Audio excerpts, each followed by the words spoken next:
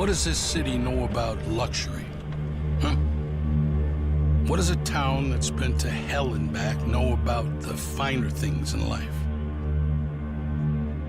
Well, I'll tell you, more than most. You see, it's the hottest fires that make the hardest steel. Add hard work and conviction, and the know-how that runs generations deep in every last one of us. That's who we are. That's our story. Now, it's probably not the one you've been reading in papers, the one being written by folks who've never even been here and don't know what we're capable of. Because when it comes to luxury, it's as much about where it's from as who it's for. Now, we're from America, but this isn't New York City, or the Windy City, or Sin City, and we're certainly no one's Emerald City.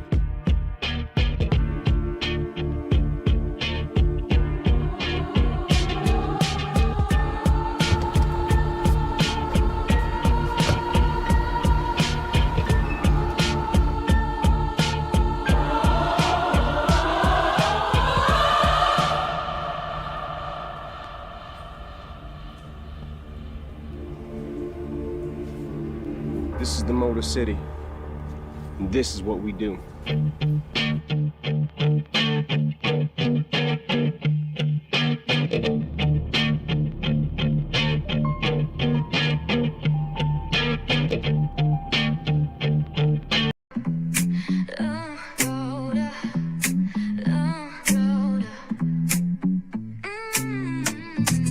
Lights go low, the city goes high.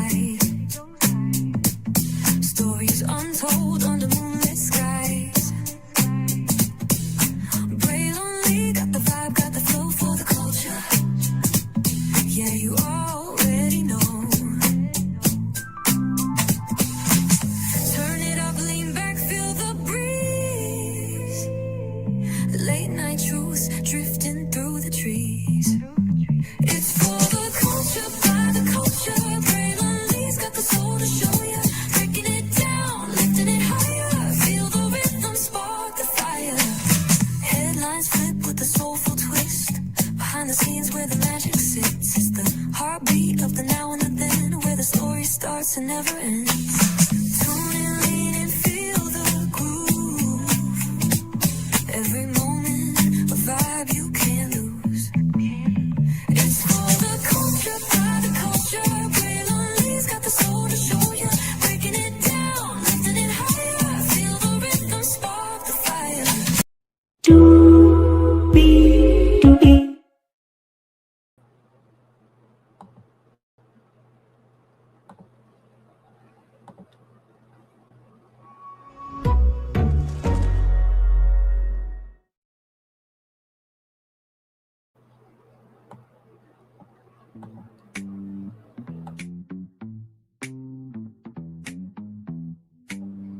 Well, hello to you, and you. Welcome into another edition, of Bring These Virtual Tour Live. We're live on tour. Sorry for starting a little bit late, y'all. Listen, I was watching Wizards, Where Your Place, the movie on my Disney Plus subscription, and of course, the link and everything else. But nonetheless, we're here, and we always give you a good show. Y'all, we in Detroit. Tell me one other after show review show that got Eminem introduced in them every show. Okay, like, come listen, we know people around here. Well, virtually that is, but of course I am not alone on this tour. What it is, good people. What it is. Hello, everybody. Hello. Bound. Gigi, bro, what's going on? Listen, What's going on, everybody? Listen. Glad to have y'all here. And like I said, some of the best people around. Of course, the one and only Q and the beautiful Gigi 9. And of course, our good friend Talk with Solana, saving the world as always. So we love her as well. I wanted to bring up a comment from the last show because one of our newest people, Jaguar actually said, and you know what, I'll pull it up on the screen so y'all can see that it was hilarious. I think I told the group about it, so I'll show y'all here. Plus, knowing that we got some news about cast members as well. So we'll get into that very, very soon. But with that being said, higher is waiting, lower is available. But either way, we got to go on tour. Yes, indeed, we do. Let me take down this iconic intro here. We are in the building. Let me pull this up because I thought this was so hilarious. So for those of you who may not know, right, last episode I called Christina Daphne. And so one of our new people, Jaguar Actual, said, hey all, I really wanted to stay up for the live. I was super busy dealing with things all week and my body needed a rest night show. From the evidence it appears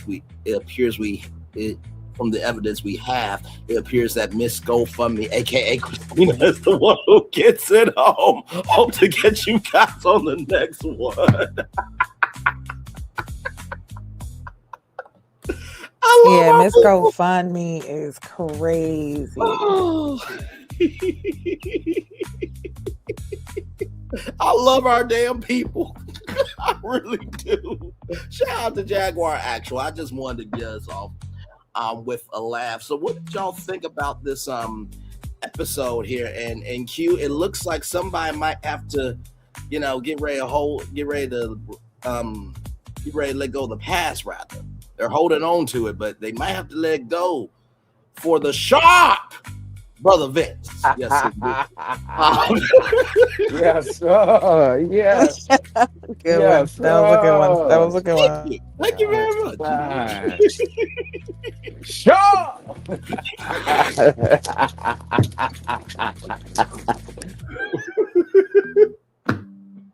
You know what? Vince, Listen, I ain't gonna say it because he. Oh man, I don't. Oh man, he. I'm gonna give him credit. Oh man, that tasted so sour. That was so sour.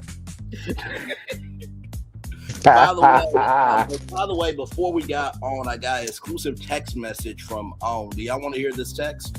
Because y'all do know we know people. I mean, we got Yes, let's hear it. Yeah, let's see what we got going on. OWN is proud to announce right here, exclusively on our channel. That's right, I said our channel. That includes Gigi, Q, and Salon. So you only hear it here. Judge Vince, sharp or crap? Coming this fall to the Oprah Winfrey Network. It will be on at 8/7 Central in a time slot. So Judge Vince, sharp or crap? Will be coming on. What do y'all think of that announcement? That's a huge announcement. It's a huge announcement. I don't know. I think I'm gonna have to wait to see the pilot. I just. This is. Well, I mean, don't we promote Black mobility and excellence? And We definitely do. And you know what? I feel that there is definitely something to this. We might have to have Chef Chris there to help sharpen his blade, so to make sure. So yeah. One thing we know about that show, it's gonna be sharp, baby. It's gonna be sharp. Damn straight. Best be sharp, baby. Services table from Chris. Do you understand me? Right. And by the way, if y'all take that news and run with it on any other YouTube channel, just say where you got it, okay? Of course, everything's alleged in our opinion for entertainment purposes only. Everybody, listen. But with that being said, let's get to this damn episode. As you can tell, we're off to the races, ladies and gentlemen. So, with that being said, let's get on and crack into here. So we have, in the words of Jaguar_Actual, Miss GoFundMe, or Daphne. I mean, the understudy version of Daphne for Scooby-Doo the Musical. Let's get a professional look outside the Groovyville Club. Her job as a go-go dancer was terminated. How do we feel about this? I know Groovyville must be heartbroken. Man, they got another one right. Another one right.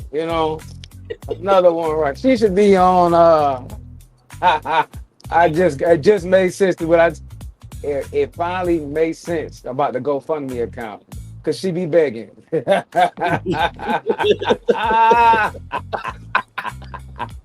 Yes, indeed. She on ready to beg, baby. Not ready to love. She ready to Oh Oh my beg, no, baby. not lord! ready to beg. That's crucial.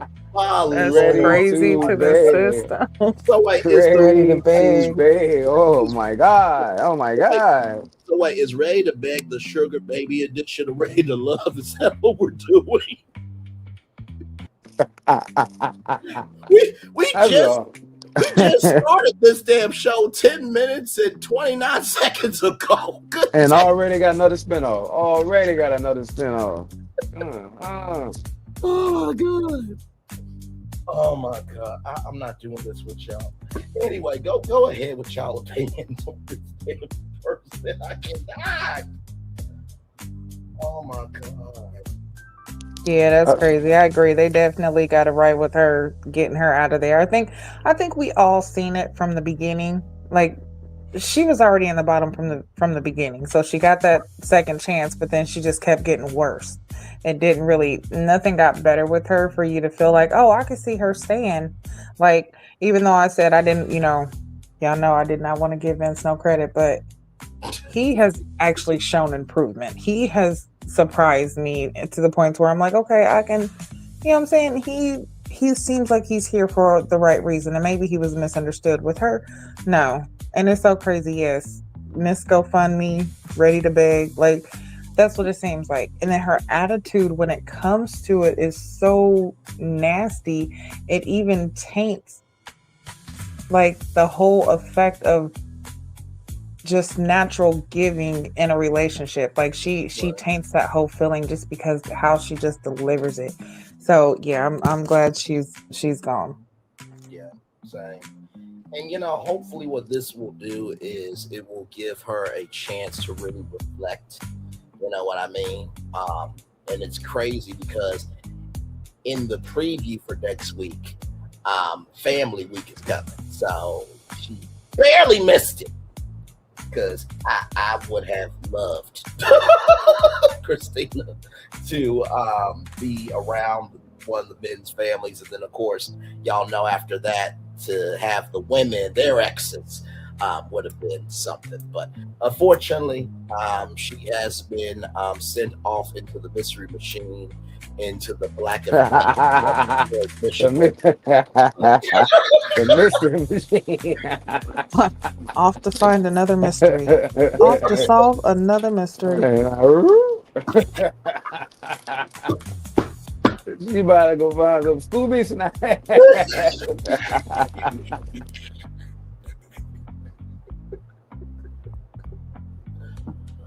Oh my god. She Shaggy. got to go find Fred and Velma and Shaggy and Scooby. Shaggy, wait a minute. Daphne's black? What? She gotta go find the proof. They done lost Daphne. We done lost Daphne.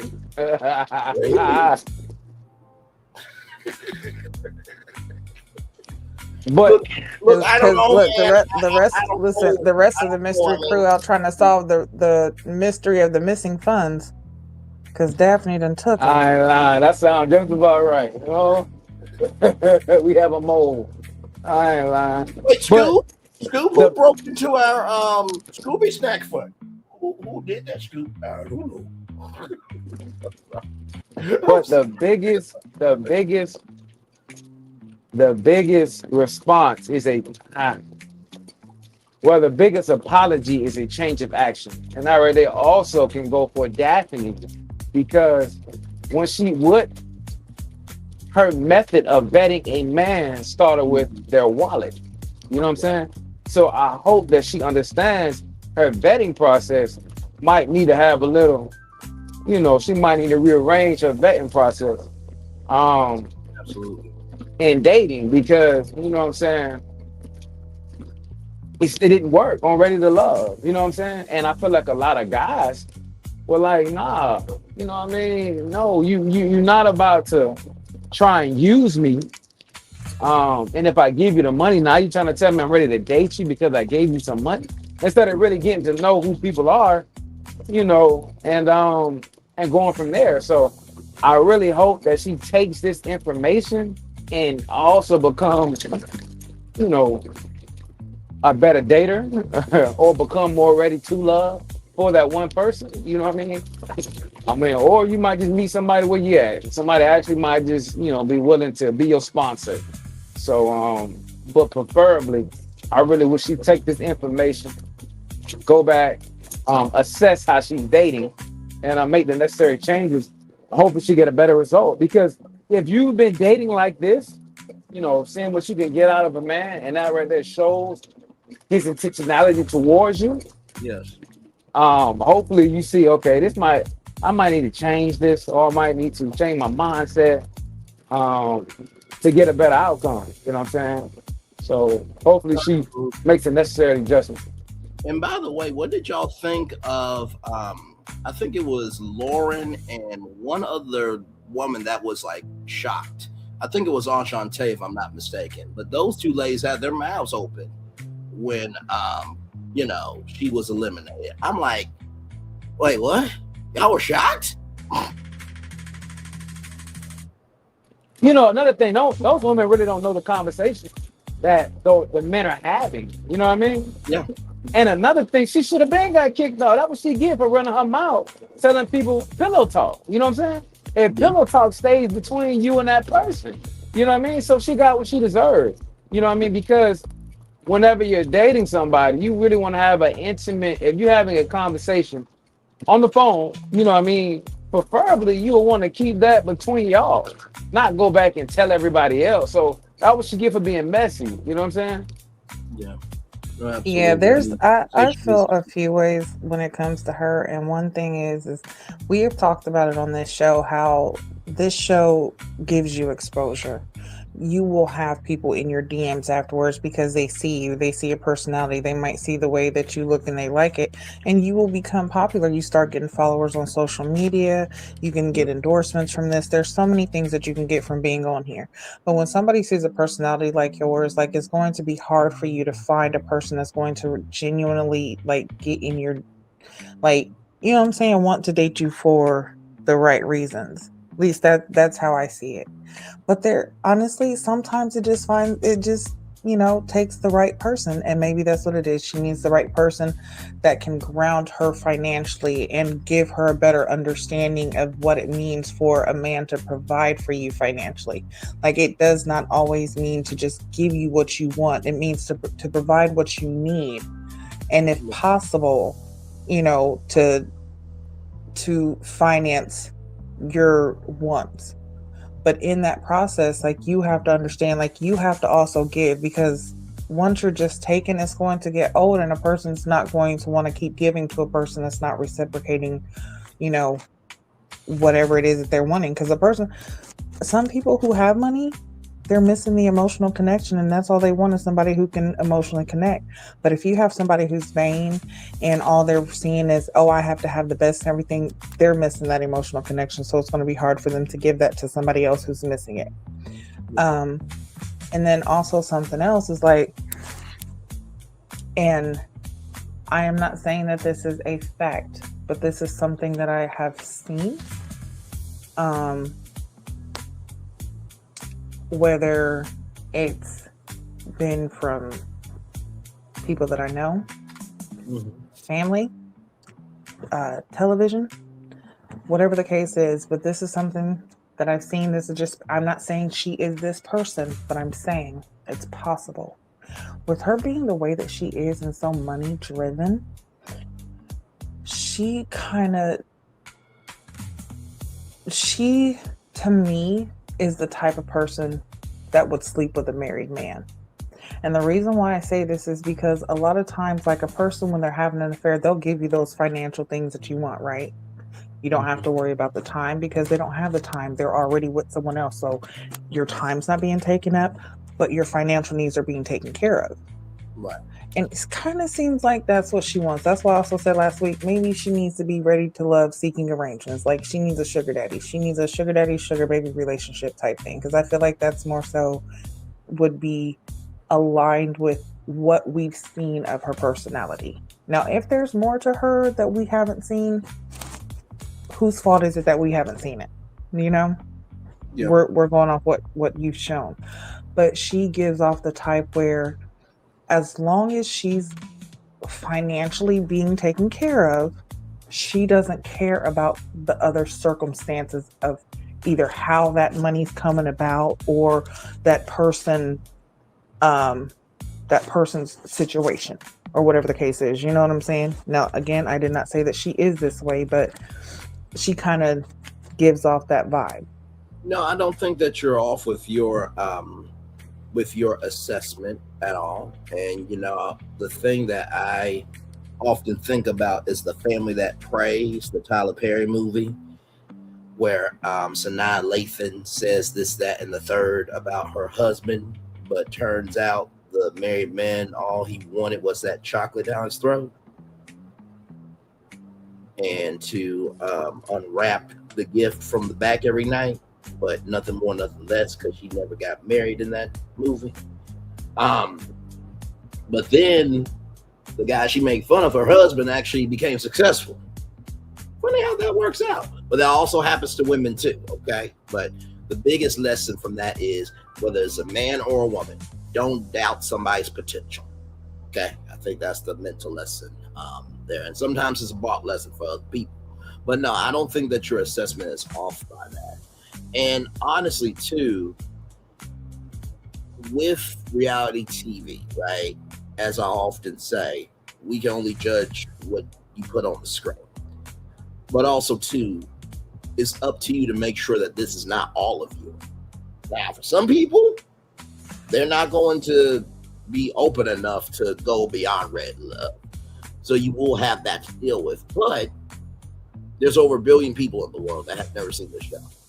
I'm being facetious when I say that, but this is not the only audience.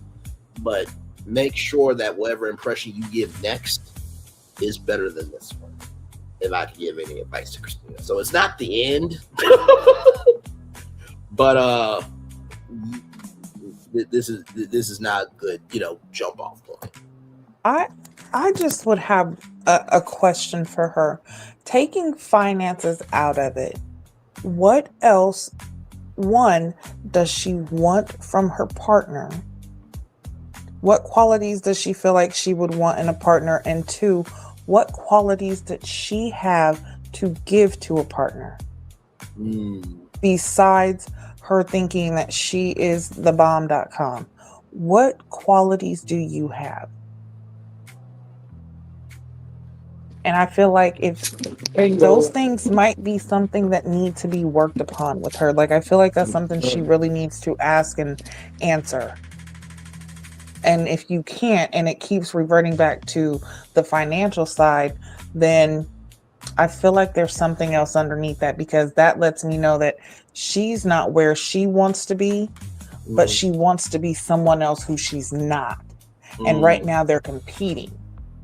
And in that time of competition, she's losing.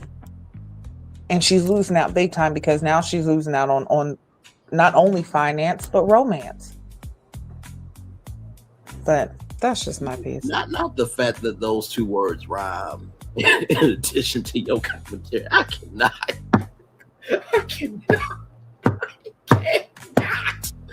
But very well said, though. Very well said. Don't mind me, everybody. I'm extra. Well, they say you can't have romance without finance, which honestly, I mean, it's true and it's not true at the same time.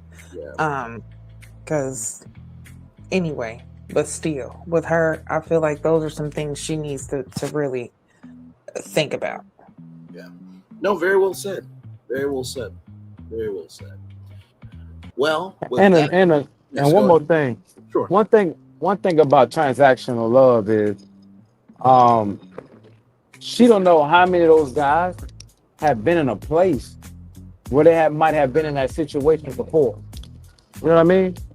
So, as far as being taken advantage of, you know what I'm saying? So you don't know if you're pushing people buttons.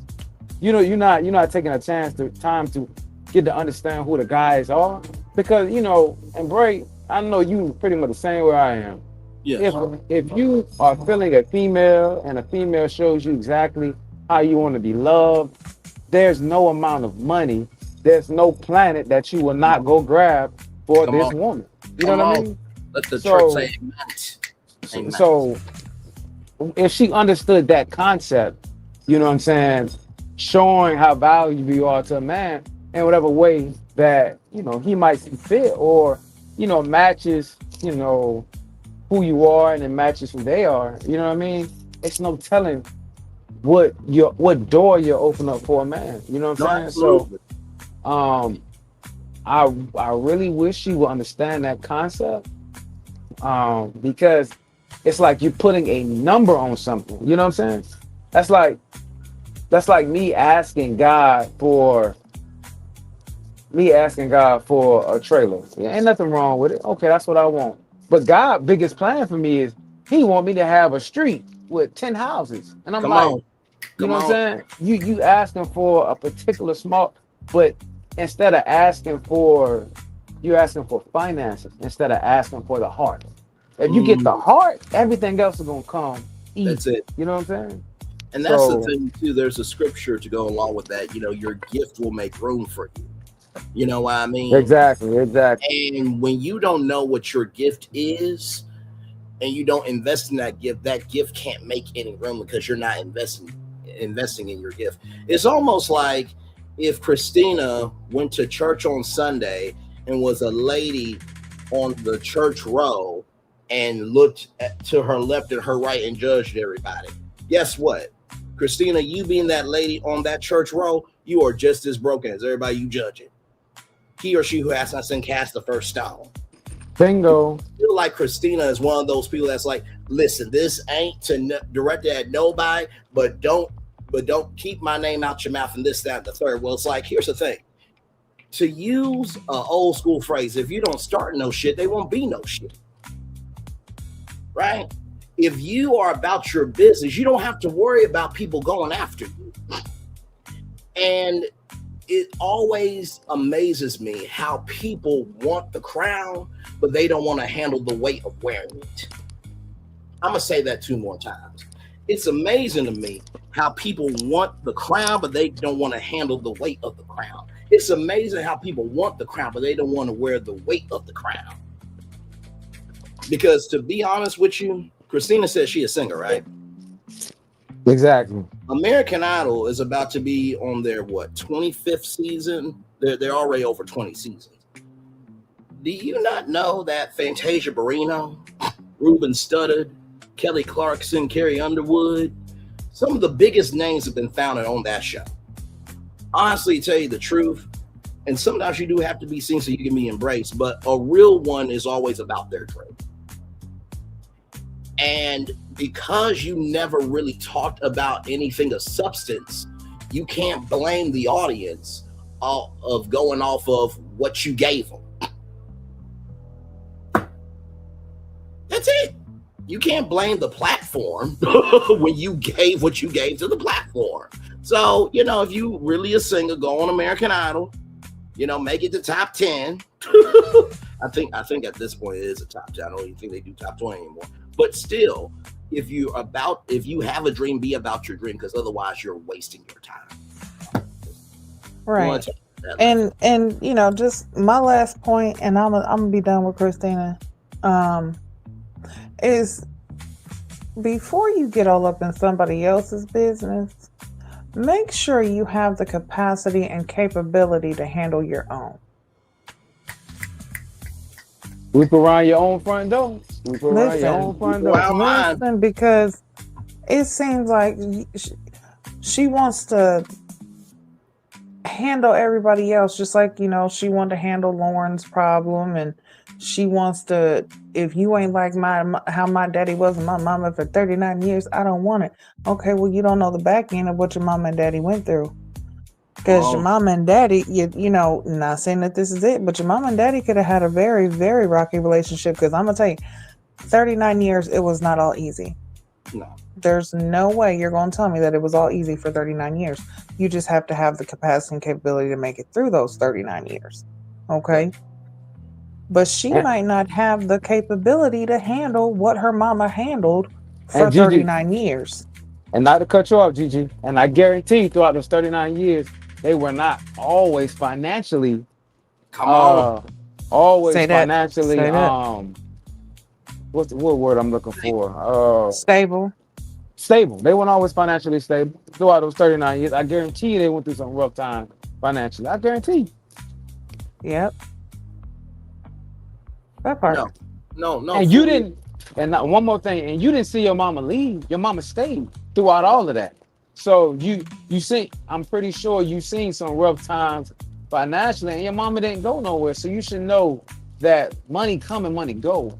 But what really hold everything together is the actual, not even the love, the commitment that y'all made more than anything. You know what I mean? No, absolutely. And I'm gonna tell you something, and because especially with kids, when you have siblings, okay, and you ask those siblings how their upbringing was in the house, they're gonna give you a different story, because there was different times in life, in your parents' journey in life, so things were different. So if she's the only child, she's not gonna know how the struggle was when she was a child, because as a child, you don't have them responsibilities or worries because your parents are gonna shield you from that. So you don't know if they struggled for the first 12, 14 years of your life. And then once you hit, 15, all you knew was that you didn't have to worry about nothing because your parents made sure of that. But you don't understand how much your parents had to worry about what you were going to be able to have. They worried about if you were going to be able to have something to eat, but they made sure you didn't worry about it. Bingo. So you don't understand or know what what your parents' journey is. And as I said, having siblings, you're going to see like, oh, wait a minute. How was it like that? No, mom wasn't like that with me. And that's why, and you even hear it. You got older child syndrome, you got middle child syndrome, and you got baby syndrome. Because parents are different with each child. So your older siblings, they might know the struggle. You know what I'm saying? They might remember the struggle. They might remember eating, hot water cornbread and rice, or having syrup bread, not having no lights, having to boil water because the water's, the heat's off. You know what I'm saying? Space heaters in the wintertime. They might know that, but you, being the middle child, you came some years later when, finances got a little bit better. Daddy got a better job this time. Mama realized how to save money better because she, you know what I'm saying? She's had some practice. You came in after. So you don't understand really what they went through in them 39 years. And what they went through, you might not have the tolerance to be able to do it. But all you see is the financial part. You see the money that was given. You seen the fact that you didn't have to struggle. Yeah. No, absolutely. And not to mention too, sometimes you don't know how strong or weak your support system was around you at the time. Right. And I bring that up because it feels like to me, and this is the problem with this is something that one of my friends said. Talkers have a hard time listening and listeners have a hard time talking. And I feel like that's Christina. For her, she is so she's so easy to talk about the fantasy that she can't listen to the reality. But if I can play the other side for a minute, maybe the reason why she doesn't want to listen to reality, because maybe there might be a unworked pain there that she doesn't want to get into. Because let me tell you, it's easy to avoid than confront. And I wanted to bring this clip up because this clip here, and for those of you who have been on our channel, you have heard this clip before, but I think that this describes it perfectly. Roll it. Somebody give me a tissue, please. I'm with you. Cheryl Jackson just tweeted, I'm doing the ugly cry up in here. Don't make me ugly cry, Bishop. Don't make me ugly cry up in here. Cheryl, you all the way gone. I see you. Ugly crying up in here. But what just hit me is, because I've had to learn to do this with my mother. That's why it hit me. You've got to meet people where they are and love them at the level that they can receive it. Right. Yeah. And that's hard, because you want to love them. You just want to love them. And I think one of the reasons, if I may say, that we all get so caught up in the way we want to love is because we have these ideals versus realities. Absolutely. These ideals versus reality, you have in your own mind what a mother should be and what you wanted your mother to be. And in many cases, your mothers and your fathers can't be what your ideal is. Isn't that correct? Yes, because they were broken when you got them. See, it's not like you broke me. I was broken when I came here. Yep. So even though you need me to have both legs healthy, the reality is I'm crippled. And I need to know that you can love me with a broken knee, with a broken leg. Even if I come short, can you love me on my level? There are people amongst us like you and like me and many people in this room who are voluminous. We are 10-gallon people. But we may have been born into families of people who have pint capacities. There it is. There it is. That right there, that, yeah. Church. A 10-gallon person, and you want love, you want it on a 10-gallon level. But if you fool around and hook up with a pint person, they could be giving you all that they have, sincerely giving you everything, but it doesn't fill you up because you're bigger than that.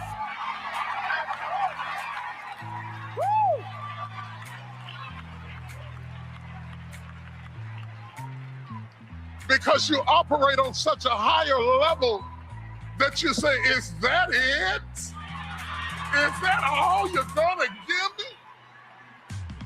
I feel you. I feel you. But you must realize some people, that's all they got. That's really all they got. All right. So I just want to pause this for all of the people that think Love and Marriage Huntsville is the only show on the Oprah Winfrey Network. This was a part of the foundational block of shows on the Oprah Winfrey Network called Oprah's Life Class. She started out at, and I'm talking about Oprah, she started out at OWN Studios. And it was just her, and this is how you know I'm a media nerd.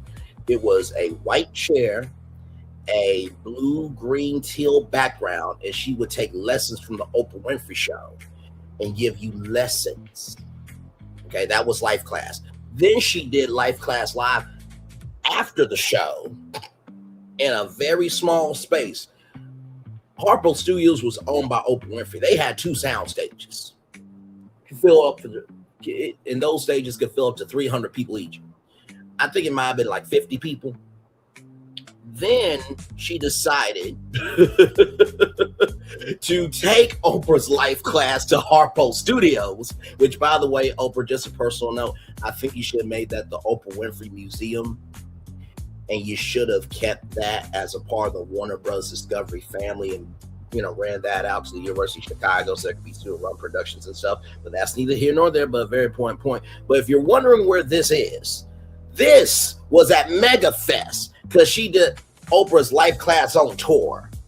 So please, if you move stupid and you are stupid and you carry a stupid energy, just keep that to yourself, of yourself, and by yourself. But there was a whole life of the Oprah Winfrey Network before Carlos came. Okay, I just want to get that cleared up. Because there's Ready to Love. There's a new show called Maxed Out that's coming out very soon about finances. Okay, just like there was Ask Oprah's All Stars with Dr. Oz and Dr. Phil and Susie Orman. There was Kidnapped by the Kids. There was your own show where Oprah gave away a TV show to somebody on the Oprah Winfrey Network. There was the Gayle King Show, which was on Sirius XM Radio. But formerly it was Sirius and XM Satellite Radio, and Gayle King left that show to go with CBS News. Okay? All right. Moving on. I just want to clear that up. What did y'all think of that clip? I think that clip said it all. It definitely spoke to what we were just speaking about. Like, one, especially when it comes to, the whole parent part, you have to understand that what you see of your parents might not be really what it is behind closed doors, and you do definitely have to meet. And it's not even just your parents, your family, your friends, even strangers. You have to meet them where they're at, because you might not know someone's situation or truly understand where they're at in life, or even in their understanding of social norms. So it's, you do have to have that understanding, and vice versa. People need to have, that understanding with you.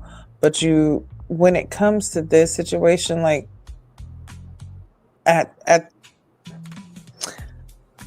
what age do you say, okay, I can't blame my parents. I have to, instead of looking at, just looking at that, what do I want? Let me understand me fully. Like there has to be, that point involved. Yes, it is important to know your history in order to help grow your future, but that doesn't mean you have to stay stuck in your history. You don't have to stay stuck in the past. So yeah, I definitely think that that was a great clip, and definitely speaks volume. And not even just to Christina, but to the whole process, period, to the dating process, and just in general to humanity, and as people, what we can do to draw closer to each other. Hey, Jaguar. Hey, Jaguar. I read your comment at the top of the show. Child, Miss GoFundMe is crazy. Let me tell you that. Crazy work.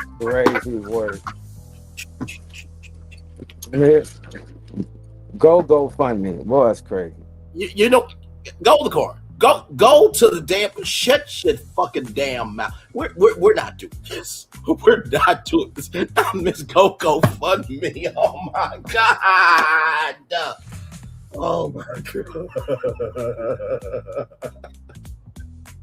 Did I mention we don't rehearse before this damn show? Oh my god.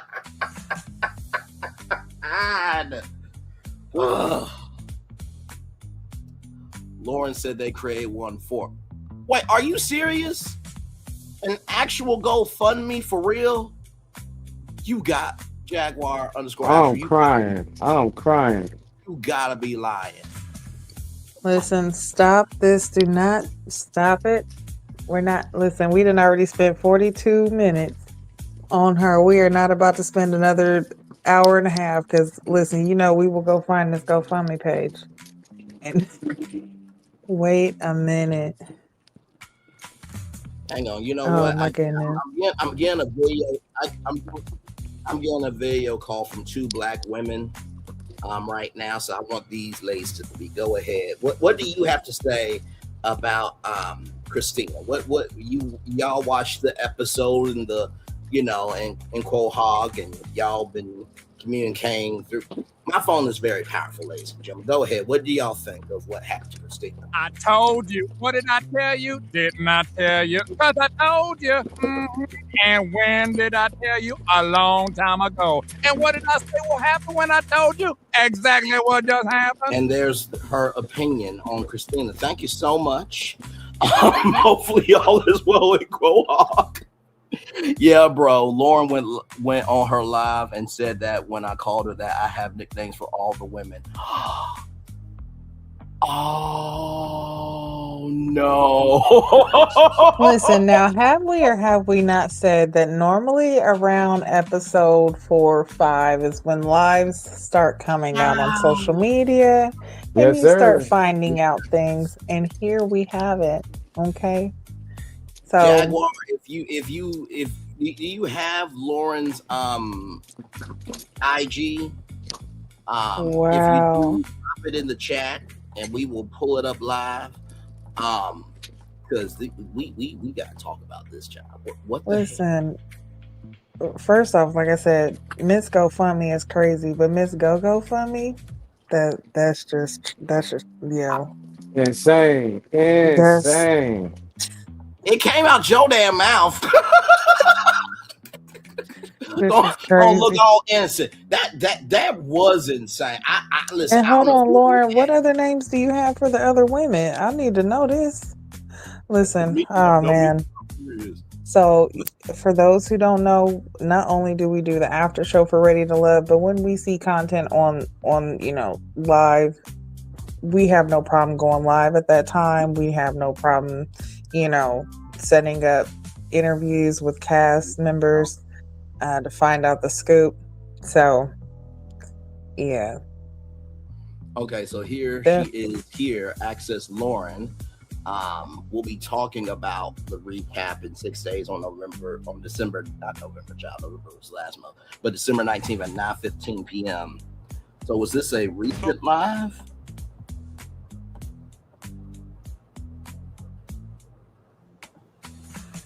Because here's the live right here.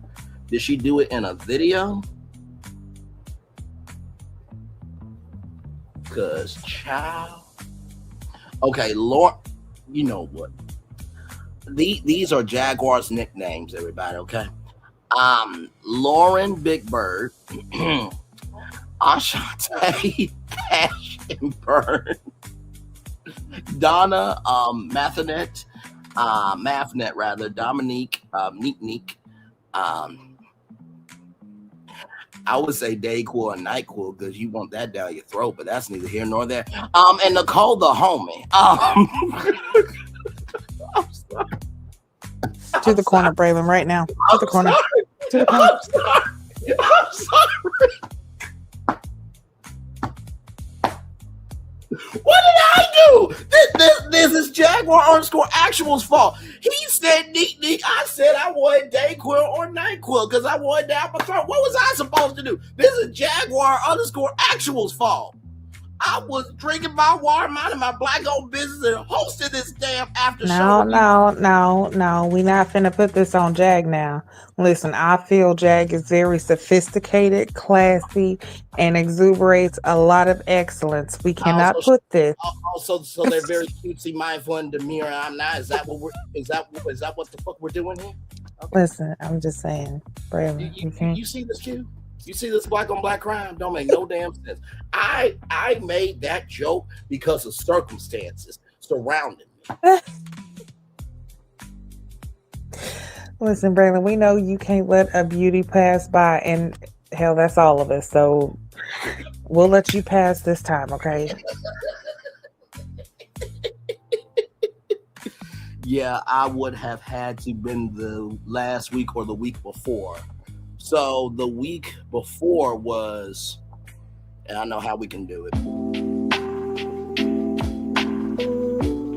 Okay, first of all, let me go back for a minute. Shout out to the logo. Okay. Welcome back to the Recap Lounge. Okay, Yes. Miss her and Ed. Listen, I'm loving the setup. Okay. Can we give some applause for the setup? Very nice, Lauren. Very nice, child. Now I'm summarizing the video here because I want to see. Ashley Darby's not Ashley Darby. I'm thinking Potomac. My bad.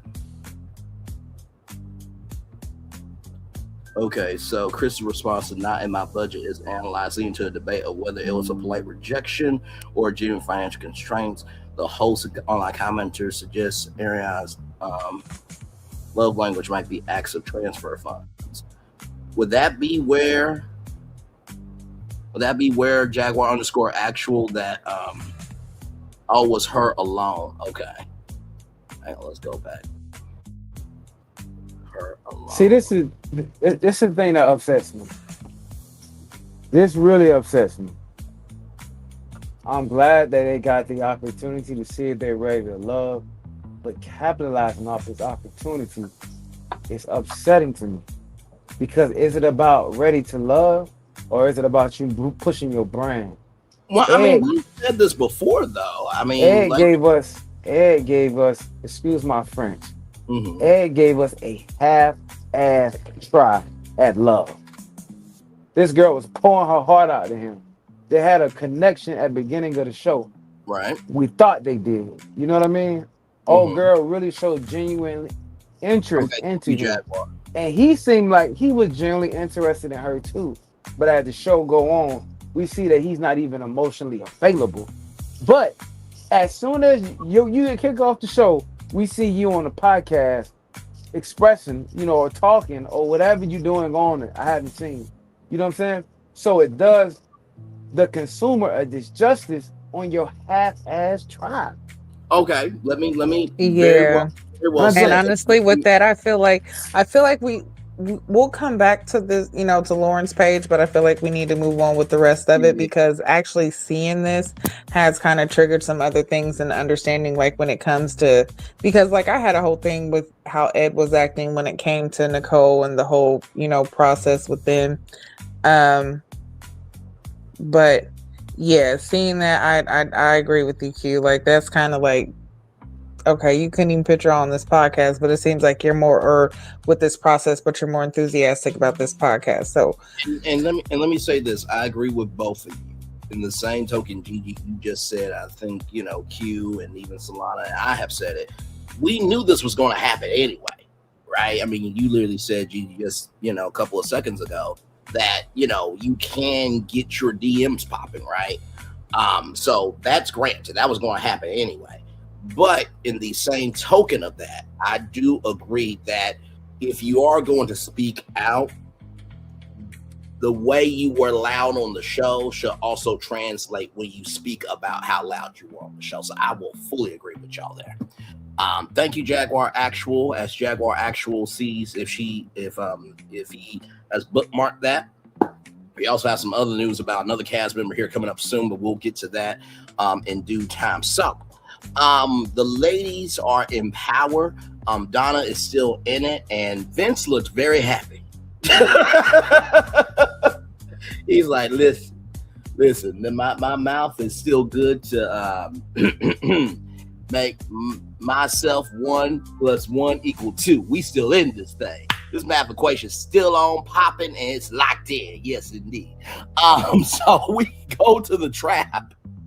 My damn mouth. We go to the trap. Let me see here. Nah, it looks like I didn't bookmark it. I think she was on there with other channels doing a recap or whatever episode as well. I didn't save it. Christine was definitely on there to promote herself.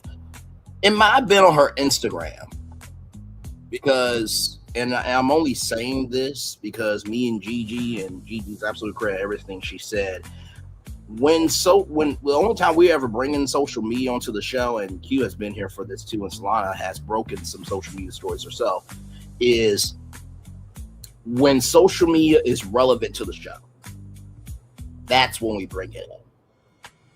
If somebody is doing something stupid, okay, people are doing stupid stuff every day. But when it's relevant to the show and it helps you understand what we're talking about, that's when we bring it in. So as Jaguar _ actual checks, we go to the Trap, which is a yoga and massage studio. Nicole has a group date with Donna, Ashley, Vince, Steven, and Chris. And so they're all stretching right now. They're all stretching in this scene. And, Ashley said Donna and Nicole are good at this, but everybody else is not. And then Vince gave the episode title. Now, I would think Oprah Winfrey Network, Will Packer, and lighthearted entertainment that you would not put this title on after there's a whole fucking damn documentary out here in these virtual streets. But Vince said this is a day post. I'm like, Very. just. what is even crazier about that, and I kid you not, okay, right? Like, I mean, I switched off from the Diddy documentary and was like, all right, now I gotta watch Ready to Love because I'm about to go live. And when I seen the title, I said, what the fuck? That's crazy. And what's so crazy is I ended on the part, like, right after where they was talking about investigators found this substance, and they also found Ziploc bags full of baby oil. It's like, what?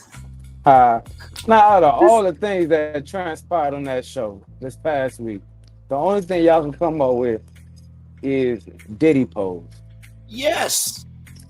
Out of all the stuff that transpired, that's the only thing y'all can come up with is Diddy pose. Come on. That was like that. Remember when somebody was watching a documentary themselves and was like, that You know what? That's what it is.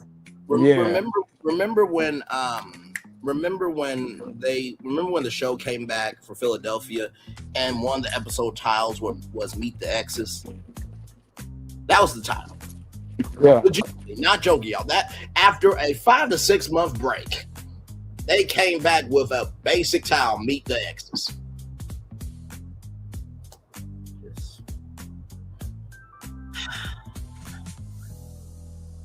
And it's just like, well, okay, well, Braylon and Gigi and Q and everybody was complaining that we're boring. We'll just do Diddy pose. We didn't mean go to the extreme either, you dumb fucks. Damn. Nah, her IG is mostly clips from the show, The Recap Lounge. As far as the title goes, remember they would have shot this way before the documentary came out. True, but it's just the timing of it all. Yeah, of course. Well,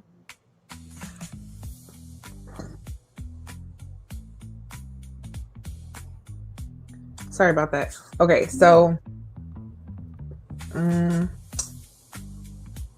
so they shot this before the documentary came out on Netflix for us to see. But seeing their production crew, they already had access to this a long time ago. And yeah. So, I mean, of course they knew about this, but still it's just the whole simple fact, and let's just not forget, even before the documentary came out, the investigation was happening while filming was happening, and even before filming. So it's not like this was brand new or something first. It just kind of happened after this whole process. No, the investigation, the lawsuits, and everything was out during this time. So still, it's still not a good title. They could have definitely come up with something else. But to each his own. Listen, sometimes they just they slack off. Sometimes they don't always hit the mark. Listen, I mean, subtracting dead weight would have been a great time. Something, you know. Now, if somebody would have said something about R. Kelly, you know what I'm saying? If somebody would have said something about R. Kelly, and now you got this is a R. Kelly thing or whatever, you know what I mean? Do you know how many feathers that would have ruffled? You know what I'm saying? Politically, just trying to be politically correct with a lot of things, the way the thermostat of media is. You know what I'm saying? So if you just sit there and say something like that, you really don't know how people are going to take it. You know what I'm saying? Because you don't know what trauma, you know what I'm saying, is attached to that. I understand, a joke is a joke, you know what I mean? But you really don't know how people are responding to this whole situation.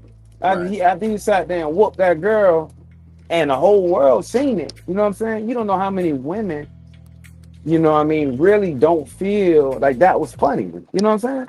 Yeah. Or men too, you know what I'm saying? No, so I feel like a lot of times we try to take certain things and be jovial about it, but this was actually a serious case. You know what I'm saying? And they could have left that comment, out, but for whatever reason, they decided not to. And it surprised me that they did. Yeah, it surprised me, you know what I mean, that they did, but, But you know what? I mean, and even with that comment being said, that doesn't mean you had to use that as the episode title. Like, there's so many other things that definitely could have been used with that. Exactly. And then it's like with the... Okay, so yeah, the title's fucked up, but at least the episode was good, okay? Because last season, if you think about it, just like you brought up, Braylon, the title was Meet the Exes after a 5-month hiatus, and the episode was trash. Yep. It was trash as fuck. So it was like, it was a triple threat. It was like, okay, we waited this long for this trash ass episode, and the title was just, you know what I'm saying? Hold on. Did you say episode? Yeah, remember last season? Hold on. You said trash episode? Yeah. You mean trash season? Yeah, you right. You absolutely right. Episode? Yeah, you know what I'm saying? Yeah, throw the whole season away. Whole season away. Whole season. We keeping Tommy, but we throwing the whole season away. We throwing the whole season away. Like, Wait. Tommy and the vote could stay. We got. Oh yeah. What was going? Nice And the wedding. And the wedding. Yeah, that was about it. Everything else, y'all can keep that. The whole, I have just thinking about that episode. There's so many parts that I just can't even remember because it was not even worth staying in my memory. Yeah, and I'm gonna tell you a funny thing. So I follow Cisco on social media, and he was in the gym, I guess, with his girlfriend. But when he was, he was recording a video of it, he called her his wife. This is like, this season was maybe a year ago or whatnot. You know what I'm saying? So, would bring me to the realization that Cisco might have been dating that girl the whole time. Nah, it was a scheme that Cisco set up to come to us with the bullshit, Because I mean, it make no sense. You know what I'm saying? For by the way, is this also a Chris situation from the Never Ever Mets? Good Lord, it's a possibility, bro. This shit? It got to be.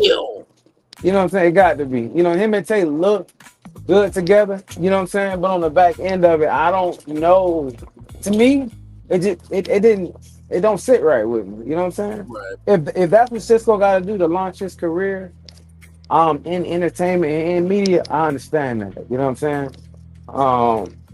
But and also I congratulate him for finding love. It looked like he found love. But like you said, you know what I mean? You just don't, something in the water don't seem right, Yes, and for those of you who don't know who Chris is from the Never Ever Mets, Chris was on Ready to Love. I think it was the Houston season.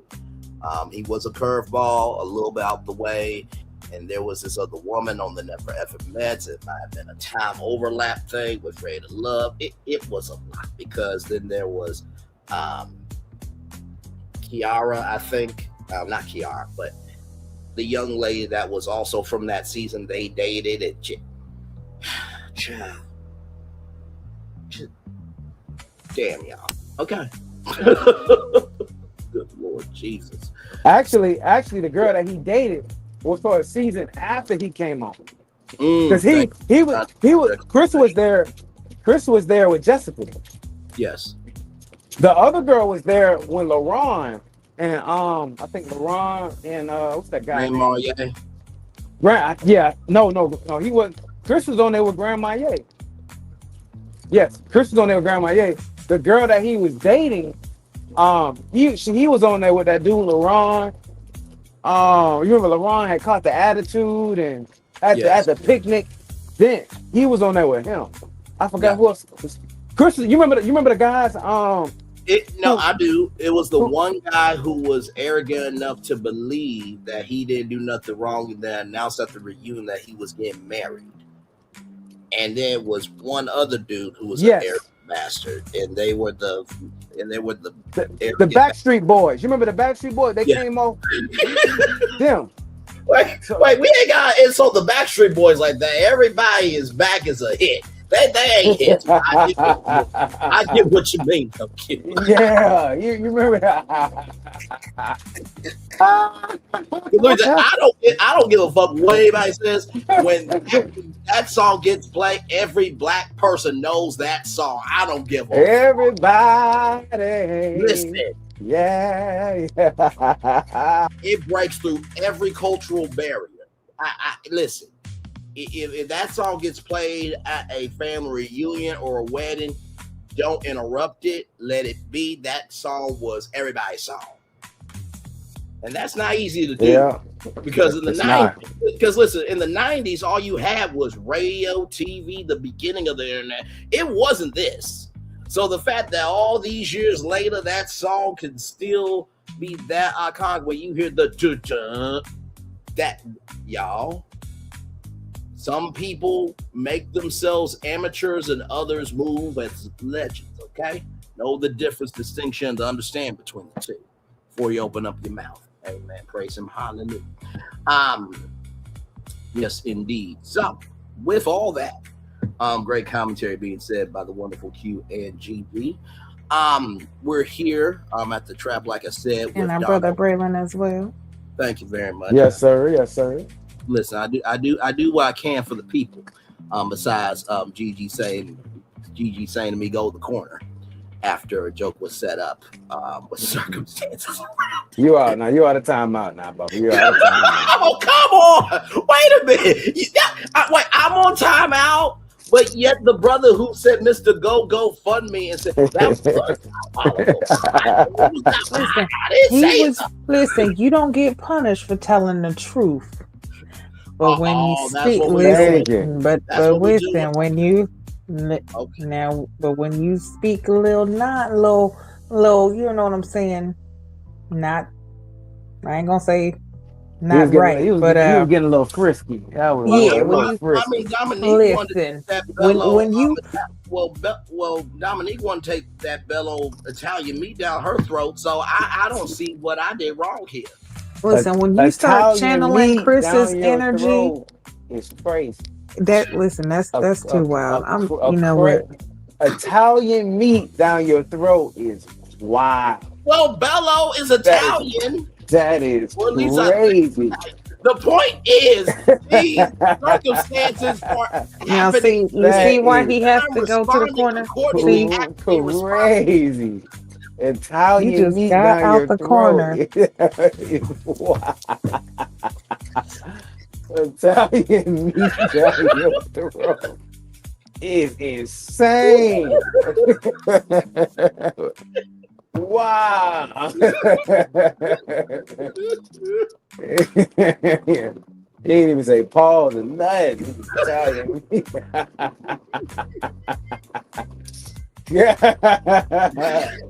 Listen, boy, I don't know if you got Lauren beat with the names.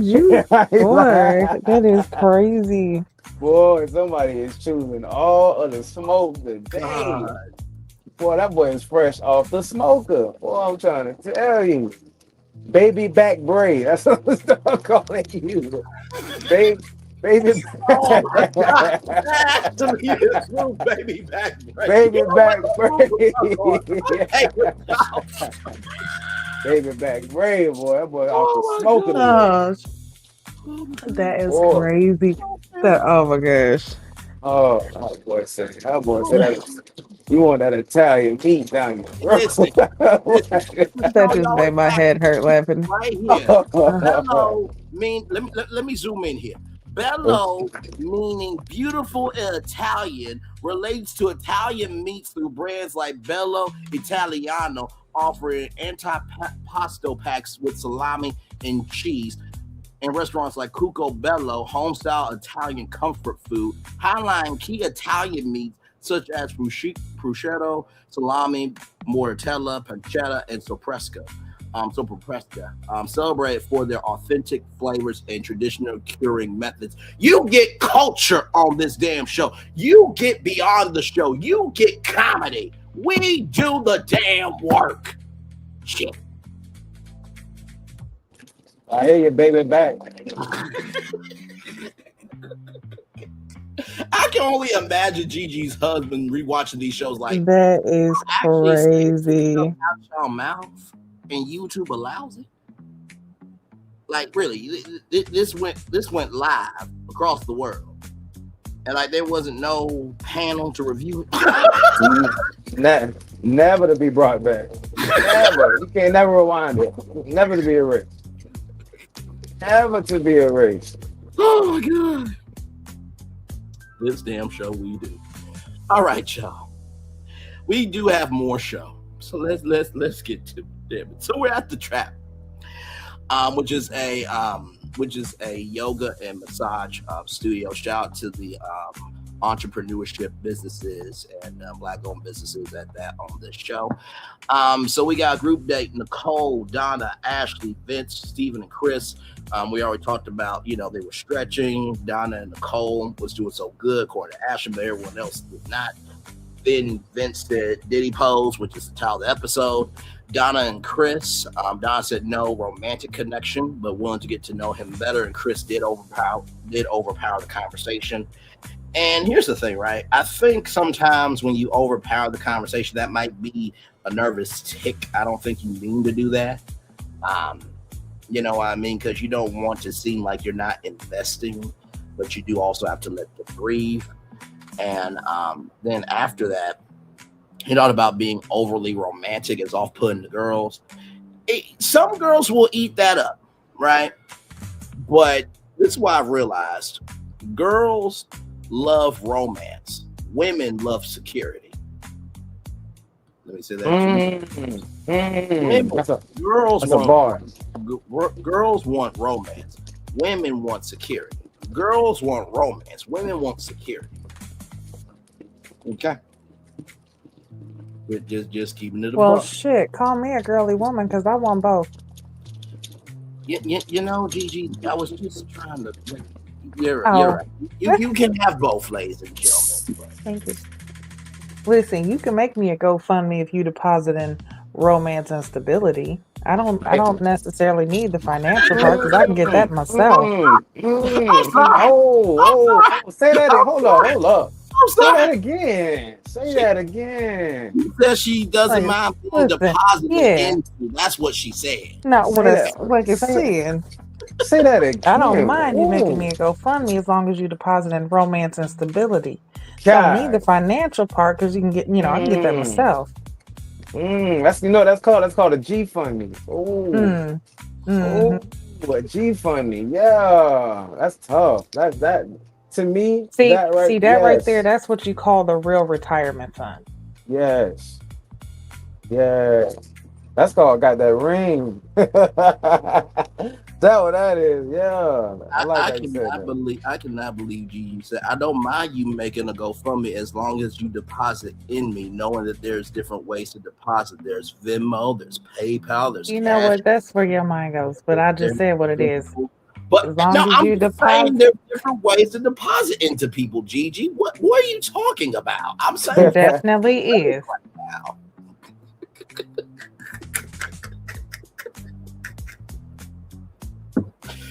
Oh my God.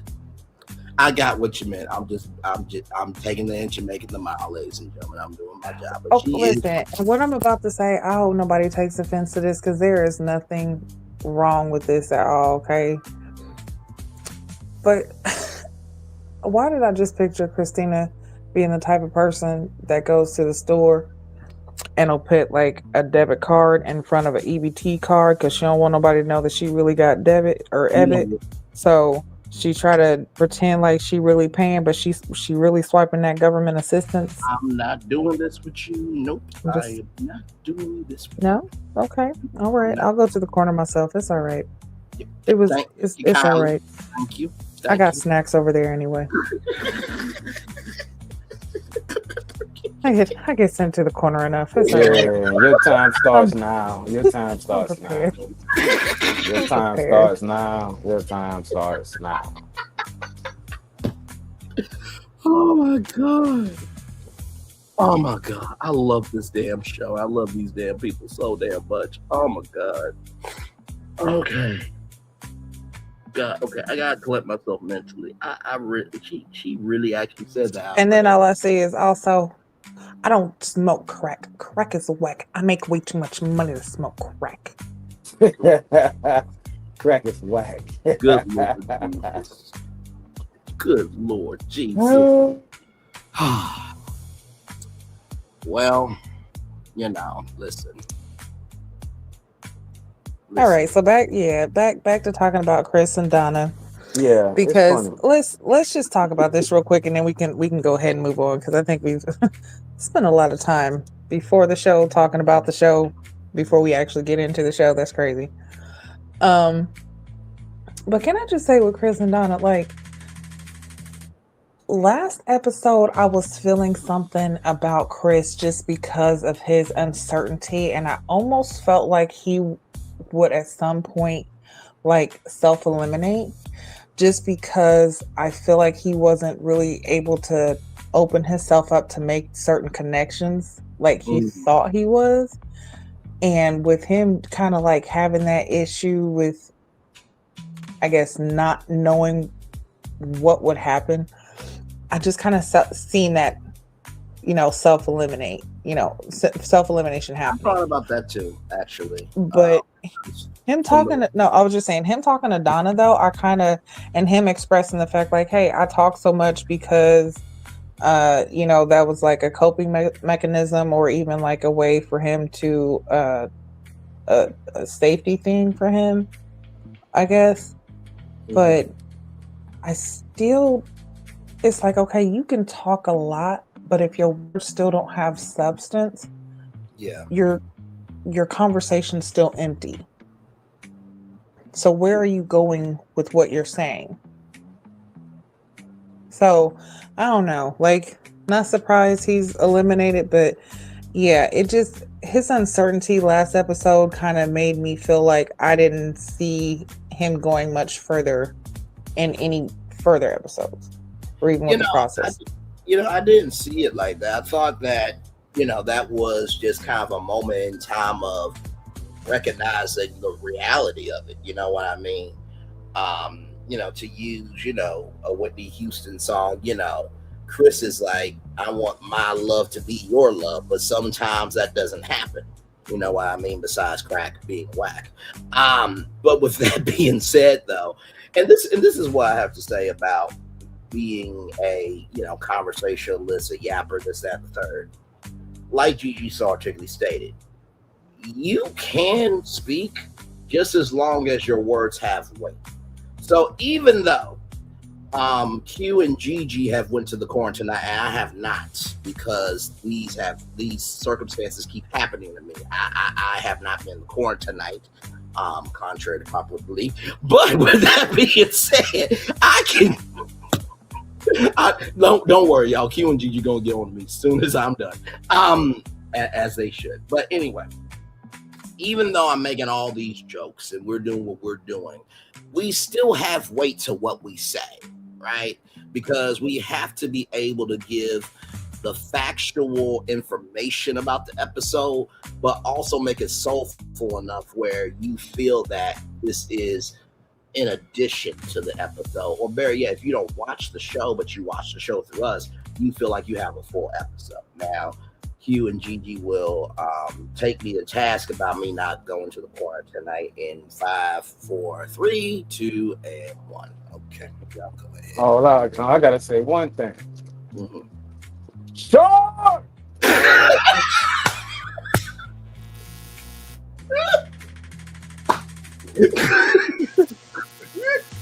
Okay.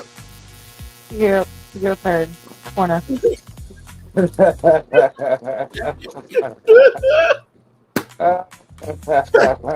you for believing my name, Sean. Let me go ahead and get my crown royal together. I know where I'm going. I know it. Let me get it on the rocks. I already know where I'm going.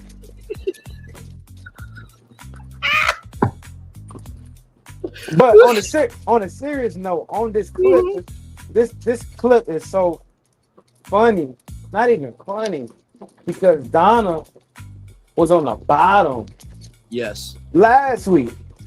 You know what I'm saying? So your take, and you should be trying to build a connection. You know what I'm saying? You should be trying. You know what I'm saying? I feel like being very open,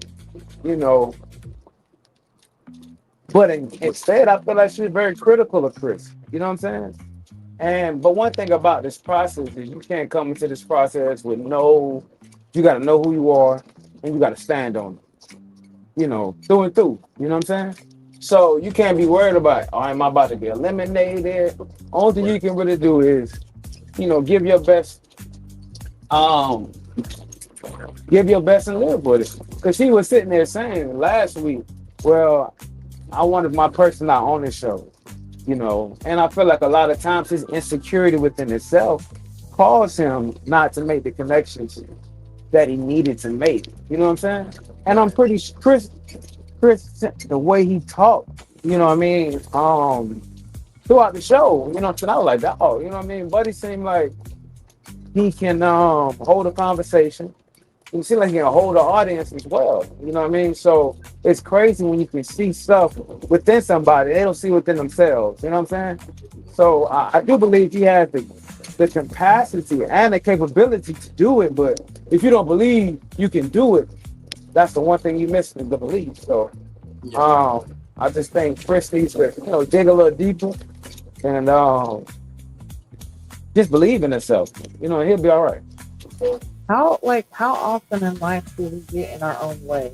You know what I'm saying? Like sometimes the person can see so much good in us, but because of, past traumas or just because we truly don't understand ourselves, we don't understand how they can see something different. And sometimes it can get to a point to where you argue with the person because it's, how many times have you heard, how can you tell me who I am? You don't know me like me. You know what I'm saying? You don't know me. You know what I'm saying? And it's like, well, I can see different qualities in you that you may not see in yourself. And it's just like, a person on the outside looking in. You can see the structural damage of a house when you're on the outside looking at it. But the person on the inside might not be able to see it because they're on the inside. They can't tell, hey, this house is about to fall down. You need to get out. Correct. So, yeah, I think with that, it's like you definitely have to look within yourself. And maybe nerves will get to you. Maybe he was just too nervous in this process because he did seem like a good guy. Like, we're, not going to take nothing from him. He definitely seemed like he was a good guy who, could be somebody who could really be looking for love, but this process might not have been something he was ready for. And that's something else that we have to understand is these people are on a show called Ready to Love. They may be ready to love, but they might not be ready to love in this process because this process is a little bit different from your regular dating, process. So this process can make things a little bit different. It'll bring out anxiety. It'll make you nervous. It'll, have you worried about things that you might not have thought about. And then with the whole process of you having to either meet, someone's family or the person in your family so soon, and your ex or your friend, that is challenging and it's nervous because, unless you tell the person ahead of time, like, yo, don't mention nothing about this, don't say this, don't say that, then, you got to worry about what might be said and what come out and then how those people are going to react about what someone else has said about you.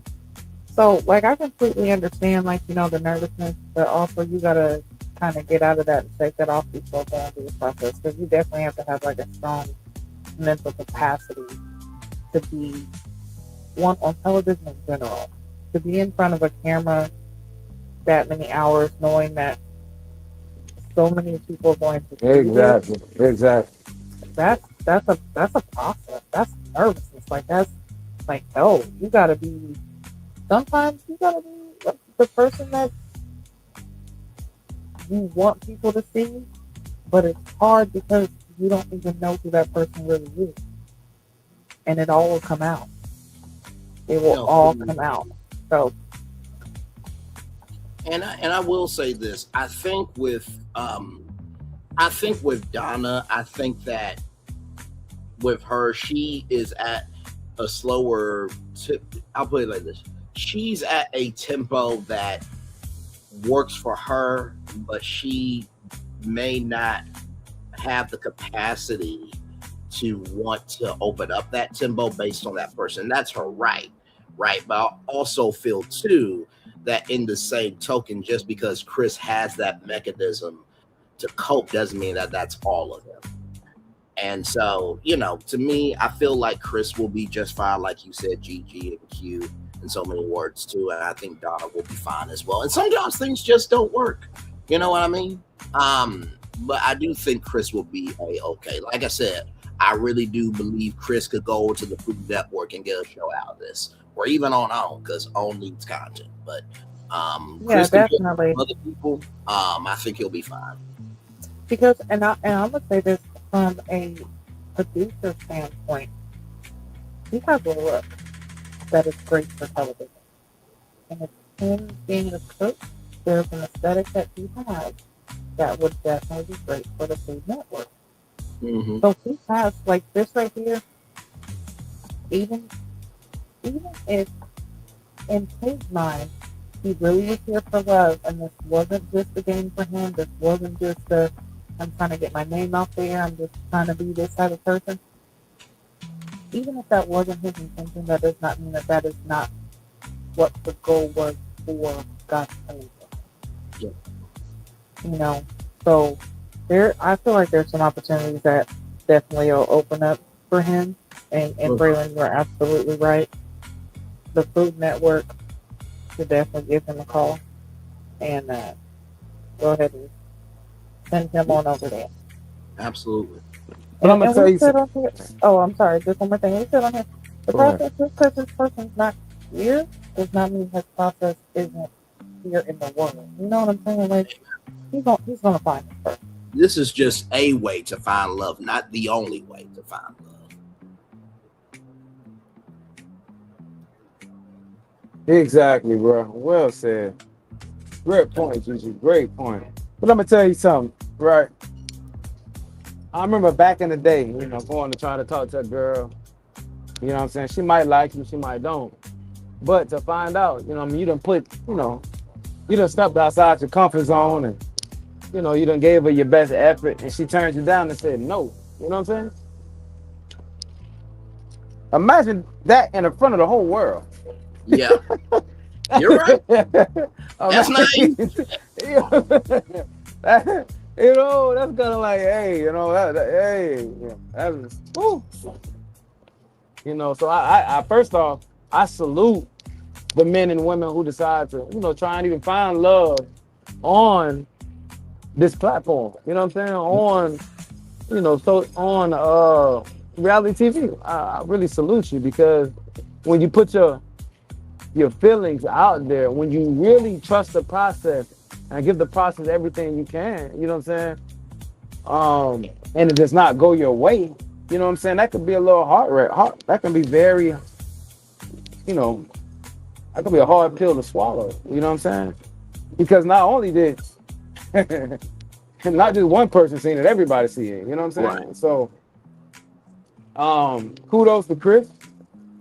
I'm gonna tell you one thing about it. If you're a shooter, you gotta shoot. You know what I'm saying? So Yep. I'm not saying you can change your approach or anything like that, because it might just not be your cup of tea. This process might not be your cup of tea. You know what I mean? And I'm real hopeful for you. I just want you to believe in yourself a little bit more. Absolutely. And not to mention too, sometimes, as we've seen with Fritz and I cannot remember that woman's name. Shanice. Thank you both. Shanice and Fritz last season. That happened after the show, right? So, we won't know until the reunion, but things have happened on the reunion. That, hey, it's real after the reunion. You know what I mean? So, Linnell, still a welcome in. Good to see you. And Jaguar_actual, welcome back, and glad to have you back here.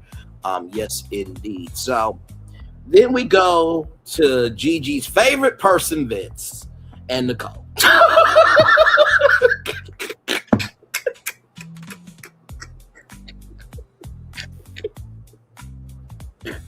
You know what? Nicole made it dirty.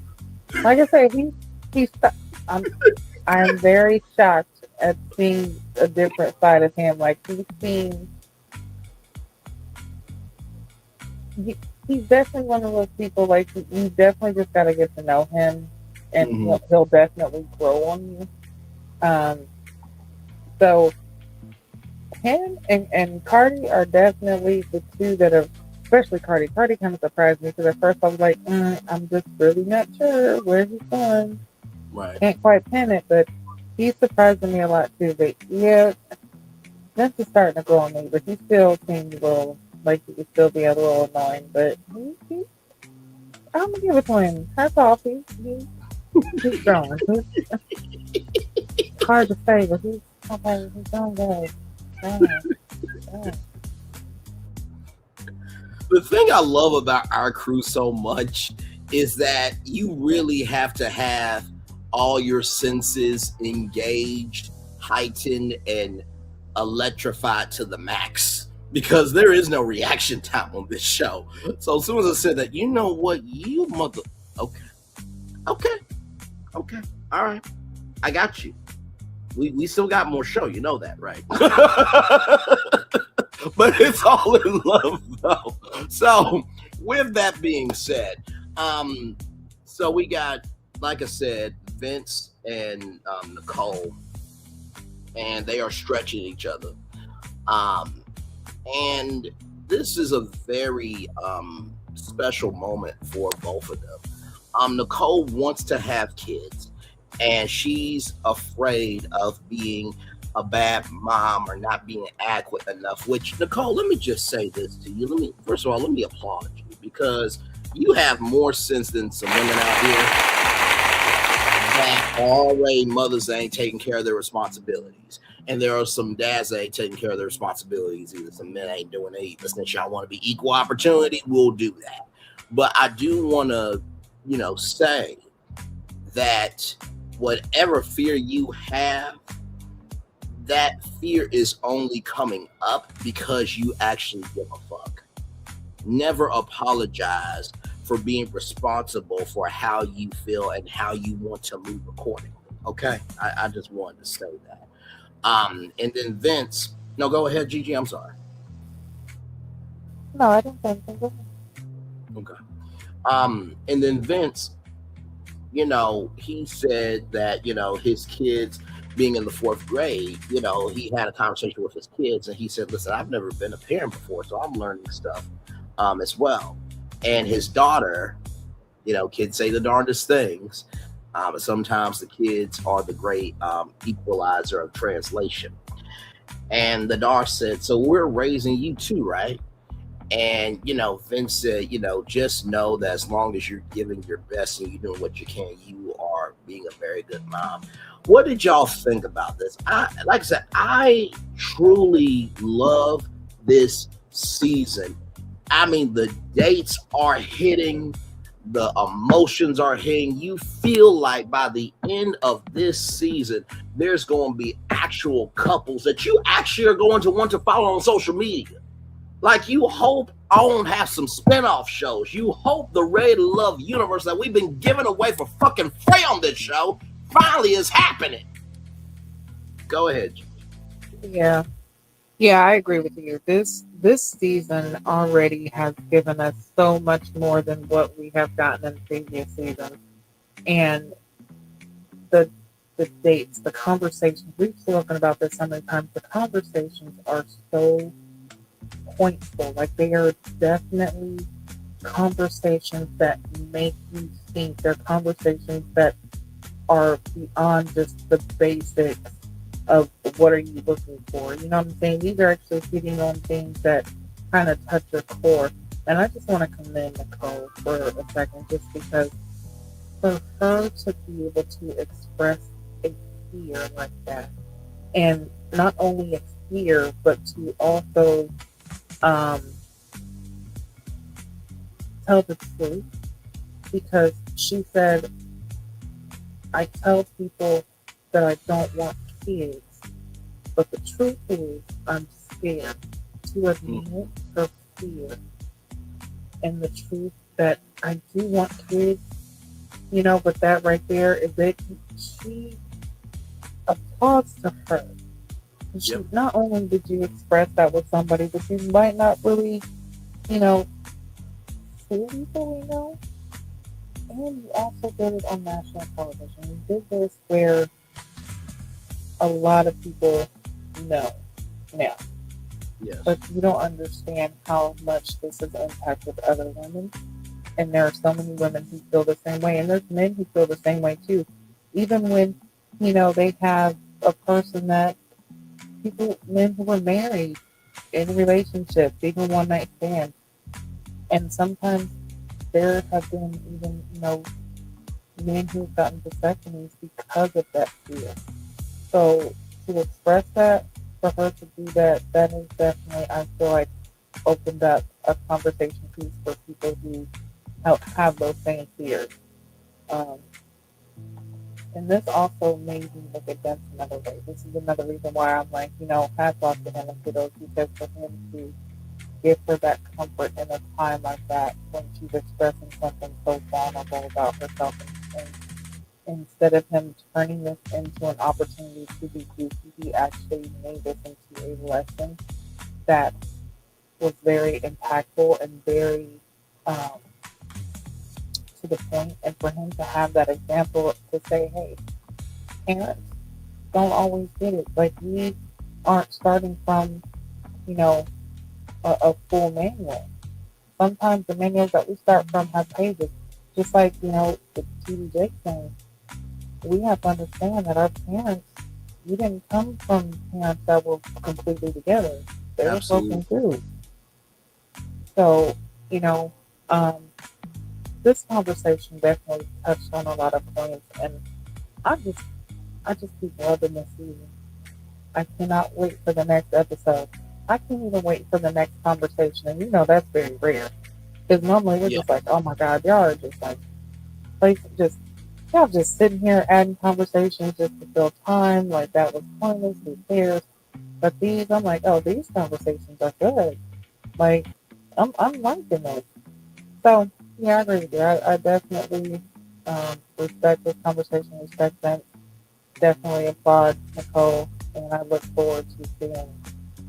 I actually look forward to seeing if they could grow something. Now, I do feel like him and Shannon might, or no, Shannon and Devon are a little bit better, but I would like to see him and Nicole grow something more, and possibly see what connection they can grow. Because maybe that can also help her get away from this connection and this unrequited love that she has for Ed. Yes, absolutely. Very well said, and everything that you said, and sincerely, vulnerability and the candor of, listen, whether I find love or not, I'm gonna give everything I got. Very, very well said. Did you want to say something else before I throw over to Q, rather? I don't know. Okay, Q, go ahead, brother. What's your take? Hey, great take, Gigi. Great take. One thing that I'm gonna say is every woman cannot make every man, cannot pull something out of every man. You know what I'm saying? Mm-hmm. So I think that conversation, her name is Shannon, right? This conversation right here, that's Nicole. Okay, Nicole. Okay. Nicole, I feel like really made a safe space for Vince to open up. And I applaud Vince for being vulnerable enough to express his challenges as well. You know what I'm saying? So absolutely. More conversations like this is needed in this space, because I feel like a lot of times while Vince, his kids, are raising him. And I can say the same thing for me too. You know what I'm saying? My son has really opened my eyes to a lot of different things. And I would say at times I feel like he's raising me as well. But we can also say the same thing for Ready to Love. You know what I mean? Ready to Love is really helping people date outside of the show and ask more questions along the way too, and express themselves a lot more too. You know what I mean? Absolutely. Because like Gigi was saying, I know there's other women and also other men who feel that way. You know? But for Vince to open up and say, okay, these are the challenges I've been through, you know what I'm saying? I'm going through. I'm like, the only thing you can really do is give your best effort. Yeah. Give your best effort and live with the outcome. You know what I'm saying? Absolutely. Because you don't know the possibilities of who you're birthing. You know what I'm saying? So that's the word. You know what I mean? Yeah, that's the word. So just give yourself the opportunity, the grace and the space. And I can tell she's very critical of herself, which is a good and a bad thing. You know what I'm saying? because of her connection with Ed. You know what I'm saying? And she very thought out. You know what I'm saying? Very detailed thought. You know what I'm saying on Ed. So you see that with a lot of, you know, I forgot her occupation, but she has a very she's a pageant holder, and she's a university professor. And I said this last week too. She has so much soul to her that she doesn't allow the fact that she knows a lot or that she won a title to be her soul. Yeah. I feel like, you know, me and you could hang out where we would have a great time. I mean, remember who was the woman from last season that, you know, that we both said, like, listen, I think it was Tay, I think, or something. Well, it was one woman that we both said that normally wouldn't be our type, but we gave her that great. No, it was Rose. I think it was Rose. Until Rose, you know, she wilted on the reunion. But it wasn't Rose. It wasn't Rose for me. It was the light-skinned girl who she had the conversation with Cam. What's her name? Rocky? Not Rocky. Not Rocky. She had the conversation with Cam. Her and Cam had like a little thing going on. You mean Angie? Angie was the one. Yes. Okay, got you. Angie, yes. Angie had an amazing personality and also an amazing view on life. And I would say the same thing for Nicole. Nicole seemed dope, man. Dope. Yeah. You know what I'm saying? Dope. And I hate to see her get into the wrong situation, you know what I'm saying, because of I feel like she has a pure heart. You know what I mean?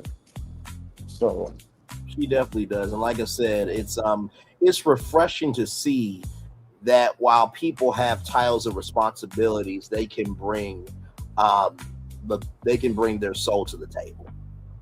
And I feel like, you know, these people that are on this season, this is who they are off camera.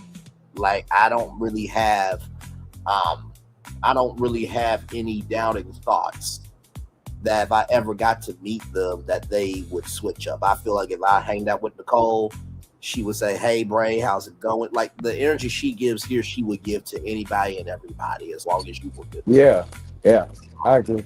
You know, and to know that in your head, you can't say that about everybody. You know what I mean? So we're not exalting her like a god, but it's nice to see that, you know, Black people can be more than what can be said about us. Amen. So, yeah. And another thing, let's give it up for Vince as well. Absolutely. For Vince to take the critique from women and show us another side of himself is dope. You know what I'm saying? Okay, yes, I did have this mishap. I did have this mishap right here. You know what I'm saying? But that's not me solely. You know what I'm saying? Yes, I can be playful. Yes, I can be all these different things, but I'm gonna also show you that, you know, that's a serious side to me. I have a heart as well. So I gotta give a shout out to Vince, because I think he sees the moment, you know what I'm saying? And he really expressed himself very well, you know what I'm saying? So hopefully, you know, we can see more of this light, see Vince more in this light. Yeah, absolutely. Jaguar Actual says, true, but your parents' experience doesn't have to be your experience. Being scared of being a bad parent is natural, but there are a lot more avenues of information on parenting than back in the day. That is very factual. Very, very, very factual. I think I told y'all the story before. I was back home in Arkansas. I was talking to my cousin on our street that I grew up on. And I said to her, listen, the best piece of advice I can give you is every second chance you wish you could have, give it to your kid. And she was like, you're not a parent. I'm like, but you see where I'm at, right? My parents have been married for over 20 years. And I'm outside in a loving family. So listen, just because I don't have no kids don't mean I haven't picked up on how to be loved on. Okay. So shout out to Vince for being great people. Go ahead. Just because you ain't never changed a flat tire on me, you don't know how to do it. Come on now. Listen, You know? that part right there. You don't know why I can do it unless you ask me. Let the church say amen. Yes, sir. And by the way, side game is on point. Donna, I see you. Okay, you work out there. Okay, listen, there's something there. All right, listen, and not to look at y'all. Look at y'all matching with the blue and pink, y'all cute little couple. Anyway, now we're with Donna and Steve.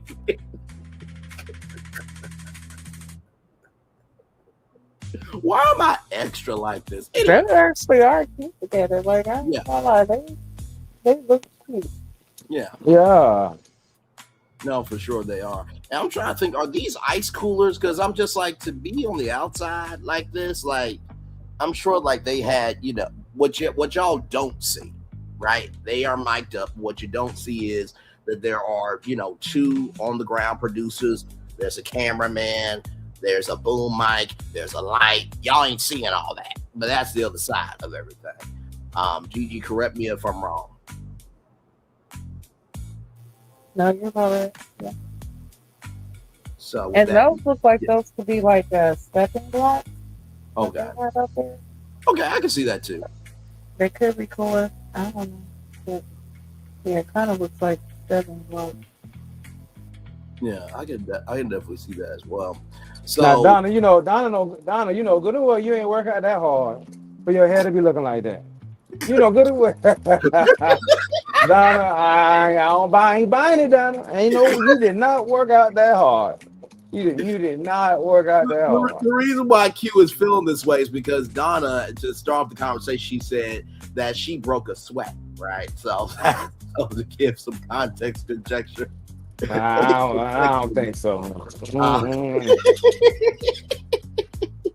So there is a gap of dating 7 years, and so Donna explains at the end of her 20s, at the beginning of her 30s, she said, "Nope, I'm going to give myself a break and get to know myself, maybe even do something, because the old self is not who I want to be."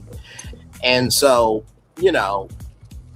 Donna asked Steven, how do you deal and flow, and how do you think about relationships when it comes to women? Is your mom your foundation or what have you? And Steven said that his mom passed away. And, what I really loved about this conversation is, first of all, Donna is regulated now. Because remember, in the last episode, everybody was saying, well, there's a disconnect, this, that, the third.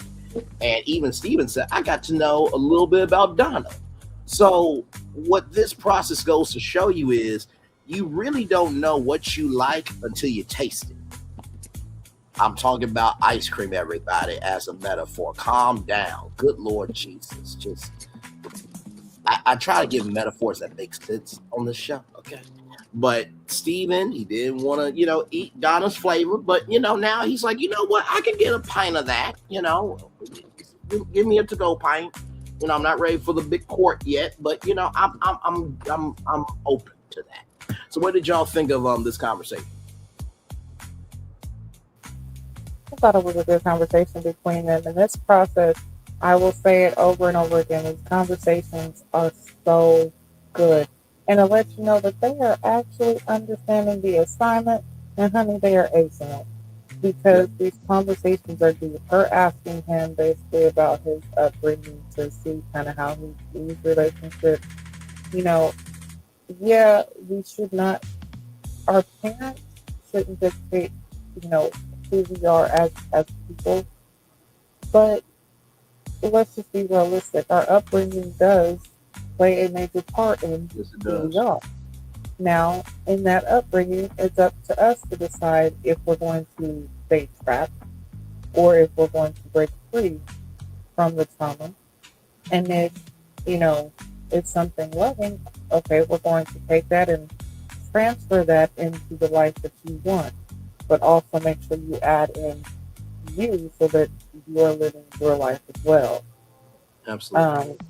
But for Steven to express, the fact that his mother passed away, and he finds himself actually leaning towards, women to get information instead of men, because that's kind of like, that's the part that he's missing. Right. For a man, It's easy to go to another man because that's what they say. Well, nope, only a man can teach you how to be a man. That's true, you're a man. But the love of a woman, there's something about it that only you can receive from a woman. Mm-hmm. And a lot of times that's that missing element when it comes to kids. It's the same way with girls.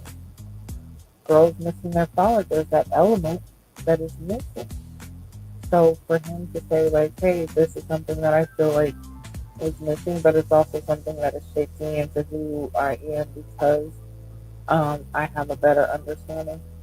I feel like that was very insightful into him, and for Donna to listen and to actually, express the fact that she respects where he's coming from. She actually understands, and they actually had that time together. I feel like that was meaningful because even with them not having such a strong connection, just having that conversation where you can actually open up about certain feelings that you have with somebody, it can make a connection. So I like it, I respect it, and I mean, I still see him in Asante, but I feel like this could be something that could help Donna handle maybe just a little bit more. Yeah. Very well said with everything that you said. Q, what's your take on this conversation between Donna and Steven? I think Steven is kind of, I think Steven is pretty wise. You know what I'm saying? I forgot exactly the phrase wise beyond his years.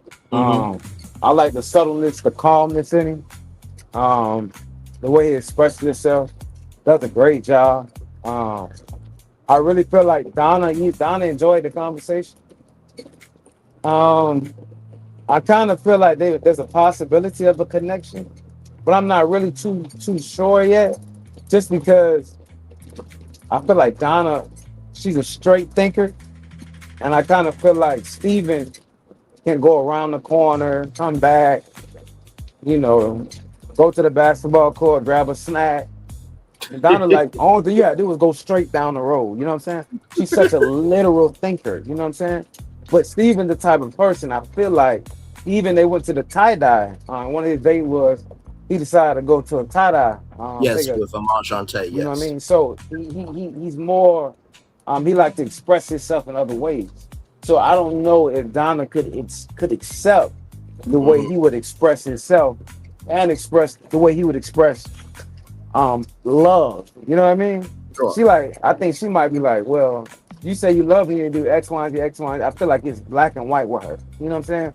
With him, it's just multifaceted. You know what I'm saying? I do see that. And let me say this too, and I think we all can admit there is the as I often say, there's yourself and there's your damn self, right? Would it be fair to say that maybe Donna has never had the chance to be her damn self because she never has allowed herself to be in a space to let that happen? And so maybe this conversation can kind of let her know, like, hey, it's okay to breathe. Or do you think because she is so downtrodden in her mindset, Q, that that's just who she is? I think that's what she became.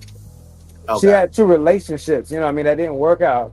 Right. And then she had to go reinvent herself. And I think through the process, sometimes, we'll shut ourselves down and we'll shut the world out. You know what I mean? So we want things to look a certain way when we reopen ourselves. You know what I'm saying? So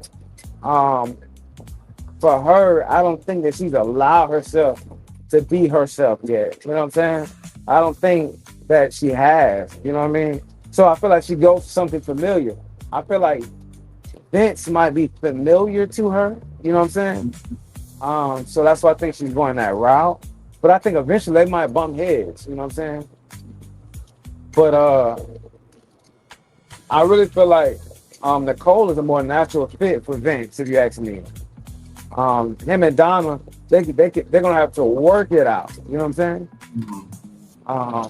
But I don't feel like Donna has allowed herself just to just let her hair down and just, you know, I don't think she gave herself that space yet. I can respect that and see that. Is By the Donna way, the one that has multiple degrees? Yes. Yes, I believe so. Yes. Okay, because I was just off what you were saying is maybe that is her way of comforting herself is by staying busy. So her opening up and being her true authentic self, she hasn't been able to do because she's staying so busy with school and doing other things to occupy her time. So all she knows is, you know, studying or learning. But, you know, instead of learning and trying to solve new problems, she's forgetting that she's the main factor in the equation. Mm-hmm. So she needs to figure out herself before she can solve the problem. Ooh, that was a word. Yeah. Before you make a problem, that's a word right there. Yeah. Sure. She's the army mathematician who isn't religious. I would say yes and no. I mean, I think when it comes to politics and religion, it's a very radioactive topic. The way I always try to come about every conversation that we've had on Braylon's virtual tour, and Gigi and Q have been on some of those tours with me. I know Q is a dad, but also too, I know that sometimes he watches my content as well. Always think of what is this conversation about? What's the weight of this conversation? And then create a container or the boundaries to have that conversation. And the reason why that's my format is not just because I'm a good broadcaster, host, and this, that, and the third, but also too, conversations only get toxic if you don't understand the why and the weight of the conversation. And with religion, Kurt Franklin made a whole album called Losing My Religion. And there's one song called Road Trip where he says, pack a smile, this road won't be easy. Doubt you will believe me, but sometimes just know it's going to be all right. Hold on tight. It's about to be amazing when you see where God is taking you. I can't wait for you to know that it's going to be all right. You notice in those lyrics I just said, there was nothing about church. It was about the relationship. And some people have fallen out of relationship with God, maybe because of something that happened in the church house. Maybe it was a situation where it's like, God, you really doing this to me? And they lost all faith. So I get what you're saying, Jaguar_actual, but also too, we don't know the magnitude of her faith. And sometimes, like my mama said, not every Christian is a Christian. Sometimes there are people who are atheists and everything else that are more kind than Christians. So when it comes to that for Donna, you know, if she reveals that in due time of maybe why spirituality is hard for her, that will be her business. But also too, I think it's about the totality of her, if that makes any sense. Not excusing God because he's Alpha Omega in my life, but that doesn't mean that other people haven't struggled through religion or even, you know, their stance on politics. You know what I mean? Child, you want to see a fucked up history. Some people got into politics because their family got into politics. Some people got into politics because wrong was done to them. So it's not so much the platform of the subject that's heavy. It is the way that people are connected to it, what they went through that makes it heavy. And I'm gonna tell you another thing. One thing about religion, and also Christianity, you know, sometimes you don't have the information to believe. So I remember Gigi probably know what I'm talking about. I'm not exactly sure if you're familiar. It's a rapper called NLE Chopper. And he was having that name sounds familiar. Yeah, he was having a conversation on Kurt Franklin's, I guess, podcast or his show, you know. Yes. Then and of he was kingship. yes, and he was saying that he believes, he a believer and he believes in God, but he believes Jesus Christ is more of a brother in the sense of a savior. You know what I'm saying? Because he Mm-hmm. came on the earth and he lived amongst the people. You know what I'm saying? So he was saying that Jesus is more of a brother than um God in human form. So I say a lot to say, sometimes we just don't. When he made that comment, another person that was on the comment, another person that was on that show was saying, well, you might need to go back and read your Bible again. You know what I'm saying? So I feel like in that instant, from my belief, I believe he was uninformed in his belief. And that's Mm-hmm. possible. You know what I'm saying? That's why you have elders, that's why you have pastors, that's why you have other religious believers to give you a better understanding of what you believe. You know what Sure. I'm saying? So in Donna's situation, I know she believes that there is a Christ. She believes in God. But as far as the depth of an understanding, she might don't have an understanding of everything else. She might just need more leadership and guidance. You know what I'm saying? In that area, it's possible. But for you to sit back and say she an atheist and this and this and this and that, I'm just like, that was so disturbing because I didn't get that. Right. I feel like the guys, really made a big fuss about nothing because they might need a better understanding themselves because that's not what she was saying at all.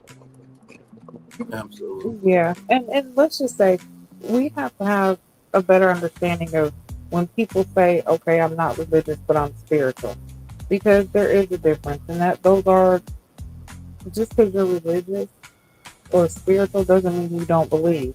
You just might not go to church. You just might not feel like, okay, well, I have to be in church every other day, you know, for majority of the day in order for me to reach a relationship with Yehovah. Like I can't reach my, you know, I can't get on my journey or my path if I'm not in a church. If I'm not having a preacher preach to me about what's in this Bible, then I can't make it to heaven. That's not true. And it doesn't mean that you don't believe just because you don't go there, believe that that's the only way for you to get to heaven. No, that just means like, hey, I have a personal journey and my personal relationship with the Heavenly Father that might not require me to have to go into this building. Because that's all it is a building, Right. you know? But also with that, it's like,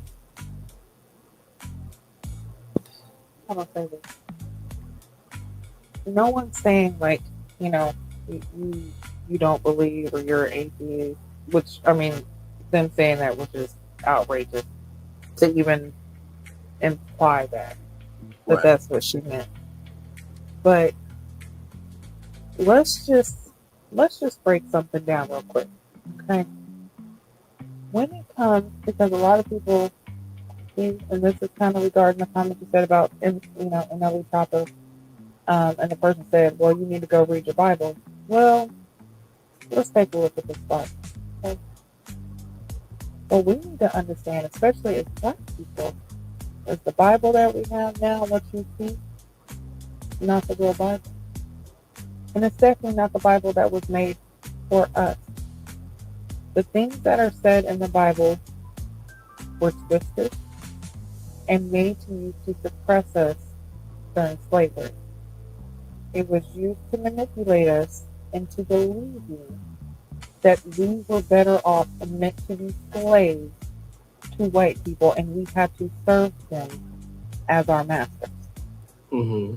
So certain beliefs when it comes to religion are not the true religion. You really need to understand. That's why you guys just heard me say Yehovah instead of saying Jesus, or instead of saying God, Yeshua, like Adonai instead of Lord. Because it's like go back and read the actual Hebrew Bible. Like, understand fully. I feel like people need to truly, like, get a better understanding of what spirituality is and what religion is in order to really judge someone for saying, hey, I don't believe this. I think something different, you know?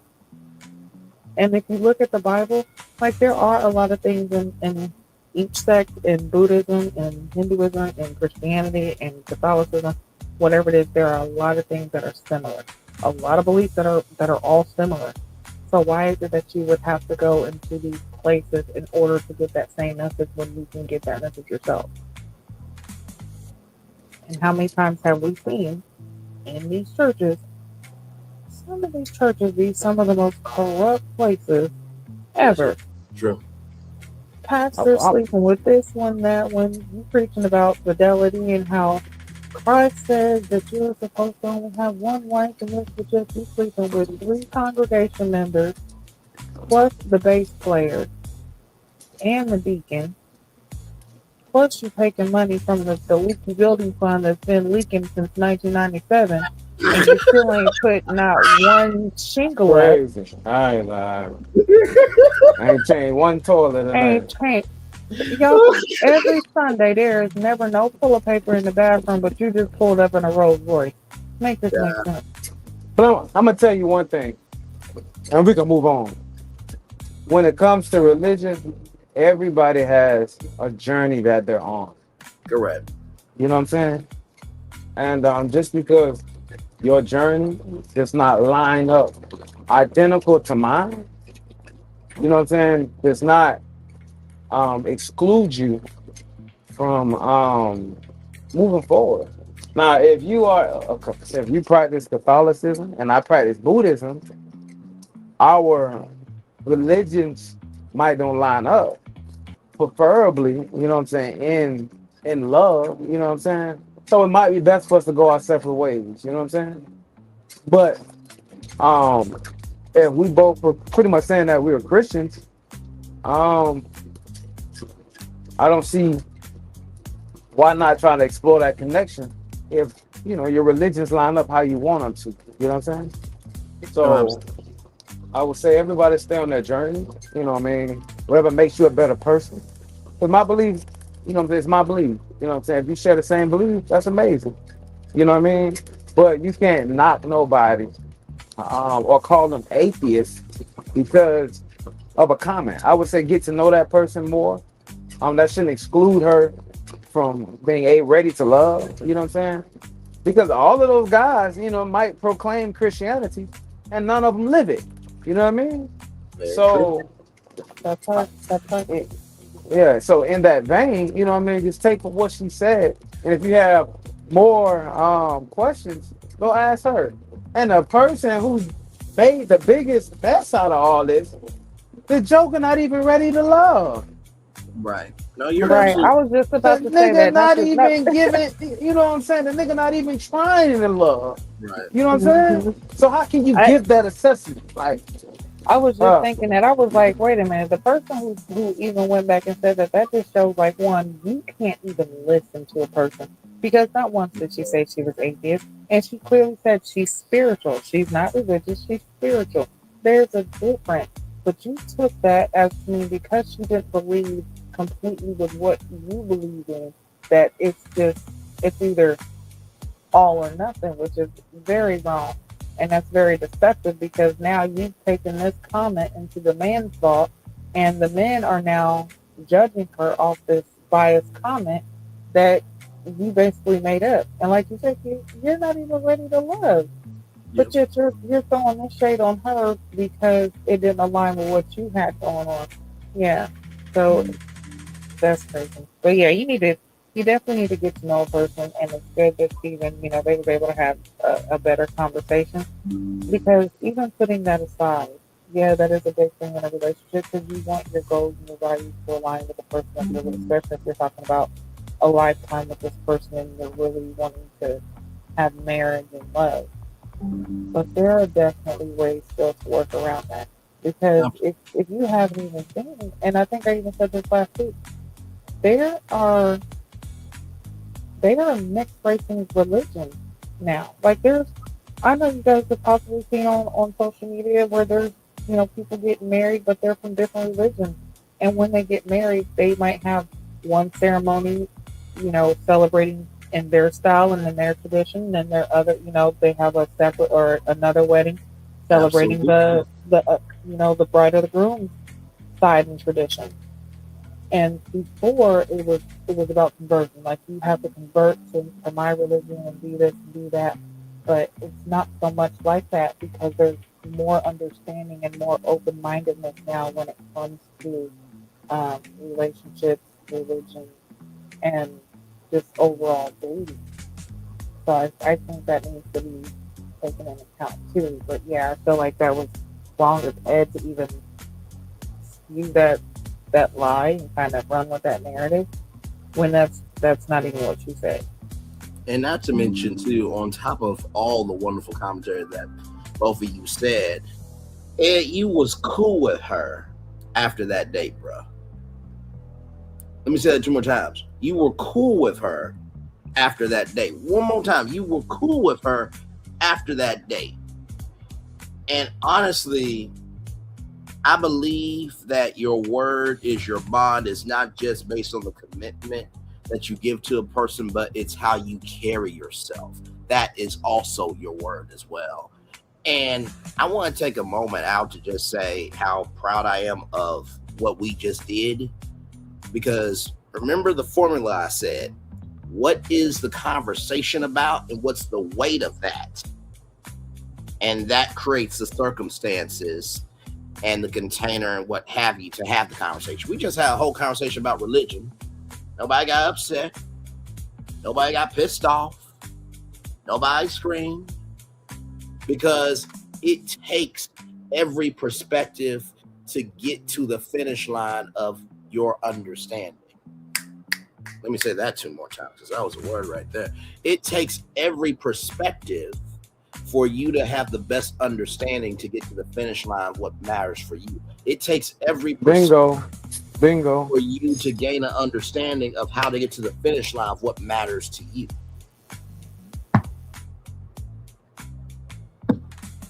Child. Don't y'all say we don't do our work on this damn show. Okay, listen.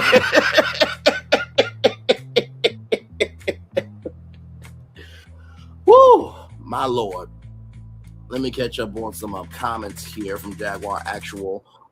Jaguar Actual says she isn't a fan of organized religion. She's talking. They're talking. I think he's talking. Sorry, he's talking about Donna. She confirmed this by liking my comment when this was discussed on Facebook. As far as religion, you can't even confirm what a Christian is. There are over 50 denominations. There are Unitarian Christians, Trinitarian Christians. Additionally, I can say with extreme confidence, a lot of people who say they are Christians aren't. And then right here, agree, Gigi, the Bible has errors, contradictions, additions, and subtractions. Not you adding math terms to your commentary with a mathematician on the screen. Okay, then go off the Jaguar_Actual.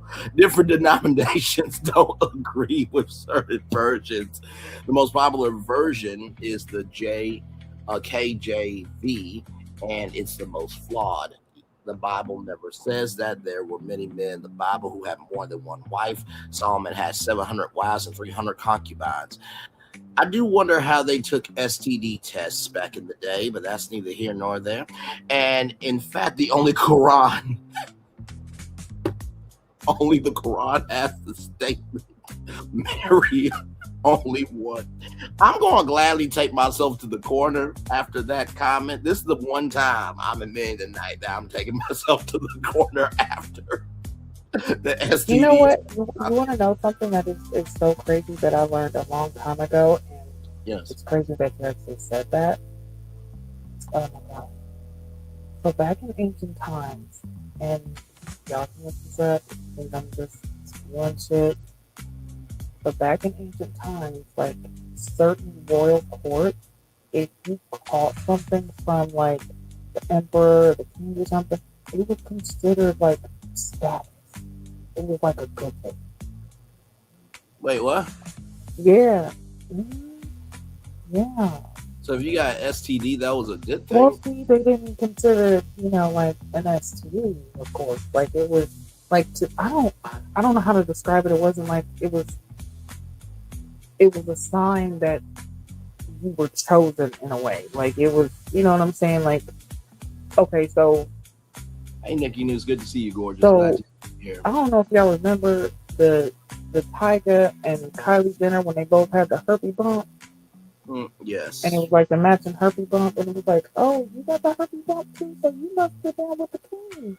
Yes, I was with the king. Oh my God, you must be one of his new punches. Like, how did you know? Your herpes bump. Wow, it's kind of like that. Well, see how much you learn on this damn show. You learn how people had Now, sex. listen, like I said, I learned this years and Legend. years and years ago, but that was like, are y'all serious? Like, excuse me? Just like this is crazy too. I heard like the royal women, you know how they wear those big, huge dresses and stuff like that? Yes. Like for like those big parties. Well, they said that like they would have maids underneath their dresses with pans, so if they had to piss or shit, like they would collect them in these pans and wipe them so that they wouldn't have to leave the party, because like those parties would go for a long time. So listen, that part I don't know completely. I read it somewhere. I actually read it a couple places, so I'm like, this possibly could be some true shit. But yeah, I was like, in ancient times, the stuff that they would do, I mean, you gotta think, they didn't have the resources that we have back, like we have now. They didn't have real doctors. They didn't have ways to test and do certain things. Sometimes you didn't find out a person had something until they was dead.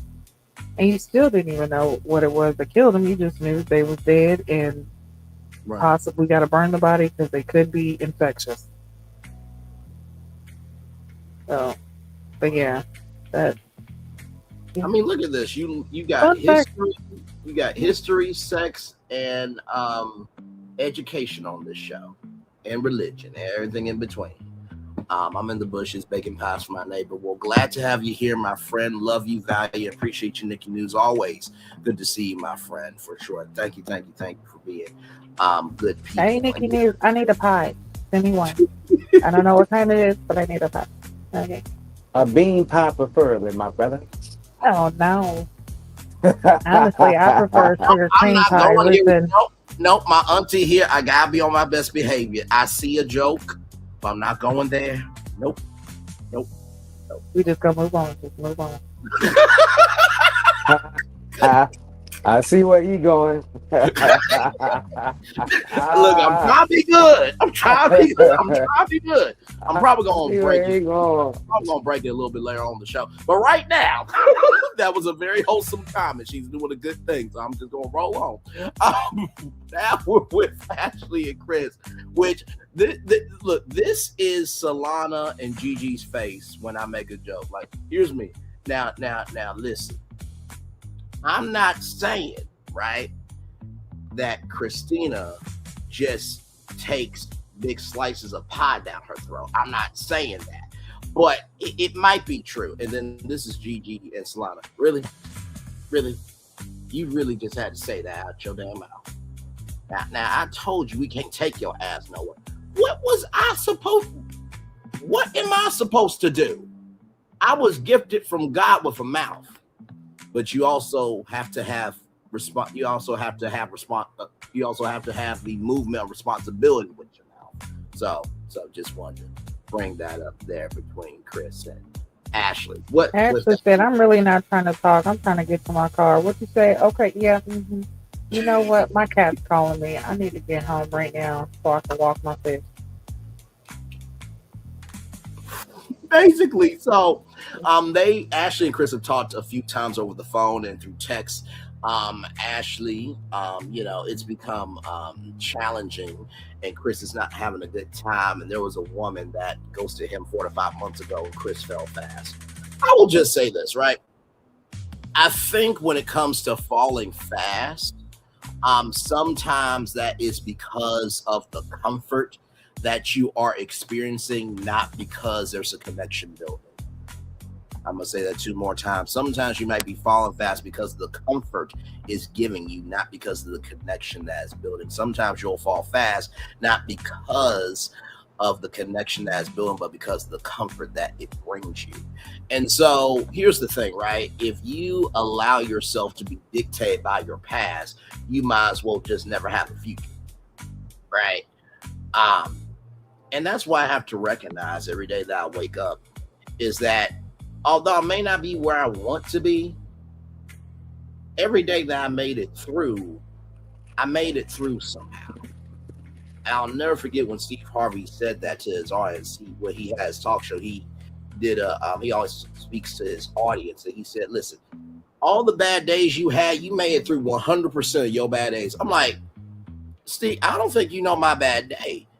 You might have a bad show, but you got the humidifier and a cigar, and cigars waiting for you, and maybe some tequila if you want it.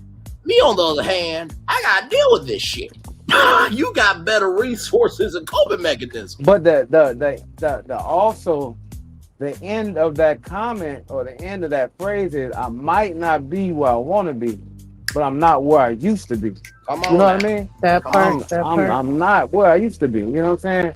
My mind frame, like my thing now, if I only had $5 to my name, now I still don't feel broke. You know what I'm saying? Because I know what I can go do to put money in my pocket. Versus at times where, you know, you didn't have information, and it's kind of like, only thing you can really do is just sit there and relish in it. Now it's kind of like, okay, if I got $5 in my pocket, I know I got enough money to eat. You know what I'm saying? I can at least get a couple days so that I can, you know, go figure something else out. You know what I'm saying? So, you know, moving along in life, you get better every day. Every situation you're getting better. So, man, Steve, I ain't gonna lie, Steve will get you somewhere. He'll get you somewhere, man. He drop a lot. I call him Uncle Steve. He'll drop a lot of dimes on you, man. A lot of dimes on you. And it ain't even just where, you know, not where you was at, but it's where you could be. Come on. Because you could be, you know what I'm saying? Right Yes, there. ma'am. Yes, ma'am. In a situation way worse than where you are now. But, you know, still in this process, like, it's all in where you see yourself going and where it is that you truly want to be. Exactly. Do you want to be going through this process? Do you feel like you can handle it? Is this where you're at? And then something else. Listen, I am not going to say that love at first sight is not a real thing, because it is. I think we have all fallen for somebody quickly, whether it was in our youth or even, you know, as adults. We have fallen for someone quickly before. So love at first sight is a real thing. There's no reason to judge a person for having feelings and actually being able to express themselves and have enough love to say, hey, I can tell from the moment that I saw you that you're somebody that I'm willing to give my love to or give my all to. Mm-hmm. Now, I mean, at times, of course, it's not reciprocated and it hurts. But it's also a lesson because, you know either what to do or what not to do. Now, I had a little joke for him, and I was going to say, Chris, it was love at first sight, but just because, you know, he said she ghosted him, and I was thinking, well, if she was a customer and came into the restaurant and you saw her, and she left, of course she ghosted you. She was only there to eat and leave. She wasn't there to be with you. You know what? But, you know, still, in this process, like, that makes me wonder, okay, with him saying he had fallen for somebody within, you know, a short time of, you know, him going through this process, is he still hooked up on that process? Was this somebody that he was getting to know and he felt like he really could be with? Was it a situation where it was love at first sight when he met them a long time ago and he just always had these feelings? Maybe they tried out something a few months ago and it just didn't work. I don't know the situation fully, but is is maybe that process something that could be holding him back from moving forward during this process? Could that have been his issue? But one thing for sure is Ashley is standing there like she is not really trying to hear any of it. She's not receiving it. Like, I was just ready for her to just break out with any excuse at this point, just to get in the car and go. Like, at this point, she was about to tell him, I'm sorry, my grandma just called and said she's giving birth to my dad. I need to go find out if it's a boy or girl. Oh, wait, what? Like, what? Wait, I gotta go. what the fuck? I gotta go. My grandmother's giving birth to my dad. Wait, what? Yeah.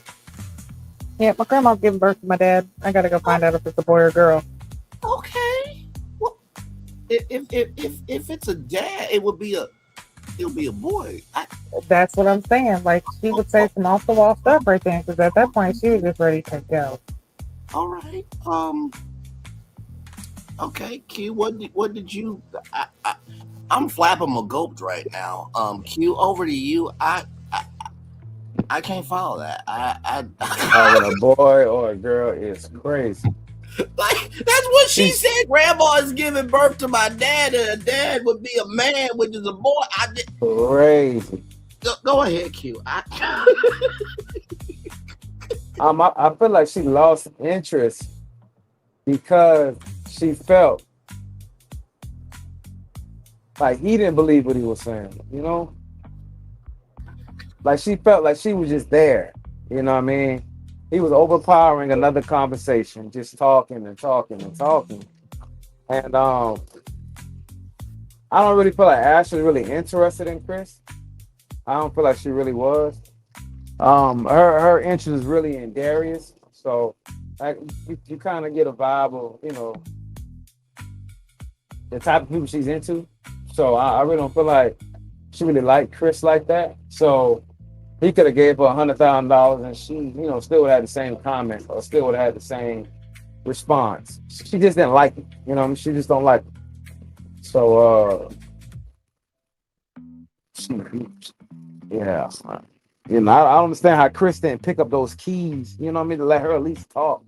Or, you know what I mean, say what she got to say. He just drowned her out in a conversation. But like you said, he could have been nervous. You know what I mean? I could be a you know, a sign of nervousness. So, my take.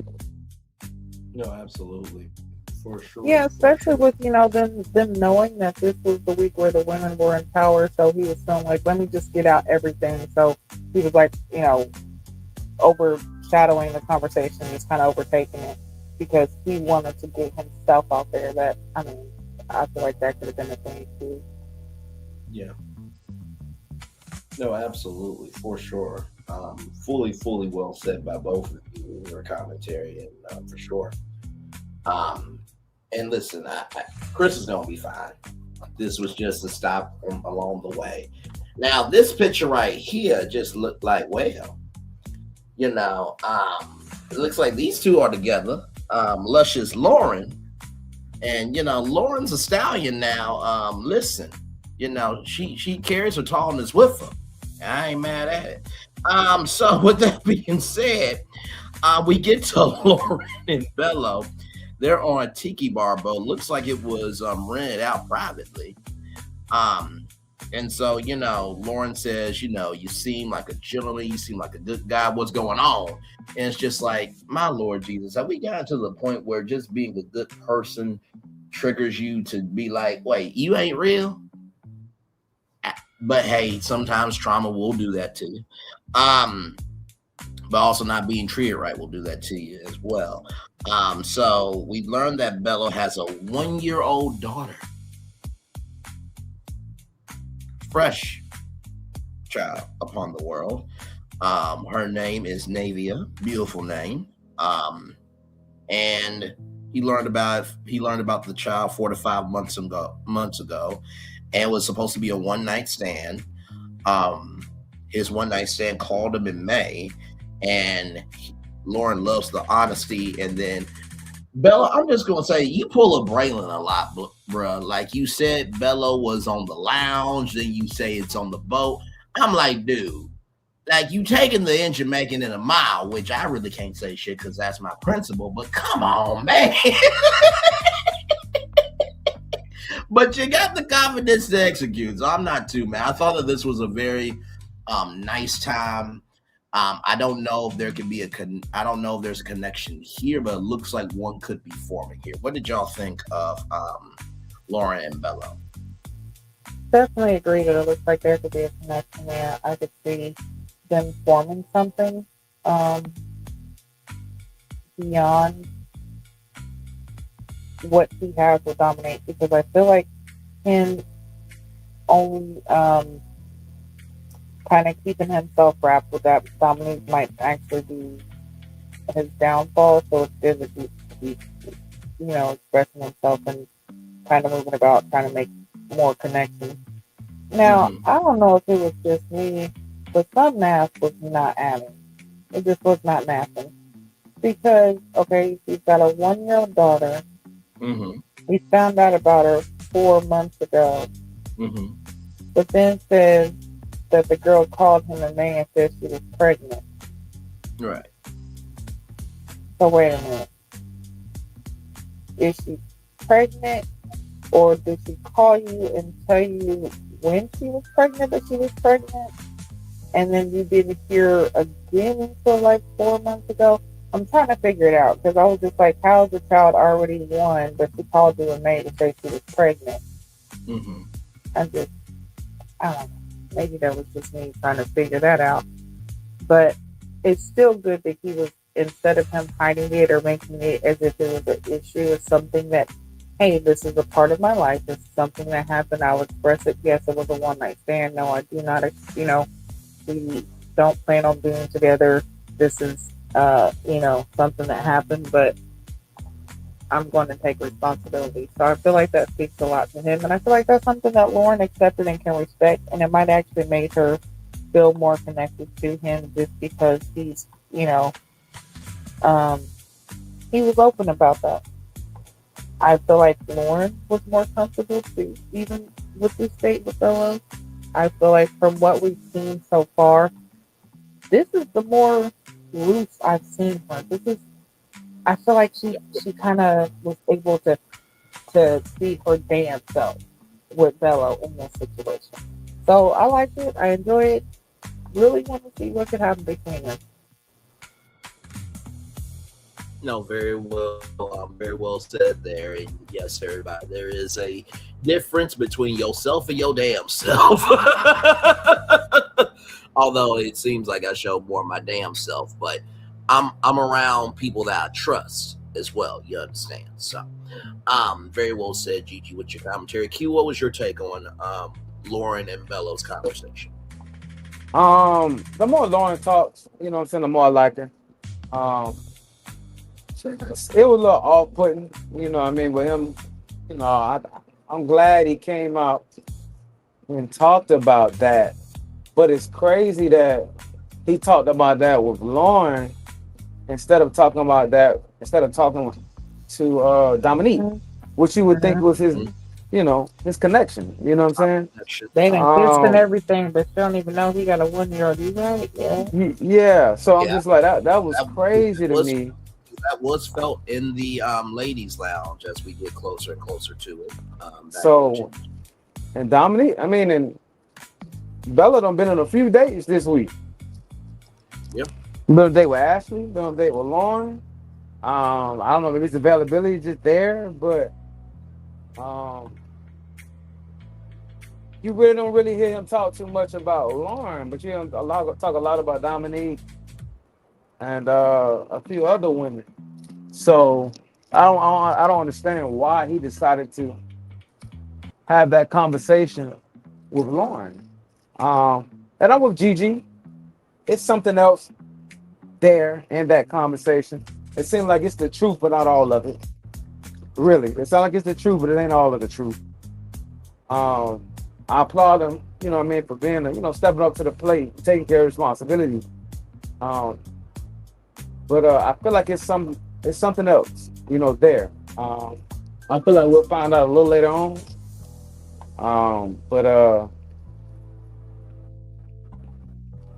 then it's early. If you found out that you have a daughter, she's a couple months old. You know what I mean? You really don't know the trajectory of you in the relationship with the mother. That's a possibility. I might work things out. You know what I'm saying? You talking about a strict co-parent situation. Yeah. You only knew if you had a baby for 4 months. You know what I mean? Did he say she reached out to him or he reached out to her? Correct. I No, said she she reached out reached to out him. to him. She reached out to him. Okay. Yes. Okay. So for usually a one night stand, the situation happened and done that day, you probably will never talk again. So it was still a connection was there. You know what I mean? For her to be able to pick up the phone and get in contact with. You know what I'm saying? So I wonder were they still talking behind that or Could be Bob. I feel like it's more to that. But do I see Lauren and Bella together? I don't see it. I don't see it. It looks good aesthetically, but I just don't. Outside of him expressing about his daughter,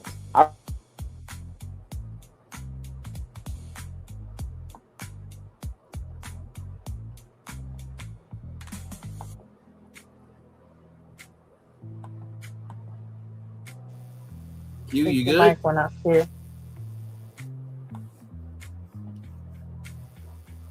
The mic's muted here. Yeah, your mic was muted, Q. Hang on, let me see.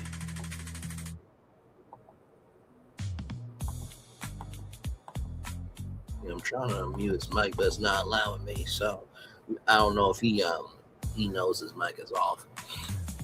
But I will say this though, right? I mean, it is still early, but sometimes connections, and we've seen this in the past on this show. We've seen that connections, they form in the middle of everything, right? And you don't mean for it to happen. It just is happening. You know what I mean? I think Yeah, we are halfway through. yeah, we are definitely halfway through rather. And I think what ends up happening a lot of times is that most of the couples, and Gigi, you can quote me if I'm wrong, beautiful, but I think most of the time these couples really get solidified during the vacation. You know what I mean?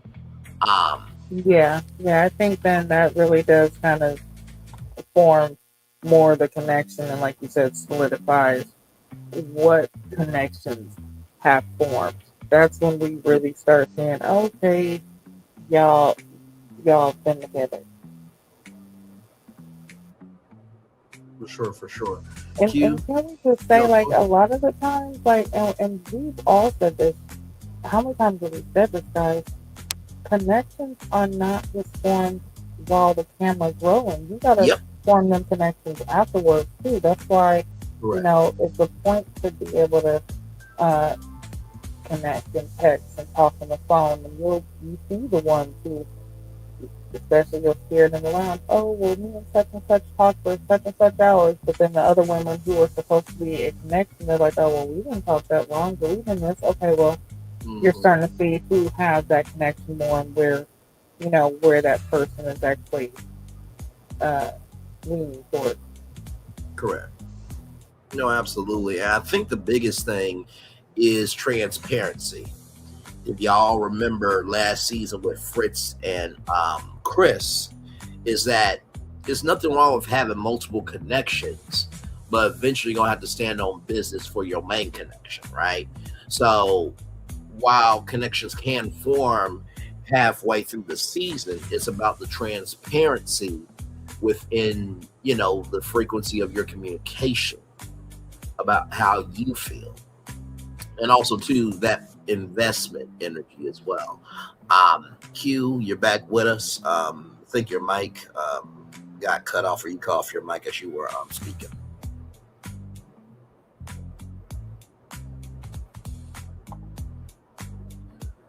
No, we cannot hear you. Yeah, it says your mic's muted.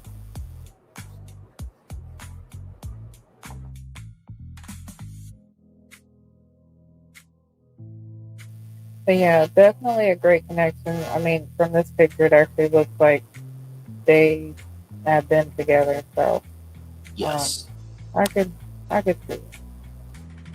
absolutely. Now, with this next scene, first of all, I just no go ahead, Q.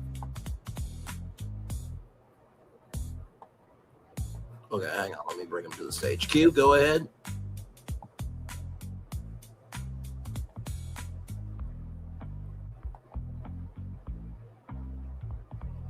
Go ahead, brother. You go. Your mic is open.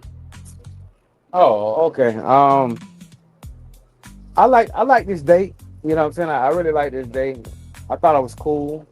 I really don't feel like Dominique is really to him like Oh, that. did you finish your comment up about Lauren and Bello? Because you were saying that it's nice aesthetically, but that you couldn't really see it. Yeah, it looked nice aesthetically. I like Bella. Bella's a chill guy. You know, Lauren's very attractive. It really looks good together. But Bella has a lot of connections. Yes, he has a lot of connections. And I don't know if Lauren, he looks at Lauren like that. I don't know if he looks at Lauren like that, but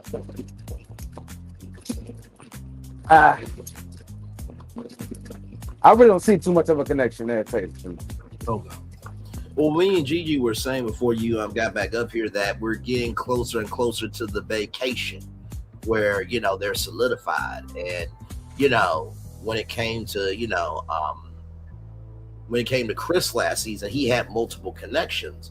But I will say, even though Rose wilted at the end of the season, she was right of the fact that, listen, you got these multiple connections, but you're not standing on business with your main one, right? So, and sometimes connections, they do happen, as we've seen in the middle of the show. So I appreciate that this season feels more real. So by the time we get to the vacations, if there are multiple connections, they'll be more solidified than the past. So this could be something, but potentially, but I also see where you're coming from as well. Because it's crazy that for Dominique to go from Bella to this wild card. Mm-hmm. And then also, she still talks to, what's the other guy name? Devon. Devon, So I don't see any consistency in her and men. A lot of the women, you can almost see like a lot of the women really have their number one. Mm-hmm. You can't really say that about Dominique. I think her and Bella had something at once, but I don't know if it's there. If it's as strong as it once was. Mm. We'll say that. Yeah, and after that meeting, or that lounge meeting, and her finding out that he's got a kid with something she didn't know. Yeah, I think that might actually hinder their connection a little more too. Because now the connection's going to be, awkward the next time, they have to talk. And I will say, this date was very, very cute. Although I think Braydom is way better than Cardom, just saying. That's just a personal opinion, but we shall roll on. And you know what? I will say this, even though Carday is a wild card, I love the fact that he embraces, his wild card. So they are at trivia, and the trivia is about the Backstreet Boys. And they are failing every question. And we learned that Carday has a 3-year-old daughter. They co-parent, and Dominique's last relationship was 18 months ago, and she definitely wants to be married again, but she does not want to be broken. And I will just say this, I think that, even though Dominique doesn't have a number one, I think she has really relaxed into herself where she is really trusting the process. Like, she is not allowing Bello to be the main one. She's having a connection with, Carday, the wild card, and, this fun side to him. And also, too, I got to give it to Carday because he's evolved. Because remember the mixer, well, I want somebody who's a thrill seeker. But as we've gotten to see Carday, he has really become comfortable with himself. That wasn't Carday. That wasn't Carday. Who was the thrill seeker? That was the young man who passed away. Ricky, Oh, he that's passed right. away. Yeah, the young man that passed away. Yes. Ricky passed away. Yeah. I did not know that. Yeah, we talked about Rich. that. Yeah, Rich. I think it's. Yeah, Richie. Yeah. Yeah. Yeah. Yeah. Well, I thought Carday did say like he won a motorcycle or something, but maybe that was Rich. Yeah, that was Richie. Okay. But yes, he did pass away. We talked about that on the very first episode after show review. I think it was when you left. I found out through one of the blogs, and yeah, that hit me in Q very hard because it was like the episode just got started. The season just got started, but hopefully. So what? Does anybody know what happened, or? I think it was cancer. I think, if I'm not mistaken. Oh, well, that's interesting. But I do hope that he got the chance to be on national TV and had that potential to find love. And there was a moment where Dominique said, "You need to fix some things," and this, that, and the third. Recognize, everybody, that is in the moment, and that's because of that experience, right? I don't think Dominique would be that mean to just a person, just to be mean, right? And plus, I don't think anybody on the cast probably knew that he was going to pass away, right? So, but yeah, so that was very, very difficult. So much love to Ricky's family and friends, and to all the fans of Ricky, right? Because the crazy thing about Ready to Love Nation is the person you think that no one would care about, they got a fan base. You know what I mean? As long as you come off decent, respectful, and in order, you will have fans. You know what I mean? So, but yeah. So, with that being said, I do love the fact that Carday has rested into himself, and then we also see with Devon that, Devon, got a FaceTime with Dominique, and Dominique was around her mom. So even though I do agree with Q that I don't see a number one with Dominique, I'm glad that she's not so locked in, and that she really is allowing personality to matter. You know what I mean? I think that's refreshing. I still think it should have been Braydom and Steph Cardon, but that's neither here nor there. Y'all go ahead with y'all commentary. Yeah, that's definitely. I mean, Carday's a wild card. I was not expecting him to make it or even have a connection as strong as he has, even with Dominique. But there's a few ladies who have actually said quite a few, great things about Carday, and that's why he's still here.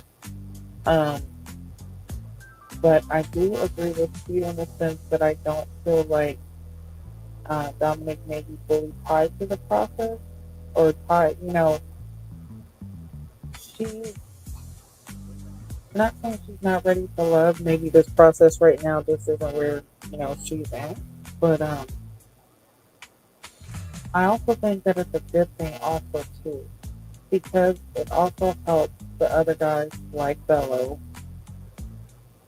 find other connections and not tie himself down to her.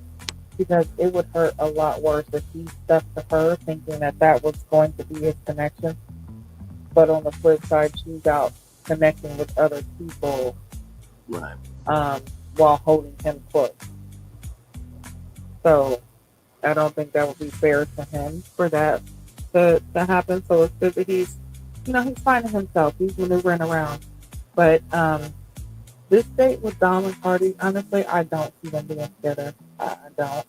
I feel like this is a good time. She's laughing. He does, he has an energy about himself. So I can see why she enjoys being around him.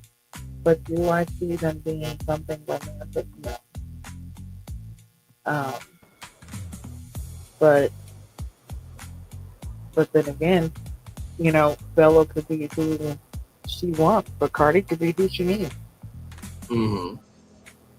But yeah, this day was cute. It was definitely cute, and for them to, I mean, their conversation was pretty good too. Um, the funny that with the trivia game it was all about Backstreet Boys, and they sitting there just looking at each other like, what is it?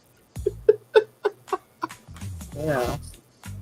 And also too, the fact that she is pretty much game for anything. I mean, talk about the checkerboard pattern jacket with the games behind her, but she is just happy to be outside, and she's cool.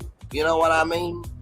I do think that, a lot of times, we always say never judge a book by its cover, but I love the fact that Dominique is allowing her chapters to be diverse. You know what I mean? It's not so locked in. You know what I mean? Go ahead, Q, with your take, and very well done, Gigi. Yeah, great take, Gigi.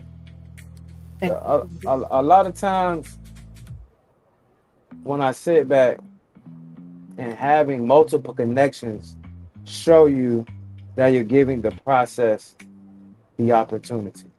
Mm-hmm. Sometimes when you lock in on somebody and they're not locked in on you,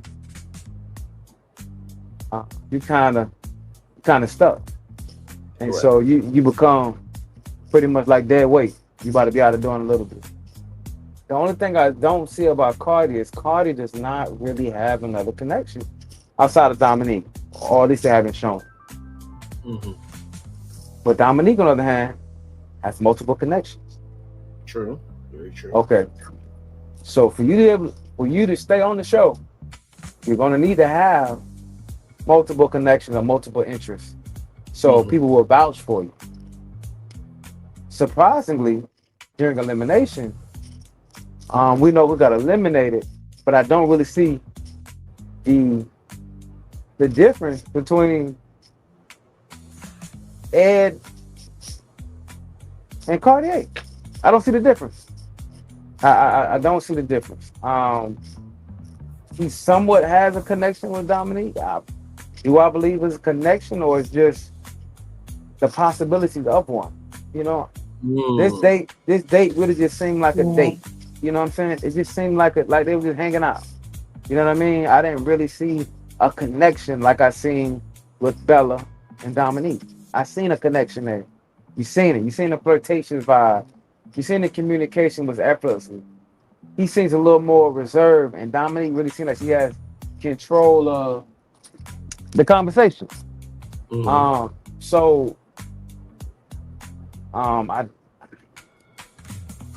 I don't really see a connection here. You know what I'm saying? I don't see a connection here at all. But only thing I really see is another person to vouch for Dominique to keep her in the loop. That's the only thing I see. This week was the men's. Next week is gonna be the ladies. So correct. No, absolutely. And welcome out the bushes, Mickey News. Glad to have you here, my friend. Love you, value, appreciate you. Let me say this. I do see where you're coming from, Q. With there's no difference between Ed and Cardi. I will push back just a little bit.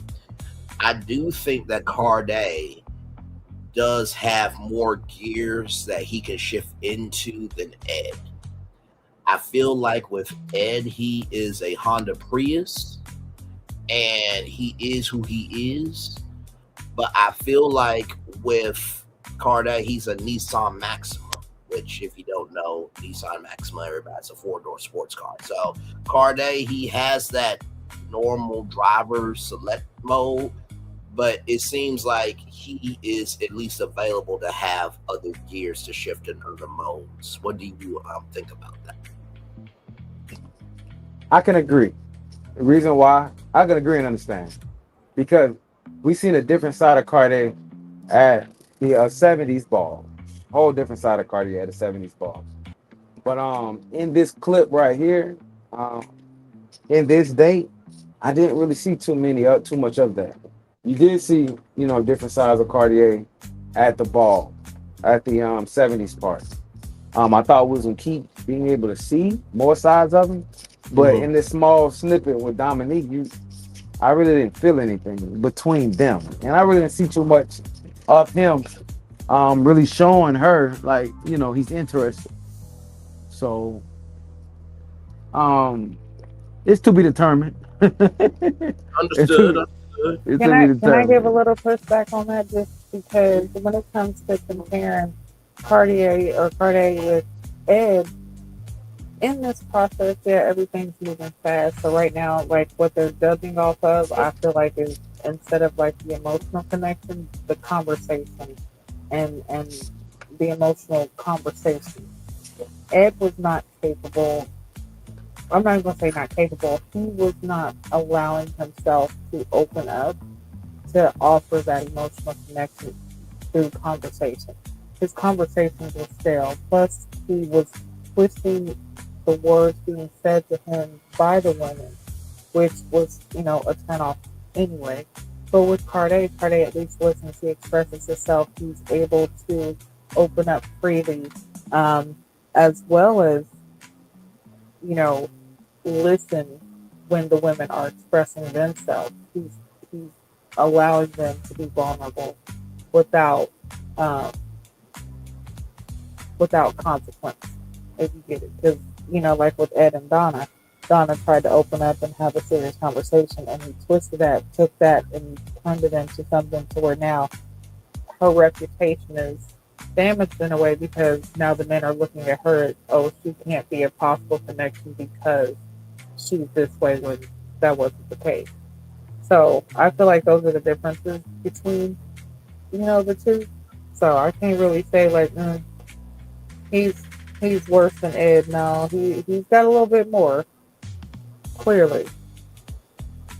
But still, he's a wild card though, because even with him being able to have that, I still don't see the other connections that he has. Because besides Dominique, like you said, what other connections does he have? Who else is he connected with? I haven't really seen anyone that has expressed really, really liking him. Dominique expresses liking him, but it's not in the same sense of how she is with Bello. Just like we've seen her kiss Bello. In this instant, her and Cardi are talking, and he feels like it's the moment where he wants a kiss, but you can tell she's not there. Right. And I feel like it's the same with her and Devon. When I was talking about the difference between Ed and Cartier, I was just talking about in the process. I do believe Cartier got more layers than Ed does, and he's more available. But as to the fact of in the process, I mean, if you switch one in or switch one out, I mean, you still have the same show. Because I don't see Cartier being on the show too much longer either, to tell you the truth. So Yeah, you could, I can see that. you know what I mean? If you switch one of them or switch one of them out, I really won't see that be that much of an impact. I don't really. Now I feel like if Ed would have applied himself, you're not applying yourself, Smokey. He's just not applying himself. Yeah. Ed just wasn't applying himself, and we know why he wasn't applying himself, because he knows as soon as he got kicked off, he was gonna be on the TV show. So, I mean, what I really wish OWN would put in their contracts that they cannot talk about the show until the show is over. You know what I'm saying? I really wish they would put that in their contract, because well, that's supposed to be in their contract, and if you notice, like, which we could possibly go to their shows, but there's certain stuff. That's why they have to wait until a certain episode. That's why we don't see it happen to episode about 4 or 5. But also, there's certain stuff that they cannot say. That's why, they'll do a recap on what we see, and they'll recap it, from firsthand experience, kind of like when they, what we see them in the confessional. But as far as spilling what's going to happen next or other stuff, they can't do because they can be sued. I remember when me and Gigi were doing the Never Ever Mets reviews, and there was some potential tea of something. And I think Gigi, you'll remember this conversation. And we talked about behind the scenes, and we even said to Josh here on live, let's just let the reunion be the reunion. And then when the signal is fired off in the reunion, and if you still have that tea, then we can talk about it. And I know for people who may not come from that world of knowing how to move, you may be like, okay, well, a story's a story. True and not true. True of the fact that, yes, you are giving the tea from the show. But it's not true because even though you may not be on OWN's radar, guess what? You are at least on the map system. Okay, you're still a blip. You're not a destination, but you're a blip. And you still have to be responsible as a blip. So even when that situation happened, I'm like, okay, listen, I don't know if OWN is listening, although I did interview Millie on Braylon's Virtual Tour Live through OWN. And I was supposed to interview Taronda Jones before the season. I was. He knows about that as well. But it's just the fact of, even though they may not be watching you, that doesn't mean you are not responsible for how you move. So. Yeah, so true. And yeah, and that's right, we did do that. The fact that, there was information that we were sitting on throughout the season, and we're like, oh my gosh, we can't let this out just because we knew that the season was still going on and certain information couldn't be let out until the very end. So, I mean, yeah, that's a part of production. There's stuff they can't say. They'll give you the bare minimum. It's just like, when a person is doing a movie production or doing promotion for movies or television shows, they'll ask you certain questions and you can answer, but there's certain stuff that they'll evade. They'll evade certain questions. They'll, or just flat out let you know, I can't answer that. Correct. You'll have to wait and see. Because if they tell you what's going to happen next, you're not going to watch. Yep. Sometimes some stuff they will purposely put in a promo, and they'll have you say just to get you to want to watch. Correct. That's when they purposely do that. That's different. But yeah, as reality TV, when it comes to a cast member just wanting to do a live and do stuff like that, they have to wait a certain amount of time, and they still cannot say certain stuff, or they're liable and will get sued. Yep. I remember. I think it was. No, go ahead, Q. I really just wish that they could say nothing about the show. Not even do a live with castmates until after the reunion. You know what I'm saying? Because it takes away from the show. It takes away from the show. Hey, I understand. It's a part of it. But I feel like it's not good for the brand of Ready to Love because I'm coming to watch the show. You know what I mean? And as soon as this right here is over, somebody get kicked off the show, now they want to make it about themselves. You know what I'm saying? So let the show go ahead and die down. Now you can open up your mic and talk about whatever in your experience. You know what I'm saying? Because right now, all the attention should be on Ready to Love. You are, no matter what, even though you're not on the show, you're still a part of it. You know what I mean? So let's think about it like this. I get kicked off the show. I'm talking crazy.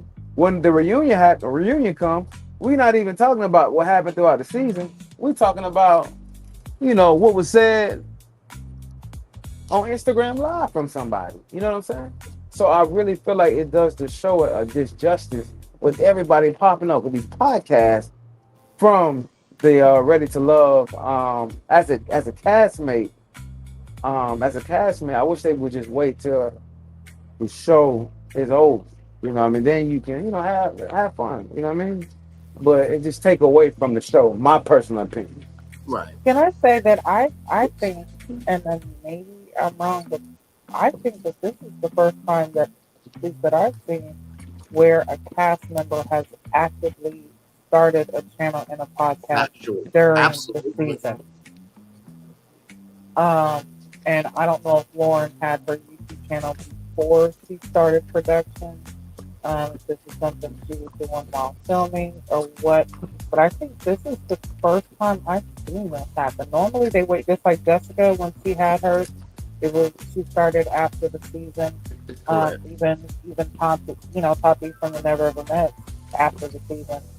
So a lot of times that's what they do is they wait. So this is something new. Braylon, I don't know if you can look real quick and just see like maybe when she started her channel. Yeah, let me Maybe go give us back. a better idea. And Nikki News, listen, it's a show that you'll love to hate, but this season is so good. And the reason why I got onto it was because of Gigi. She asked me, hey, I know you reviewed that other show. But also too, I know you're good at what you do. Would you like to come on board and, review this show? I'm just like, well, who are the people? Because, I can hold my own whether I'm on a panel or by myself. But I also need to know, what the vibe is. Once I, virtually met Q and, Solana, and then we started doing our shows together, off to the races. You know what I mean? So, but it's a very, very good show. And right here, October 11th, 2011. So, yeah, she's had this for quite a while.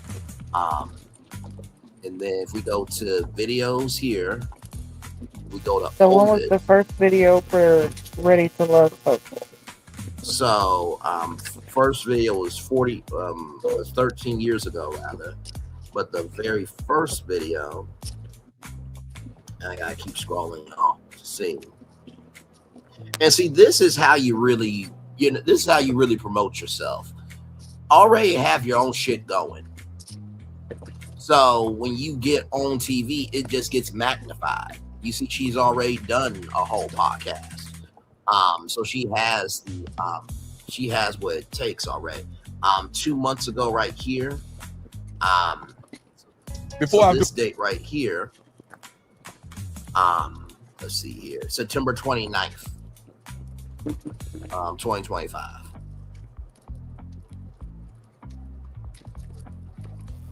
So she damn near posted. Wait, when did the next season start? Was it what, August 2nd? It started on November 2nd. November 2nd.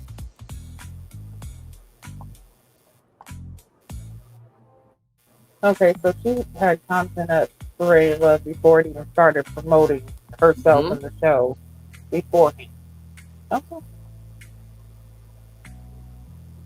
And like I said too, like for a cast member, she's really doing her thing. Like I was gonna say, yeah, it seems like she's doing it, especially like she's about it. Yeah. And seeing that's something else. Like instead of it being where she's coming into this wanting to be something, she was already doing this. This right here is just adding to her portfolio. That's it.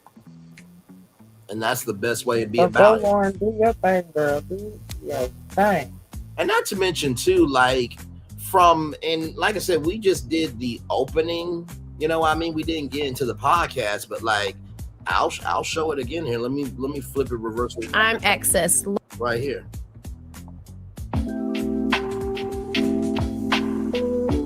Welcome back to the Recap Lounge. Like she's got it. She's got it. And not to mention too, she's not coming on with her recaps to saying that she's the authority. But there's a difference between doing something adjacent and being of it, right? So, but no, very well done. And that's the way that you should do it. Like, for example, right? Let's just say if Ready to Love came to Ohio, and let's just say that I went on, right? Right now, as of right now, I'll show y'all live. Right now, we have 3,331 subscribers. And as of right now, we have 965,582 total views. We're getting close to 970.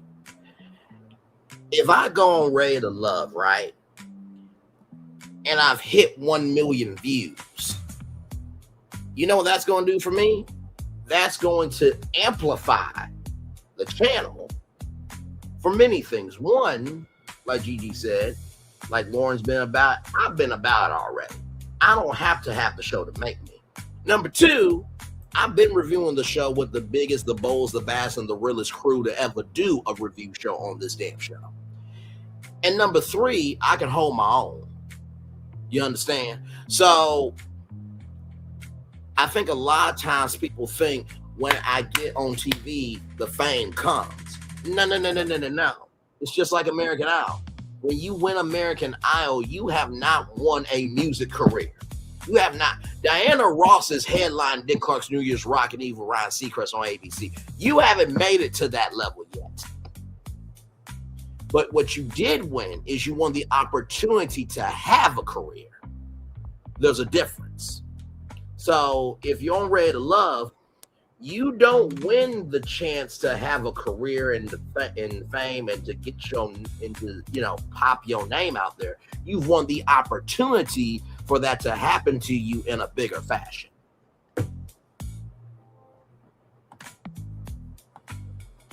So. But see, my thing is, you know what I'm saying, and it's a two-edged sword to this. You know what I mean? It is. I wish they would wait, but actually, to our benefit, we also did have classmates or castmates come and be a part of our podcast during the season as well. And Absolutely. That was cool too. That was really dope. You know what I'm saying? But my thing is, before podcast really came, Ready to Love was on TV. Right. So before people really started benefiting from being on Ready to Love, people actually came on the show to find love.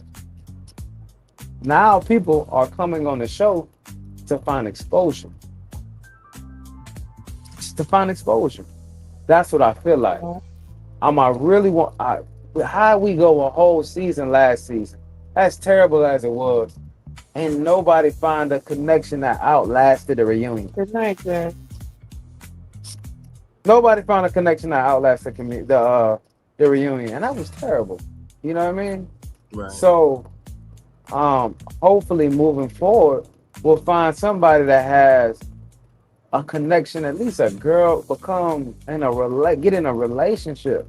Because I'm Ready to Love had me spoiled because we've seen marriages come from Ready to Love.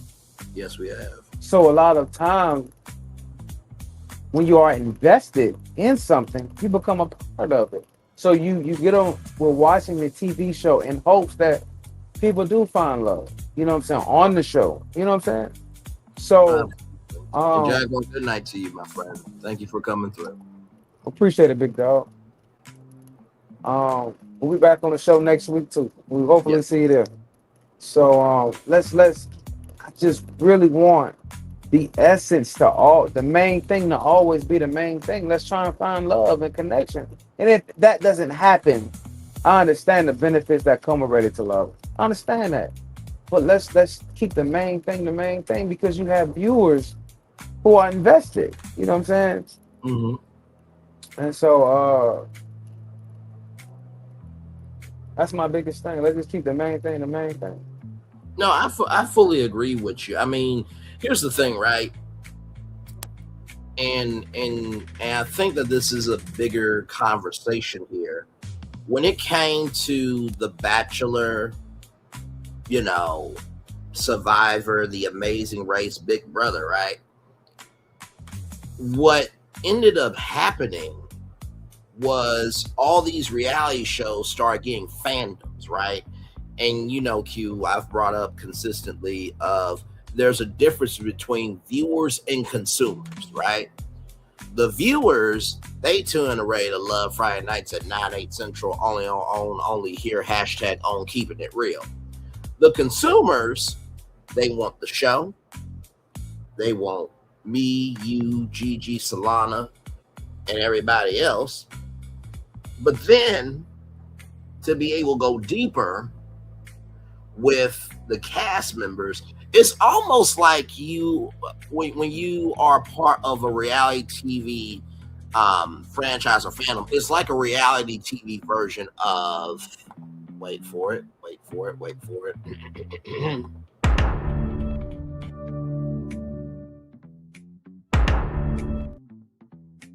Netflix. It's like a reality version of Netflix. Any and every way that you can consume it, you can have it, right? So while I get what you're saying, and like you even said, the cast members have come onto our show, I think it elevates everybody. And I remember something my mom said to me about, food. Just because I may not like it doesn't mean somebody else won't like it. So even though you may not like it, a rising tide does lift all boats.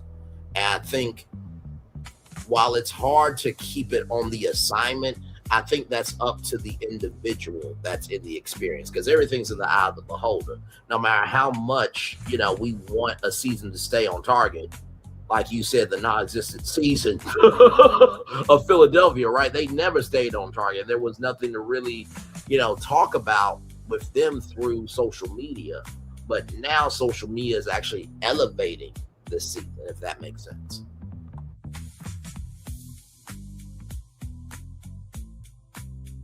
Yeah, I mean, it do give another dynamic, to keep up. You know what I'm saying? I guess I could just kind of be a little old school at times. You know what I'm saying? There's nothing wrong with that. And it's nothing wrong with elevation. You know what I mean? It's interesting, along the way I have started following different castmates and stuff like that. But it's just that old school in me, as to the fact of how I found the show and how I want things to be. You know what I'm saying? I'm very, very appreciative just for the show. They're doing a great job with it. But we could be a little set in our ways at times. But it has elevated, you know what I mean? And it give us different perspective along the way while we watch the show too. So I mean, it has its pros and its cons, but I could just be a little old school at times with that. So. No, and there's nothing wrong with that. I mean, in Gigi, we can get into this as well. I feel like with Ready to Love, this is the show for Black culture. It reaches the old school aunties and uncles audience that are old school like you. And when I say old school, I don't mean just about me, but they're old school in courting and going out on dates and having conversations. But it relates to such a new school audience of, we're in 2025. So how does social media work? How does, trends work? How does your grownness impact your movement on the show? So it seems like media is blending grown nostalgia, the grownness of adulthood, with the nostalgia of how you move as an individual. What do you think about that? I definitely agree with that, but I also think that with the fact that this show being what it is and being a showcase of Black love and Black culture, we want the best for the show. So could it be said that we're set in our ways? Sure. But I think that it's really, we want to make sure that what's being showcased is actually genuine and something that we can stand behind, because we don't have many shows like this for us. So we have to make sure that we're, expressing, or as viewers and consumers, especially as consumers, we want what we want. You know what I'm saying? Just like you said, Braylon, like as a consumer, you want not just the show, you want the after show, you want the after show, you want the merchandise, you want to get involved, you want to be a part of, you're making sure that you're not missing out. And honestly, the consumers are really what makes the viewership happen. Absolutely. That's what's really making those numbers happen. Because in order to be a consumer, you definitely have to be a viewer, right? Yes. So, but on the back end, just viewing isn't enough because you have to be able to promote the show and you have to have people who want to continuously watch the show. So what are you bringing? So yeah, it's definitely I think it's a good thing that we as a panel bring the show to life how we do, especially after the seasons that we've seen that aren't so good. You know, because those consumers, if I feel like, and you know, people can say whatever they want, but I feel like if it wasn't for us in ways, their viewership might not have happened so much last season because that was just terrible. We were the show last season. Yep. Factual. So,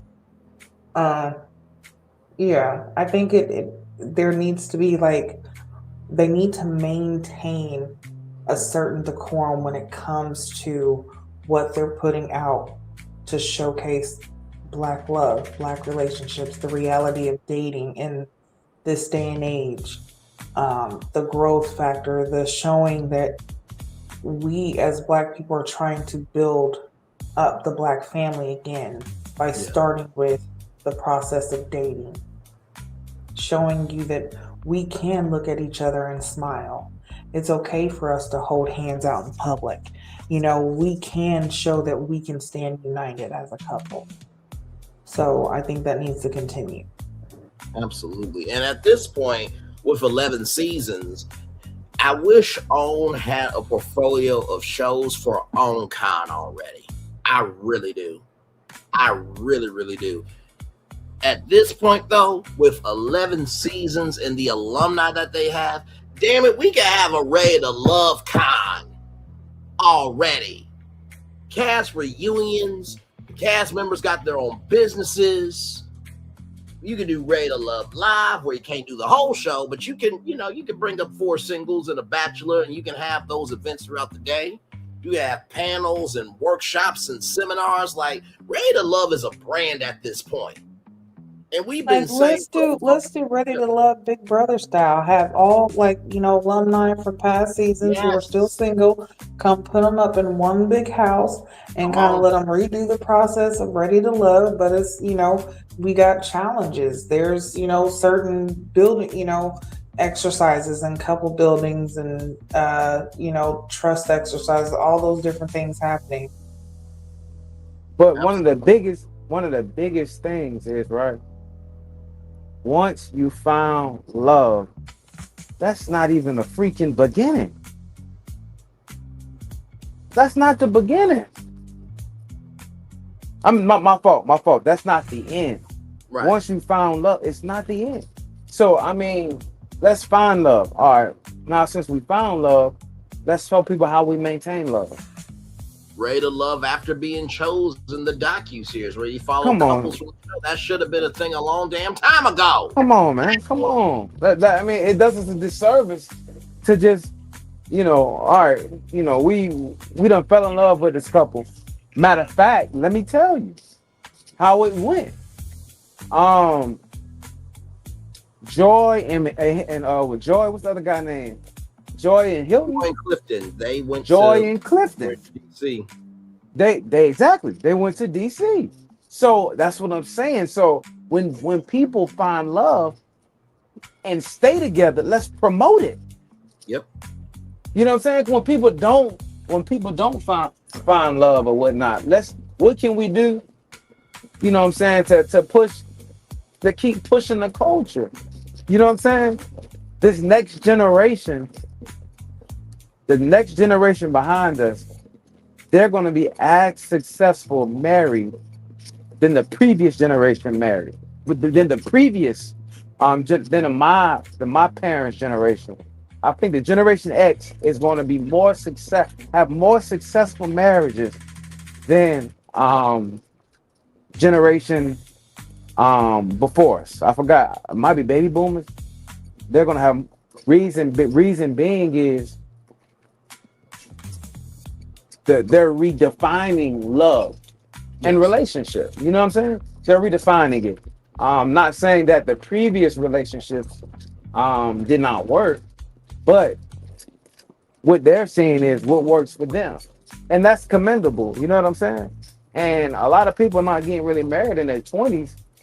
Statistically, they're getting married in their 30s. You know what I'm saying? So I really feel like let's start the process and keep the process going. You know what I mean? Own, I know good and well y'all got the capability. You know what I'm saying? Just like y'all bringing financial gurus to help people put their finances back together, to help them stay together. That's so commendable right there. You know what I mean? So Yeah, let's go ahead and do a new spinoff, Ready to Love, the real love and marriage. you feel me? You know what I'm saying? You feel me? Cause get what? We're gonna keep doing our part. You know, It is. we're gonna keep rocking, you know what I'm saying? But as the consumer, you know what I'm saying, and also selling a product, and you like a big, once they came out with the Big Mac, then they came out with the combo. After the combo, then they said, guess what? We could supersize it. Then after that, they said, guess what? If you buy a Big Mac, you get one free. So they keep evolving, you know what I'm saying? So in our culture, let's keep evolving. Absolutely, no, agreed. And like we've been saying, me, myself, Q, Gigi, and Solana, we're ready to be the damn judges for this show.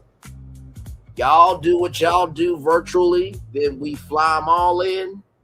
Or, well, actually, not fly them all in because you have to live in the city. But y'all do what y'all do virtually. We fly into that city. We have 200 people ready to audition, and we do judges auditions. I promise you, you will have content for own HBO Max and Discovery Plus, especially with my damn mouth. Y'all don't have so much digital content. It's like, how the fuck do we go through this shit? I mean, he said so much shit out of his damn mouth. How do we do this shit? like the foundation is there. We've been given the foundation for how many seasons now of what to do? I mean, even nephew Tommy is teasing on and teasing Ray Love Nation. Ray Love 65, Ray Love Polyamory Edition. Like, stop it. Stop it. Y'all know all y'all gotta do is just make Ray to Love like 90 Day Fiance, and people are here for it. Like, come on now. And hell, if you need people to make that a huge franchise, then do it now. Will Packer, he has other productions. I understand that, right? But Will Packer is probably not there every single day. Just like Lighthearted Entertainment, the executive producers from Lighthearted Entertainment, CEOs are not there every day. But if you're going to make this a franchise, there are other people willing to help and been really helping. Like you said, we've been doing the work. So, but hey, listen.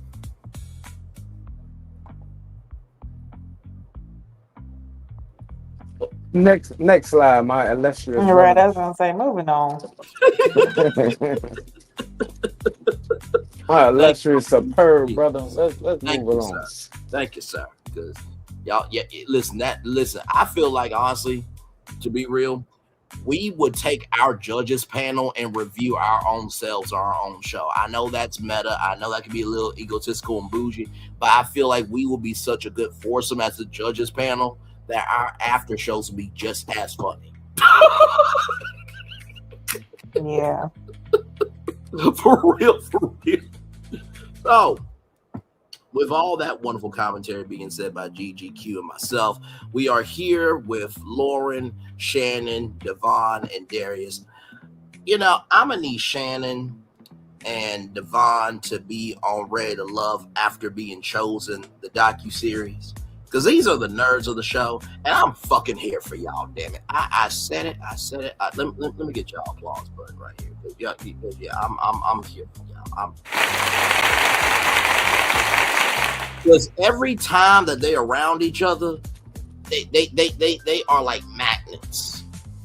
Every time. And you can tell that's there. So Lauren brings out Darius and Shannon and Devon to the speakeasy, and all of them, they have to be deep. Darius got Lauren's favorite bottle of wine. Lauren and Devon have developed further, on the phone and things of that energy.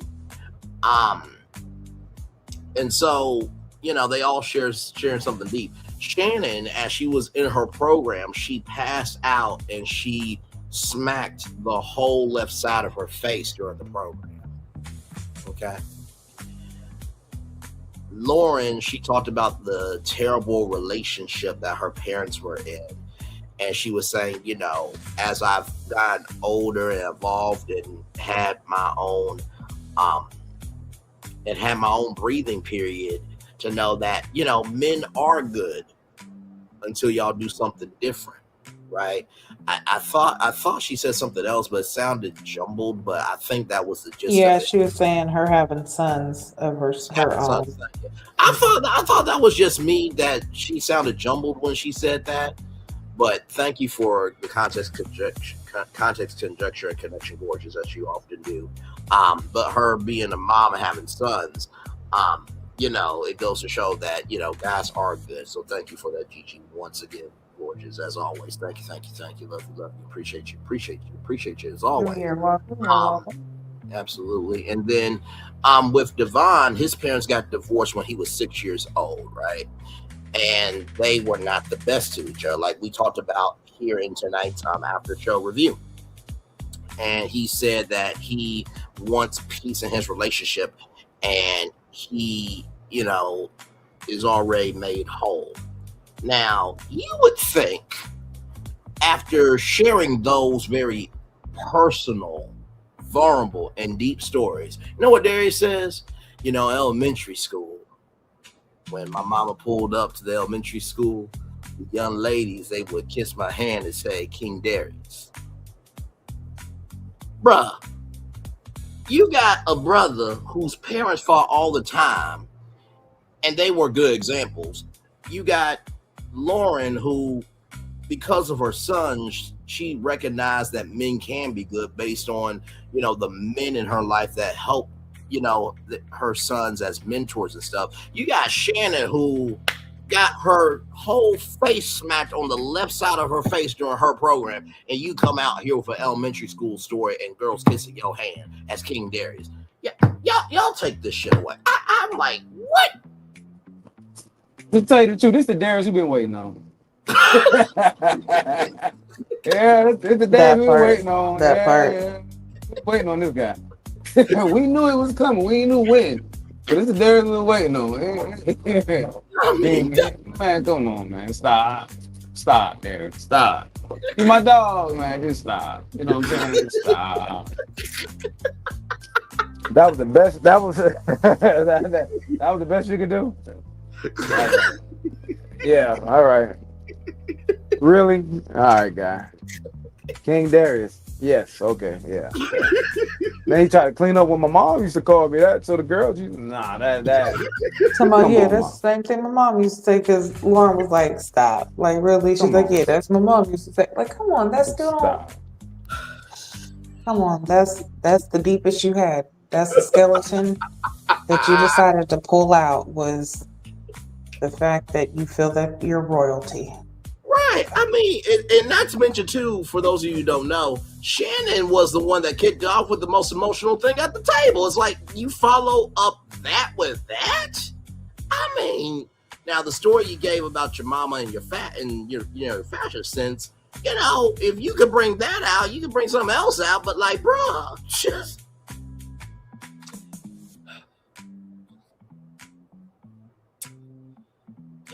Yeah, that was just.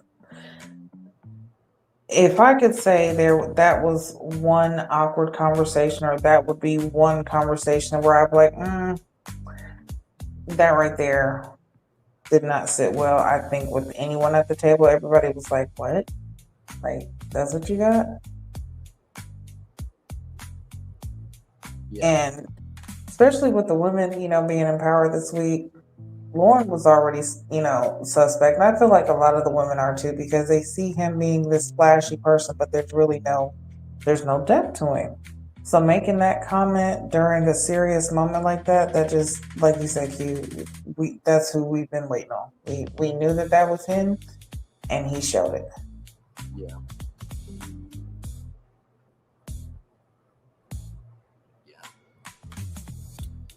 But one thing I am liking, Devon, I like how his even kill. He's staying at who he is to the core.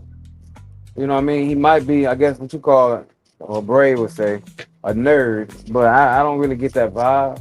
The older you get, and the more sure you become in yourself, and whatever that may be, shows strength in me. You know what I'm saying? So just because it might be nerdy conversation, as you would say. You know what I'm saying? I love seeing people that, even Shannon, man. I love the way Shannon smiles, right? You know what I'm saying? Lights up the room. And when she sees Devon, it's this big smile on. It's so genuine. You know what I mean? That connection looks so genuine. You know what I mean?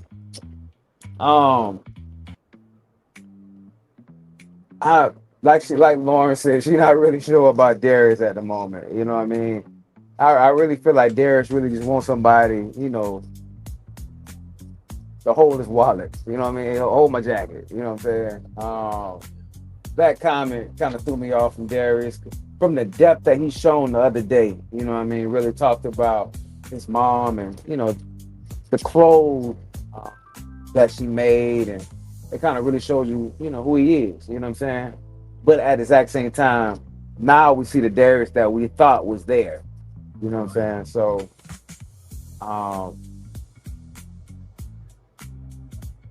that's how I felt about that. Not to mention too, let me explain why. Is because the energy that they had at that go-kart track, and they both connected on Harry Potter, but they also moved in their grownness. I meant that as a and I think this is how you probably interpret it as well, Q.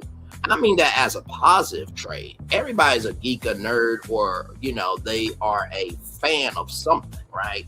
So I just said that because they just have that connection. Like, they could both be geeks together, but they also can be in their grownness together too. So I meant that from, you know, nothing but a place of love when it came to most definitely. And it's refreshing to see that, you know, it is geekiness, you know, fandom can be on national television with Black people in love about it. Can I just say this, judging off the previews, let me just say, Shannon is giving me psycho vibes in a way. Say that one more time. I said, Shannon's giving me psycho vibes in a way. Just that she's so nice and sweet. But that comment she made at the table, like, I get mad every time I see you talk to someone else. It's like, oh, shit. Wait a minute. I think that was Nicole. Was that Nicole? I believe that was Shannon. Oh. Okay, well, whichever one I was like, oh, wait a minute. Somebody just switched real quick. I thought it was Shannon, but okay. But you know what, though? I feel like Shannon, to your point, even though, you know, it didn't happen, but let's go here, because we take mental road trips on this after show review show together. I do believe that Shannon has Kiara's my man energy for Devon, and she will listen. Okay? You're mine, I'm yours, and there ain't nothing you can do about it. I didn't know. But I know. You were gonna say something now. I'm gonna tell you the crazy thing about it is Shannon and Nicole, what other connections do they have? Nicole has a connection with Vince somewhat. You know what I'm saying? I think it might be something brewing. But who else does Shannon have a connection with? But also too, I feel like, you know, like we said before, we don't know what has happened off screen unless they share it. But also too, I feel like, you know, Shannon has found her person and she's rocking it, and she's being respectful and she's still getting through. Which, I mean, that's how I would move on Ready to Love, as long as I'm being respectful and honest and sincere. As long as I got my connection, we good. So I don't. Yeah, I mean, I but know that's the it thing. seems Just like an because you hindrance, have your but connection doesn't mean your connection is connected to you. that's it. Because even though Shannon is connected with Devon, Devon has connections with, as you can see, he's connected with Lauren. He's connected with Dominique for sure. I think even Ashante said like he was cool. So he's able to make his rounds. But who else does Shannon have besides We'll be right Devon back. that News. that she can latch onto? Is say Devon pushes away because he's feeling more connected with somebody else. So who would she have afterwards? So I mean, yeah, it's okay to latch onto your person, but make sure you have other connections first, so that you aren't just latching onto one and then if they're gone, you're just ass out. Yeah, I will agree with that. It's important to have more options. I mean, because this is a competition, this is the game, this is a what have you. Whatever you believe this show is to you. But I also do think though, like, even though I don't think Shannon will ever be at the bottom. Like, just I mean, if we gonna keep it a bug, I really do not believe Shannon will ever be at the bottom. Like, it seems like she is one of those ladies that if somebody says something about her, somebody is going to say what needs to be said and regulate that shit because she's that good of a person. Like, there's a protection there. So I do agree with GQ that, she does need to make other connections, but I think she has such a security here. And it's not like an egotistical security, but I think she has a rest in herself that regardless, I'm going to be fine. But she seems to be locked in and she ain't complaining for shit.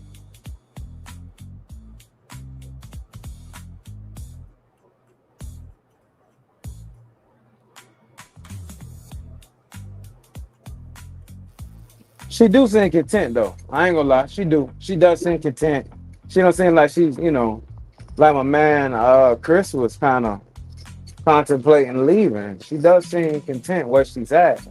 But what other connections do people have? Right. Vince and Donna got a connection. Okay. We got 6 guys left. Cardi got some of a connection with Dominique. Mm-hmm. Vince got a connection with, you would say, Nicole and what's the other girl name? Donna. Cardi is just with Dominique. What's the guy name? What's the guy name? Bella. Okay, Darius got one with Ashley, and I guess Steven got a connection with, what's the girl named Ashanti? Mm-hmm. Bella got a few different connections, and Devon got a few different connections too. You know what I mean? So, I mean, we all kind of through the thick of things, and you really don't see. You see connection, but you don't see nothing solid. And we halfway through the process. Come on, man. Mm-hmm. Come on. No, I feel you.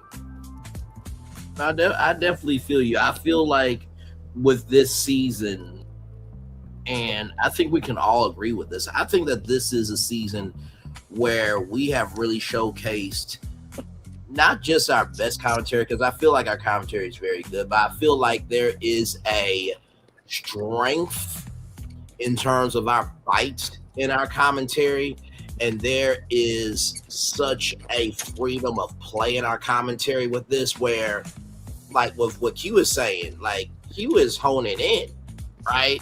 Of like, wait a minute, there's a pulse here. You know what I mean? Like, I really feel like this is some real shit going down.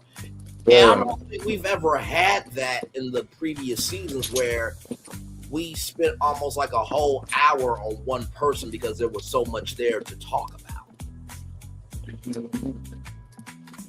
So it's a lot to chew on.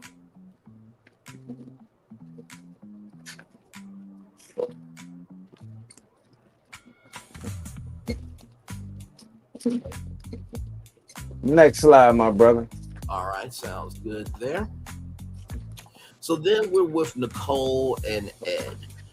These two have known each other for 15 years. They went to undergrad together, everything else. And, you know, Nicole asked a great question. She said, what should you know about your partner that I don't know about you? Or what was the most pain that you ever been that wasn't physical? Two great questions, first of all. And then Ed said that he has a high tolerance for pain. And, you know, but he didn't really give anything. And maybe there's more to this day that we haven't seen. That might be a digital exclusive or might be on the cutting room floor. But then Nicole says that a deal breaker that she has is that I can't date someone who will not open up to me. So I feel like, because a little bit later on, the ladies do talk about Nicole, and Tommy drops, you know, hey, listen, I ain't nephew, I'm unk right now talking to you like you a dog mine about Ed. And it's knees weak, arms heavy like spaghetti energy, to use some words from Eminem, who introduced us at the top of the show here. I feel like in this conversation, she was starting to kind of maybe see like, oh, there might be a crack here. But when you have a possibility of what can be, it's hard to let go of that. Because it's easier to hold on to a fantasy than to understand and work through the reality. What did y'all think of Nicole and Ed here? First off, before you say Ed, you need to say Nimrod. This Nimrod Ed. Because let me tell you why. Once Ed, okay, you know, they knew each other off and on 15 years or whatever, right? The possibilities of them getting back together was open. You know what I mean? But he knew he didn't want to go in that direction with her. Mm-hmm. So instead of him you know, breaking that down and letting her know, he'd rather just string the girl along. You know what I'm saying? Mm-hmm. Ed really didn't even have any solid connections either. So he was just there. You know what I mean? Right. So that's why I feel the way I feel about Ed, because he never gave the process a try. You know what I'm saying?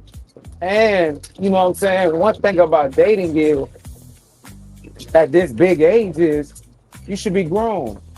You should be grown up and say, you know what? I think we're better off in this capacity. You know what I'm saying? I'm looking for something else. Or, you know what I'm saying? Find the words to really point her in the direction of what he had. Because evidently she thinking something more than what it is, and you pretty much gaslighting her, knowing that that's not what you want, or you're not even ready for it. You know what I'm saying? So that's why it's just so disturbing to me. When just like, big dog, come on, man, somebody else could have been there. Somebody else could have been there. Right. Trying to find somebody to love. You know what I'm saying? I do. Absolutely. So, and then you can tell, let's be real, you know what I'm saying? In dating and through growing up, everybody at one time have entertained somebody that they have no intentions with.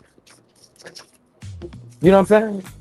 Yeah, I know I have. You know what I'm saying? And at the age I am now, I don't have time for that. You know what I mean? At all.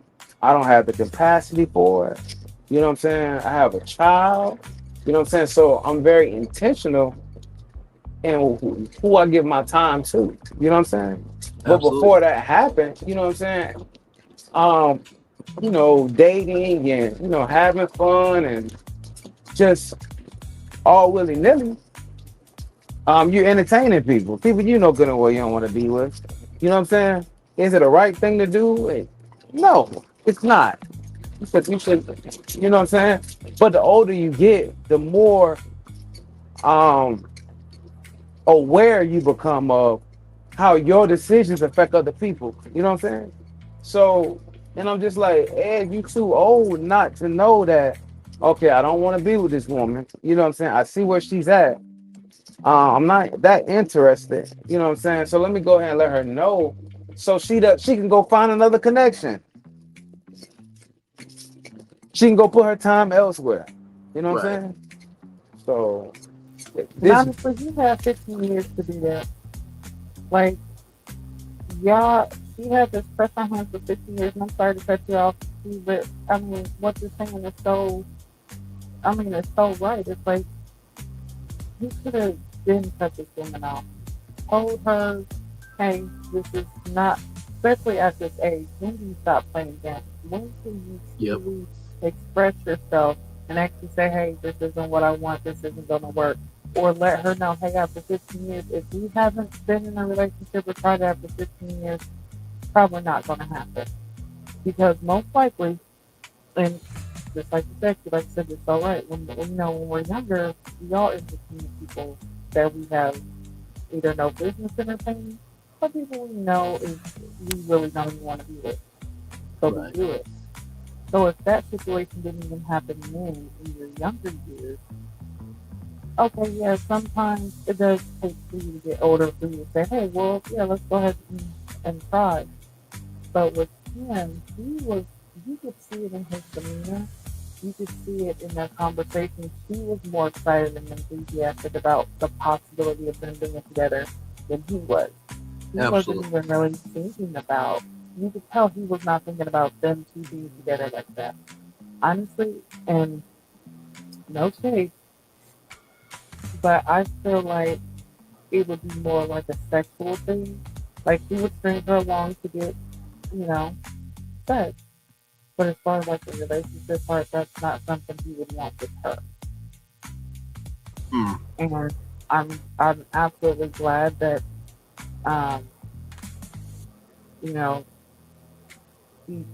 she kind of was able to see what the women were talking about in the lounge, about his emotional disconnection. And, Tommy couldn't endure the way that he did. Basically, I think it helped open her eyes as well, because you've been chasing this man for 15 years, but you've got nothing out of it. You've been crushing on him, not necessarily chasing, but you've been crushing on him for 15 years. And in this process of y'all getting to know each other or trying to find real love, not once has he really come to you in a way, with the same energy, or even in a way of saying, hey, well, let's just try. Let's see if we can do anything beyond friends. Like he hasn't even, it doesn't even seem like he's even opened the door for that possibility to happen, but she just wasn't getting it. Yeah. No, fully agreed. And, as we get to the end, it really hurt me in the fashion that Nicole got to experience, or how Nicole went through that experience with Ed. Then we have Ashley and Bello. This was a good date. We learned that we learned Ashley's Indian Cherokee rather, and Bello wanted to be his own person. He was supposed to go into law, but did not. And Ashley's, family wanted her to do, something, but she wanted to do something else, and be a physical trainer. Ashley went to therapy for 3 years, and, she talked about mental illness and, just very heavy issues about, her partner, what her partner was going through, and that she couldn't do anything about it. And she wants to be a strong person, but she's not at all times. And Bello grabbed her hand, and Bello said that was brave and strong of you to recognize what you could not, do. And what, takes 6 months, we did that in minutes. Now, I will say this, while it was a good date, I think that it's important to open up, but also to recognize too, Bello, and I say this with a lot of love, because you seem like a good brother. You really, really do. Even though what y'all did took minutes, there are still other parts of her that will take 6 months. Let me say that one more time. That was a word. Even though you did what you did, which took minutes. There will be other parts of her that are going to take months to unlock of her. Even though you did what you did in minutes, right? There are other parts of her that it's going to have to take months to unlock out of her. And you know how they say, if it ain't broke, don't fix it. Sometimes some things are broken because that's an old model. Right. So I hope Bello doesn't think because this was a win that he'll apply this same strategy to another win of how to get to know Ashley. I did appreciate the emotionality of the conversation. I appreciate the supportive energy between them. I don't know if it could be a possible connection here. But I did like the energy of the space that they were in. What are y'all takes on it? Well, Bella like cooking from the background. Let me tell you. First one, now Ashley. But yeah, their dynamic was definitely good for him to listen to her through her breakdown and expressing. One, her expressing that, hey, I've been in therapy. I actually have an appointment coming up. You know, this is some of what I've been through, but I'm working on it. I'm, trying to work on me. This is how I know I'm ready. I felt like that was very good, and for Bella to reach out and hold her hand during that time that she was most emotional. I really, really respect that, and I feel like Bella is a really, really good dude. I do, but I also feel like there's some other stuff hidden underneath that I just quite can't put my finger on yet. Now, no, normally when I say that, some stuff comes out in the wash later. Right. Something about Bella that I cannot quite touch yet.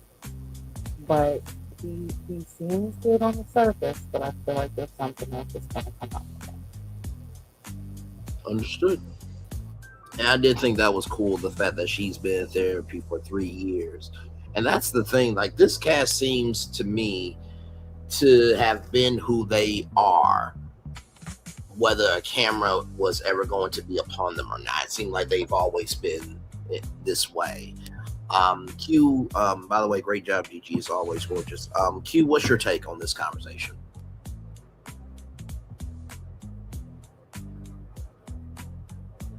I enjoyed the conversation.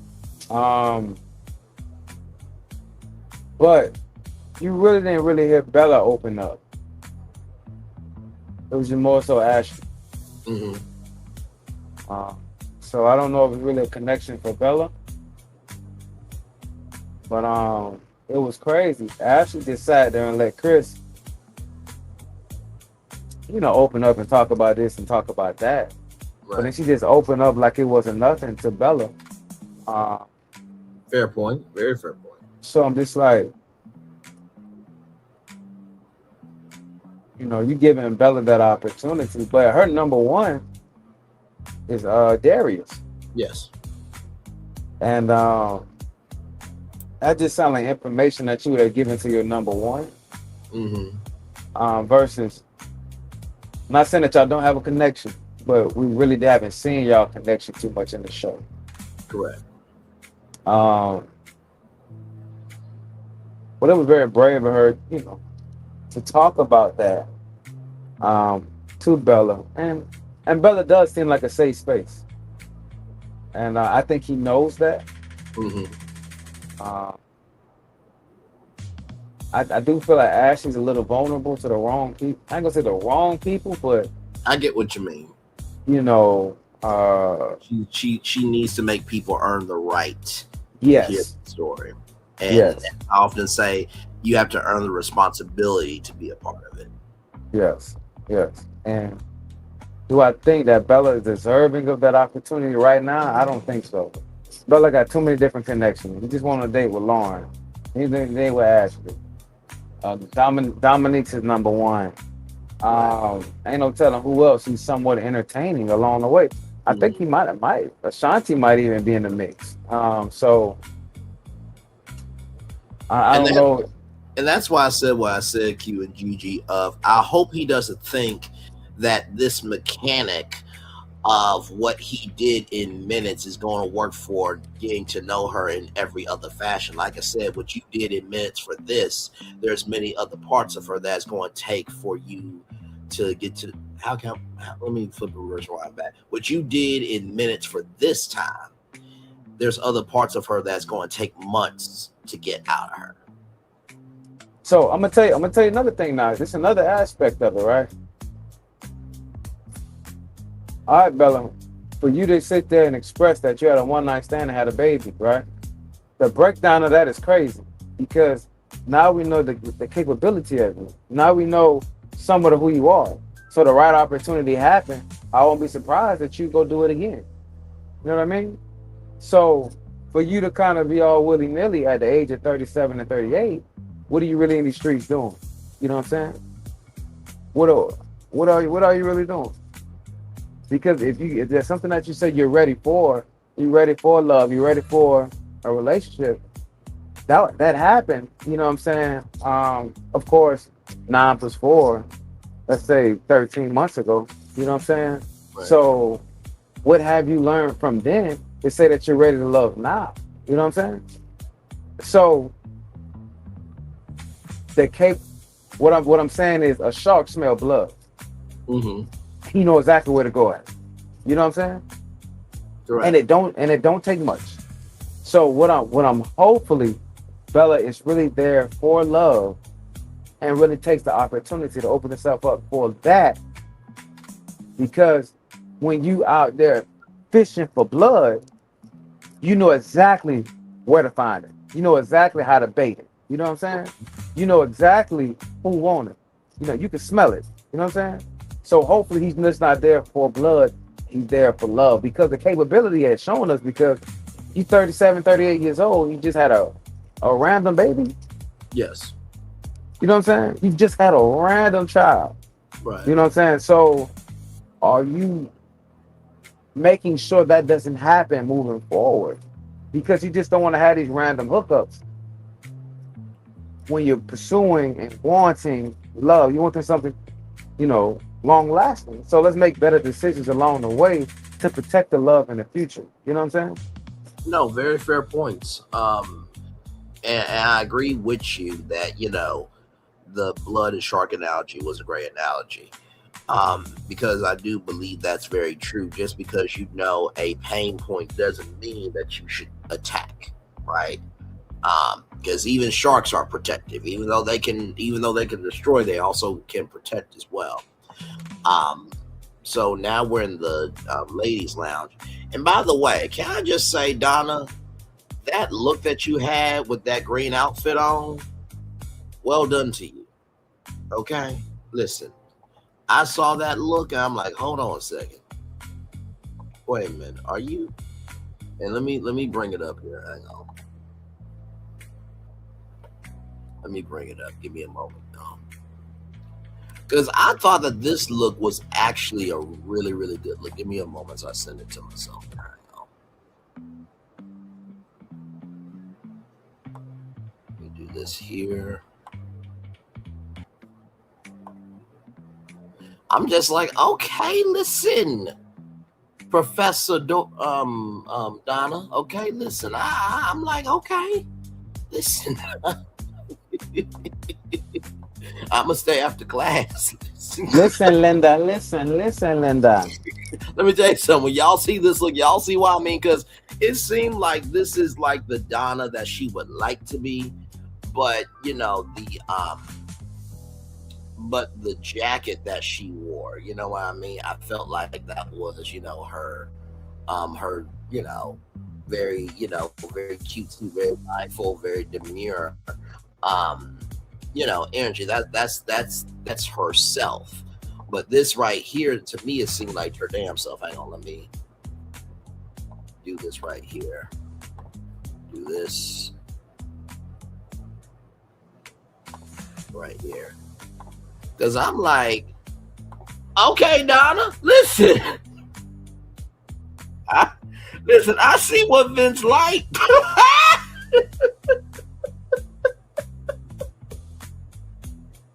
Listen, I ain't mad at it. Listen. Anyway, I just wanted to bring that up because Donna is a beautiful woman. Like I said, yeah, Donna's giving mathematicians a new light. Okay, listen. So what you want to do now? You want to add, or you want to multiply? You know what? Or do you want to be divided? Let me stop.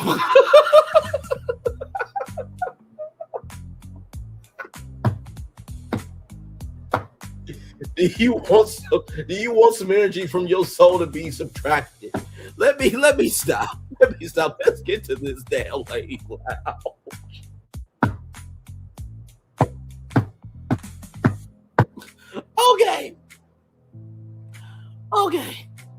Okay. Gigi is like, these are the two men I deal with on a weekly basis. I cannot believe he just said this shit out of his mouth. Oh my God. Okay. So we're at the lounge now. And of course, y'all know they talk about who they're connecting with, who they're not connected with. Dominique says Carday. Nicole. All right, see you later. Say that again. He said he's got to get out of here. So I said, see you later. Good Lord Jesus. Nicole said that Vince snapped her out of the egg cloud, which was huge. Donna said Vince and Steven. Shannon said she hopped in the shower and still talked to Devon. So, you know, nephew Tommy said you're going to get electrocuted because she still had the earbud in allegedly. And Lauren and Ashley both said fellow, right? So then when it came to, you know, not connecting, who they're not connected with, Donna, Ashley, Shannon, and Donna, Ashley, Shannon said Chris. Lauren said Darius. Ashante said Vince. And then Ashley said Ed. And, you know, Nicole was really trying to hold on to him. And the ladies, and this is the thing that I love about these ladies, they seem to be of the all right, much love Q, as always, brother. Love you. We'll talk soon. It seemed to me that these ladies are being very supportive because when it came to Ed, I don't think that they were trying to say this to be rude to her, but they were saying it to help her. You know what I mean? Because they know each other for 15 years and you want to at least see what that can be. And then nephew Tommy said, I think you may have painted a picture of him that may not be the case. What did you think of this ladies lounge? Because this seemed to be a very supportive lounge. I mean, we've had 6 episodes. Yeah, I definitely like the support that they had because everybody could see it. You know, everybody could see the emotional detachment that Ed had, and also the emotional detachment that he had with Nicole, period. Like, there was no connection. It doesn't seem like he was even trying to, not even for the process of the show, force a connection between them. Because honestly, if we're thinking about it, if you really wanted to, say, stay on the show and progress, Nicole would have been his better choice, right? Mm-hmm. Just because they know each other. He knows that she's crushing on him. They could have built something, then you would have seen their story develop throughout that time. Mm-hmm. But that wasn't even the case because he was not feeling her. But for these ladies to acknowledge that and also respectfully, no one said it aggressively, it was very respectful the way that it was mentioned to her, like, you know, hey, you need to wake up. And as you said, nephew Tommy coming in instead of as a nephew but as an uncle, like, hey, you definitely need to wake up because it doesn't seem like he has the same feelings for you that you may have for him, and this person that you were in love with 15 years ago isn't the same person 15 years later. So, I definitely like this women's lounge, and the fact that it seems like it got through to her, even though it was painful. It's good that she's able to hopefully move forward from that. Yeah, no, absolutely. So then we get to Chris and Enchante. This is their first date, and Chris has been looking forward to this. So here we go, everybody. And y'all wait till y'all hear some news about one of the cast members, because we talked about Miss GoFundMe, Daphne, Miss SingingArrangement.com, Christina, and Daphne, of course. But right here, Chris has a top 5. Enchantay's a top. Dominique is a toss-up between Nicole and Shannon. And, Enchantay is like, wait, top 5? It's like only 6 women. That's crazy. I'm like, damn, Enchantay is clocking it. And, some of the ladies feel like that, he's not listening enough and he seems detached. And, the energy has to match for Chris. And Enchantay says that, it's given a friend vibe. And so at the end of this, Enchantay says to Chris that you're not ready to love. And I will say this to you, Chris, you took it very, very well. Like you said, it is not easy to get on national television and be rejected and everybody sees it, right? And talks about it and this, that, and the third. But he said the feedback was extremely accurate. And I love the fact that while the feedback was accurate, it is not going to define who he is. What did you think of this? I'm loving, and I know I keep saying this word, Gigi, all season to you, gorgeous, but it seems like the grownness this season, they have leaned into it, dived into it. They are getting engulfed by it, and they don't give a flying fuck. And I'm loving it. Yeah, it's definitely good to see how well they're handling rejection, as well as, like I said, the conversations, the importance of being your authentic self. So we're seeing a lot of that this season, which is really, really good and awesome. And their conversation is so crazy, because when he was talking about having a top 5 and she, made the comment of like, yo, there's only 6 women, that's crazy. But then she also let it be known, like, hey, you say you have these connections, but the women don't feel that way. Like, they don't feel like they're connected with you. They don't feel like you're putting in the real effort to have those connections.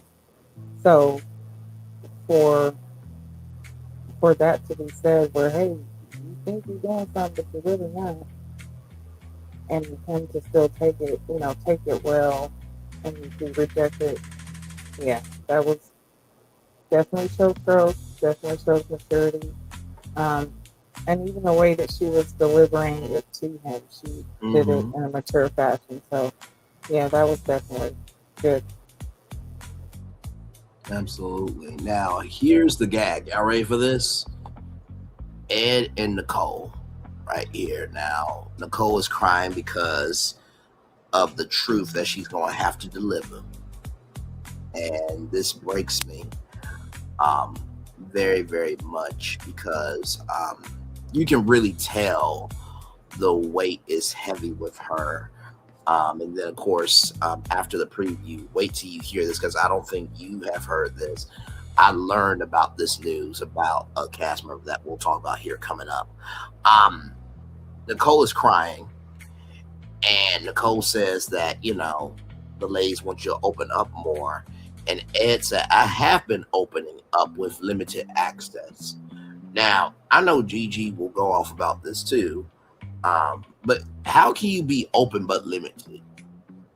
How can you be open but limited? How can you be open but limited? There's a difference between getting, for example, like there was the Chevrolet Cruze, there was the L model, there was the LS, there was the LT, and then there was the Premier model. Even on the L package, you get the basics, bro. I'm gonna say that 2 more times since we're in Detroit. Even on the L package, you still get the basics. Even on the L package, you still get the basics, right? So what I mean by that is the Chevrolet Cruze L package still gave you everything you need. It wasn't so limited that you couldn't utilize it. I felt like that was disrespectful to Nicole's frequency of energy, that you could be limited with every other woman, but why be limited with her when y'all have known each other for 15 years and she's actually giving a fuck? And there's a space here that I think you have had in a fashion that probably not a lot of other contestants have had, in terms of having somebody in the game that is a comfort to you. And, you know, of course, you know, can't tell you who you are, and what the ladies can't tell who you are, what you want. And Nicole says that he's not ready to love. And you see Ed is hurt. And I can understand the hurt from the jump, or as Winte Talk says, the began. Shout out to Winte Talks there. But then that falls away from me, because why are you hurt now when you didn't want to carry the weight of the emotions that were being given to you while you were in it? Let me say that 2 more times. You were shocked now, but you didn't give a fuck in the process. You were shocked now, but you didn't give a fuck in the process. And the way that Nicole was crying so hard, and she was crying because the process ended for her, but I think she cried more because of the fantasy of what could have been, and the fact that you did not care enough of, like, hey, you know what? I don't know if this fantasy can be a reality, but I'm going to respect the fact that you believe in me enough of what you have believed about me, and we can have a pathway to have a chance to make this a reality. What do you think of this conversation, Gigi, between Nicole and Ed? Well, honestly, don't want to spend too much more time talking about it, because I feel like we've expressed a lot, but everything you said is absolutely true. And for you to say that you're open with limited access, wouldn't that mean you're a crack? Because a crack has limited access, but if you're open, you have full access. Come on. So make that make sense.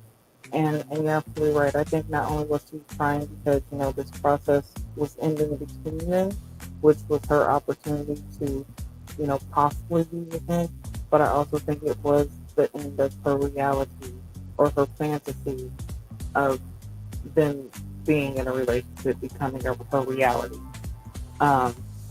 And I think with Ed was more so, I don't think he was more so sad at the process, or at the fact that, like, it was, you know, she was emotional and how she felt about him. It was the fact that he was leaving the process, even though he really hadn't made any connection.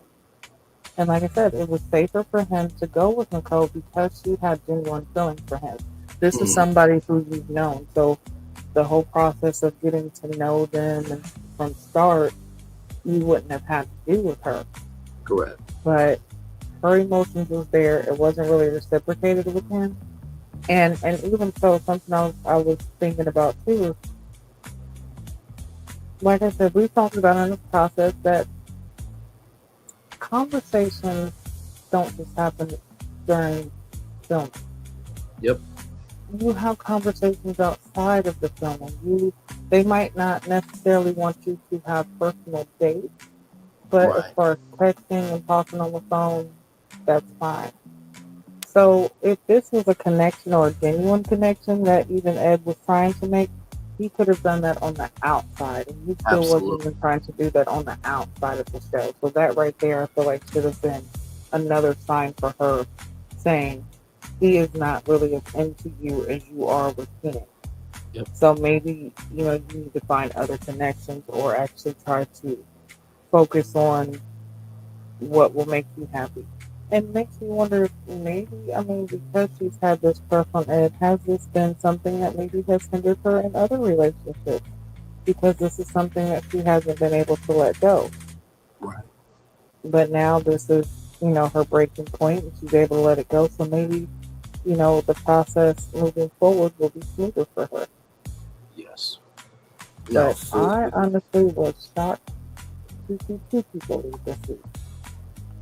Yeah. So No, let's fully see what they agree. do next week. Yes. And for next week, you got Vince and Donna.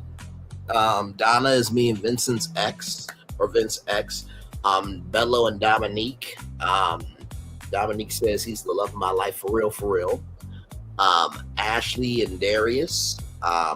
They meet and there's a kiss there, and Ashley is here for it. Nicole is very territorial. I get tired of you talking to other women. And Dominique said, you know we're standing here, right? And I loved that break in Dominique's energy, Gigi, because it sounded like she was a homegirl. Like, wait, you do know I exist, right?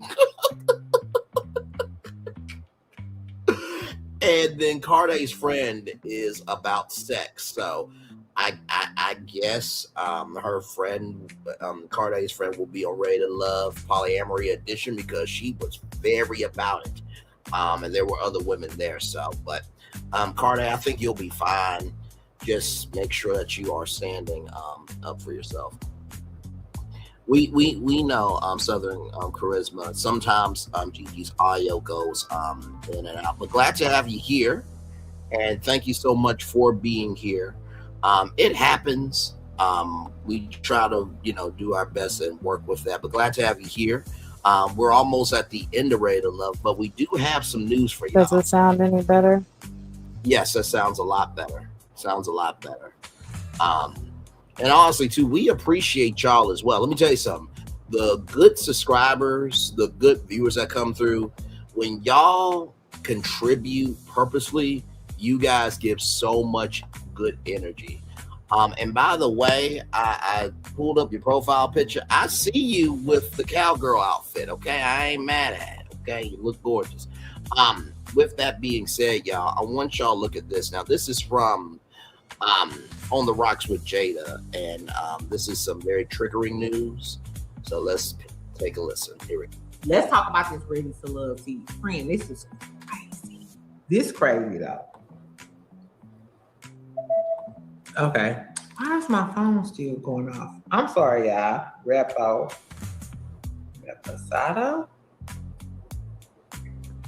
Yeah, and I gotta get off in an hour. Okay, so let's talk about Ready to Love.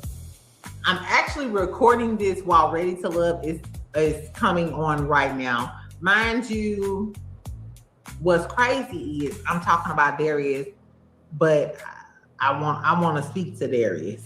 So I hope you don't feel no type of way. Darius, if you see this, I'm sorry, poo-poo.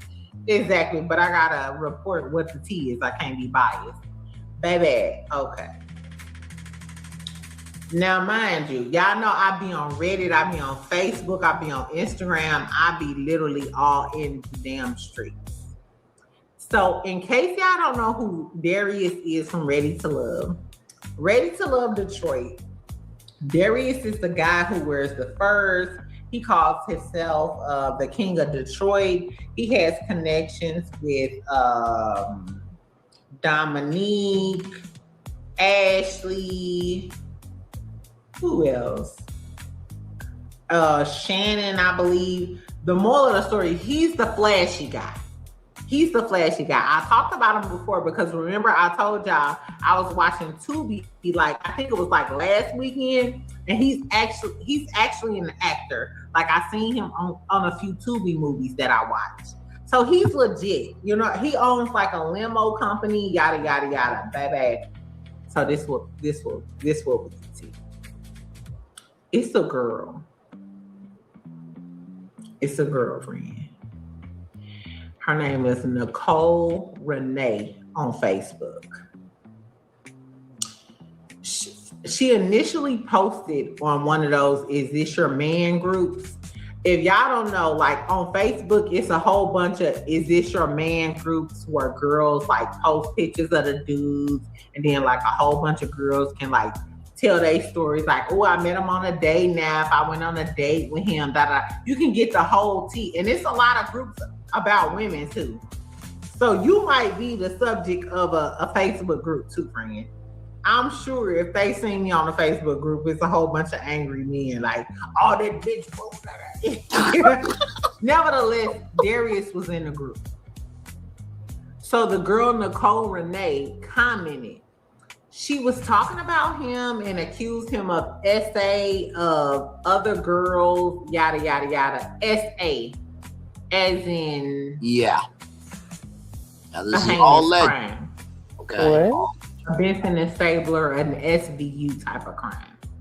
Baby. So then I went to her page because she was mad that another girlie kind of debunked what she had to say.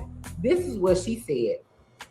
Now, she is claiming maybe this is her ex-husband or she used to deal with Darius, yada, yada, yada. Mind you, this is a Caucasian girl.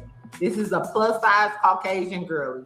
That's neither here nor there. I don't know if that has any bearing on how y'all feel about this information, but I'm going to give you the information. Quick, what's your favorite thing to do when you travel? So, just from that opening, there is more. Gigi, where are you at right now with it? Just from what you heard. Yeah, definitely would have to hear, I guess, more to truly draw a conclusion. But so far, that's crazy that is even an accusation. But yeah. Okay. We asked over 25,000 travelers that. She said he controlled her from how her hair looked, makeup, and clothes. Knowing what we know from Darius, I wouldn't be surprised because he's all about image. I don't know. She said he isolated me from my friends. He then broke my shoulder. This is from her Facebook post. Her name is Nicole Renee on Facebook. This is from her Facebook post. And it's like a huge post. I'm just taking out a few of the excerpts. She said, he then broke my shoulder and had me tell everyone I fell off my boat. He financially exploited me as well. He seeks out successful women and it's a pattern for him. And then she pointed out the chinchilla. So remember when they had that like Motown, like 70s, 80s party, like last episode or whatever? And he had on that black and white chinchilla fur. Mind you, I was like, okay, Darius. You know what I'm saying? That's like some fire ass fashion. Baby. She said that chinchilla is a rabbit fur. I got off of eBay in 2023 for a video shoot. And then she posted the screenshot of her purchasing the same coat from eBay. So I was like, oh my God. But she don't have any pictures with him. Mind you though, the girlie, even though she's a plus size Caucasian girlie, she got pictures with a lot of black men, a lot of nice looking black men on top of that. So, you know, I'm not going to say because of the way you look, you can't pull Darius because you pulling men that look better than Darius. You know what I'm saying? So I'm not sure what this girlie is doing, but apparently she's pulling nice looking black men in Detroit. I don't know, friend. Okay, so then Darius responds. That's what really got me going because I was thinking maybe it was just some fan shit, maybe it's just some random shit. But Darius posted a post. This was yesterday. Darius on his Instagram, this what he made an official Instagram post. I'm just taking a few sentences because it was paragraphs long. Exactly. And I ain't got time. Y'all know I work a regular job. I'm supposed to go out tonight, but I'm tired. Exactly. So Darius said he's aware of the false accusations and defamatory statements. He said the person engaged in harassment and the person is engaged in harassment and stalking behavior. He said he has no connection or communication or relationship with this person. Mind you, this girl was saying like they was in like a whole full-blown relationship and he was trying to play it off like she was the assistant. My whole thing is, bitch, was you the assistant because you was giving him a chinchilla for a photo shoot? So a girlie that's ordering chinchilla coats for a photo shoot is giving assistant type of vibes because that's what an assistant would do. But if you my man and I support you, I would also do the same. Girl, I don't know. I really don't know.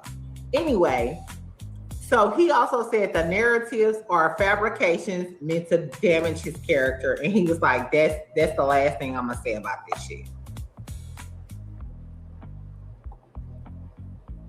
Now, if I talk to Darius, I hope Darius isn't watching. But if I talk to Darius, I'm going to ask him. Because what's the seafood? And my homegirl, my good Judy Ashley, girl, if he's preying on successful women and being a narcissist, so on, I don't know. But you know what? Just looking at them, I would never discount the fact that he's messing with this girl, because I've met a lot of successful Black men who may date a woman. I think that's the antithesis of it. And then here are Darius's responses here. Right here. I am aware of the false accusations and defamatory statements posted about me online. These claims are entirely untrue or being spreaded by an individual who has repeatedly engaged in harassment and stalking behavior. To be absolutely clear, I have never been married before, nor have I had an intimate or romantic relationship. I have no connection, communication, or relationship with this person. Any post messages or narratives involving my name are fabrications meant to damage my character. I'm documenting every instance of harassment, defamation, online impersonation. Appropriate actions are being taken, including reporting this behavior to the proper authorities and digital platforms. I will not be engaging publicly beyond this statement. Any accurate or official information about me will only come directly from me. This serves as a formal notice that I do not authorize anyone to speak for me, use my name, or spread false statements about me in any capacity. And then right here, please don't judge a book by its cover. Open it, peel back the layers before you make an assessment. Gather your data to analyze first. Because I talk, walk, and dress smooth does not just because I talk, walk, and dress smooth does that mean I'm not qualified to love. You'll be surprised with the outcome. We'll find out on Ready to Love Detroit season 11 every Friday. Sir, it's 9/8 Central, not 9/7 Central. Just so you know. On the well, I mean, listen. We're supposed to uplift each other. I just because it would be 7/6 Central. He was probably thinking 8/7 Central, the regular schmegular time. But on the hashtag own network, hashtag Ray Love, hashtag Detroit, hashtag classy, hashtag King, at highlight Oprah Winfrey own ... Oprah Winfrey Network. So now that you have some more context, conjecture, and connection here, what are your thoughts? Oh, sorry. Honestly, I still don't have an opinion about it, just because it definitely could just be somebody who sees him doing good. It could be another unrequited affection, someone who is, who maybe wanted a connection with him but didn't get it. So they're mad to see him on a show where he's actually dating and trying to get to know other women. So that very well could be the case. Like, there's no proof about it, and honestly, I don't see OWN, especially at this point, and with the reputation that Ready to Love has, I don't see them allowing someone with that background. Oh, fully agree. Being on the show. Yeah. Because trust and believe, if you're going to bring out accusations like that, make sure you have some proof about it. Like, you definitely don't just go out spreading rumors. And another thing, especially, and I mean, this is anybody, but this is definitely, honestly, at this point, a white woman saying something like that about a Black man, you really got to take it with a grain of salt. In some cases, just because of history, and also what we see so often when it comes to that. Yeah. So, absolutely. Yeah, I'm not. And that's where I'm at with it too. And it's not to say that women, nor men, nor children should not be believed, right? I do think, and you and me, and I will even say Q and Slime, we're all professionals at this point. And because you and me have dance and do dancing, are about the dancing of being in media, we know to let things breathe for a good long while before we actually stomp the yard, as they say.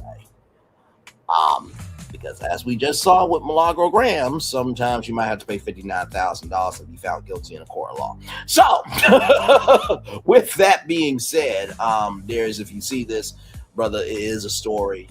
I don't think anybody's trying to drag you. We reported on it as we had the facts. And like I said, this is most people's first time on national television. I think me and Gigi can both say that we have tact, malice, and care with what we do. We don't just say anything just to have content. We've been on for 4 hours, 34 minutes, and 53 seconds. And the show has been the show. So I'm with you, Gigi. All right, but with that being said, we are out of here because I have to go to bed. Oh, no, you're good. Almost 9 p.m. It is my bedtime now. But yeah, much love, everybody. Thanks for joining. Make sure you like, share, comment, subscribe. Make sure you join us every Saturday. We are here. And as you can see, sometimes it'll be a 4-hour show. Sometimes it's 1, 2, 3. We don't know because we bring the show to life. So yes, we do. It just kind of happens how it is. But good night, my friend. And good night, everybody. Stay blessed. Talk soon. All right, much love, everybody. All right, bye-bye. All right, y'all, let's get the Daily Motivator up here for you all, and then we'll head on out. What a jam-packed show for you all. By the way, shout out to On the Rocks with Jada, and also to shout out to the Ready to Love Reddit as well.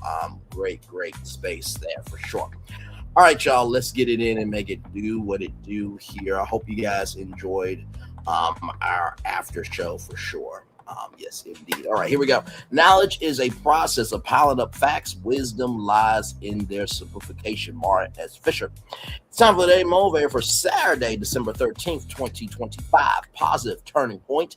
Once the setback has happened, it has happened. Refuse to obsess over it because that obsession will accomplish nothing useful. Focus instead on what you can do now to recover. Learn from what happened and make strategic use of that knowledge. When the setback occurred, it was a negative thing. Now that's happened, your job is to transform it into a positive turning point. Do that by narrowing in on what matters most to you, on your vision for your life going forward. Become more determined than ever to live with purpose, passion, and effectiveness. Imagine it's a year from now. You look back on the setback. You can be thankful for it. Then continue to ask yourself, what can you do to make that scenario real? A setback feels bad, yet you have the power to transform the energy of that feeling into highly productive effort. Take the opportunity and recover to the point that your life is much better than it was ever before. Ralph Maulson. You know, when we talk about a positive turning point, right? I think with this show, we get to see so many ups and downs. But the first thing I'll tell you about a positive turning point is that in order for anything to happen, it has to be turning. In order for anything to happen, it has to be turning. So recognize if it's something, if a positive point is happening, that's because you're turning it in that direction, right? So that's the first thing I would say to you. Second thing I'll say to you is this: do that by narrowing in on what matters to you, on your vision for your life going forward. I showed you our total view count earlier, right? That's because I'm about my assignment, and I only accept assignments that help me go to the higher that's waiting for me. So if you don't see me with assignments that, have a lower is available energy, that's because I know who I am and whose I am. But most of all, I know the movement that I am creating, right? And finally, the third thing I will say to you all, a setback feels bad, yet you have the power to transform that energy into highly productive effort. And some people will stay in negativity because that's all they consume. And like I said, if you want to know how somebody is moving as a healed person, look at their actions. If you want to know how somebody is a broken person, look at their actions, right? Words are Words are words, but their actions are the signature. Understand? So, that being said, it's time for the best outro on YouTube. Know what you do, and do what you know. Never say you want more special. Because you are always one of us, and trust you may not be where you want to be, but by the end of it, you'll be where you do what you're chosen to do. Last one thing to call yourself is another thing to be chosen. One love, much love, all love. We have spent time with you. You have spent time with us, and hopefully, by spending time together, rise from great together. And always remember, whether you do radio, television, YouTube, living your best life, or child, you just gotta recognizing that. Listen, allow the facts to be the facts. Okay, make sure the replay is not just right for you. Watch it, not just right for you. Let's do it, but if you want to experience it again, we love you, we value, we embrace you all. Always remember, see love you got give it, or see love you got give it, or see love you got give it. Wherever obstacles you will come, where success you have achieved upon this particular day, we are extremely proud of you. But no one else is proud of you. Be proud of your damn stuff. And finally, y'all, like I said, Christmas is coming up. Give what you can. Christmas will be here in one more week. If you don't have money to give, a phone call works. And, it was funny. I was talking with a coworker, and he said his brother's birthday is coming up. I said, you know what? As I've gotten older, what's really a blessing of a gift? The basics. I might buy myself a heated blanket for Christmas because I want a heated blanket. I have a place that is paid off every month. Praise be on the God. Maybe will pay my bills on time. Have my health. I'm good. Do I like a BBW girlfriend? Absolutely. But I want to be married? Absolutely. Do I want my media career? Absolutely. But in the meantime, between time, I have a great family. I have great friends. But most of all, I have God. I have my center. And I'm above the ground to make change on the ground. And that is a good Christmas to me. With that being said, one love, much love, all love. It is time for the best outro.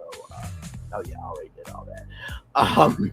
Commercial break and fireworks coming your way for the day that was, for the day that's come, for the blessings on the way for you, me, all of us, as a society, as people, as culture. We feel the love and we send it right back to you. Good night, everybody. Love you all. Bye-bye.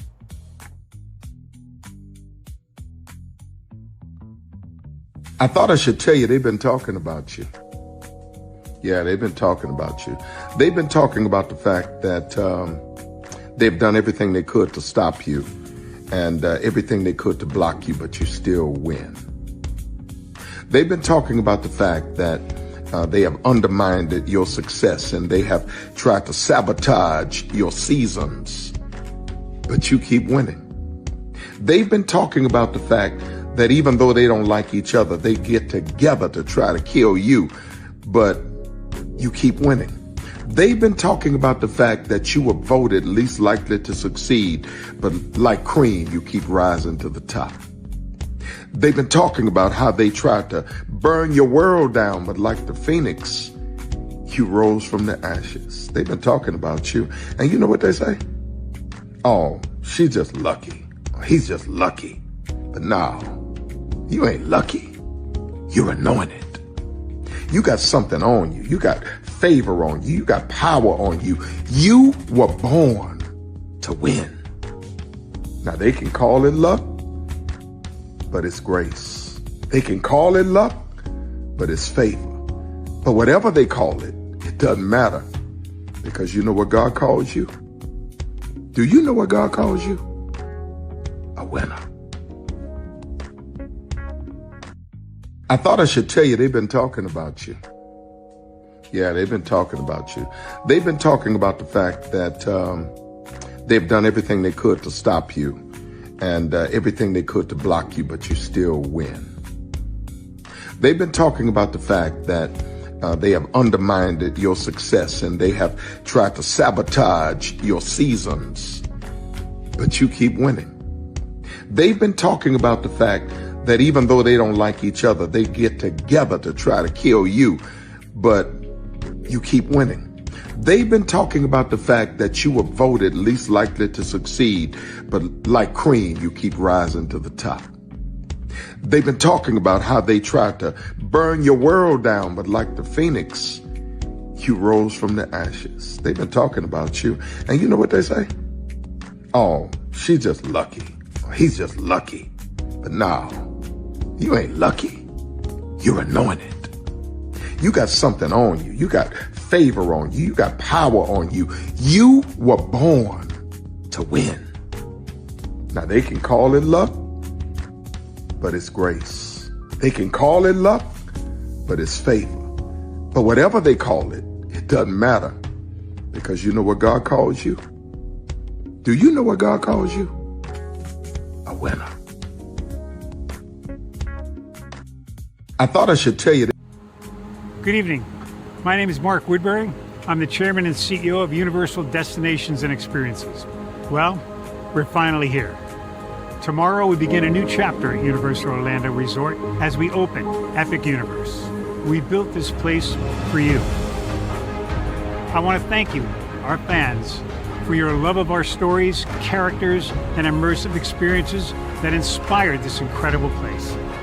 Epic Universe represents over 8 years of meticulous planning, immense creativity, and innovation, combined with unmatched craftsmanship and operational excellence on the part of thousands of people who have brought to life the stories and characters that live beyond each of Epic's portals. But it represents so much more.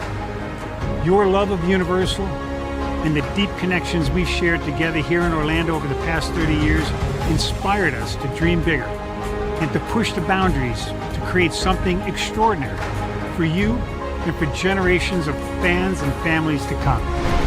And tomorrow, as we open Epic Universe, I can't wait for you to experience this place for yourself. Now it's your turn to step inside, to lose yourself, and to share this place with the ones you love most. As we open this park, we hope your world becomes a little more epic.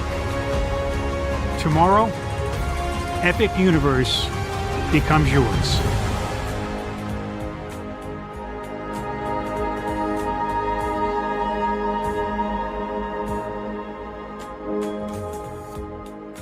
Are video games getting too expensive? This episode, we want to find some common ground because the CEOs want to raise the price even more.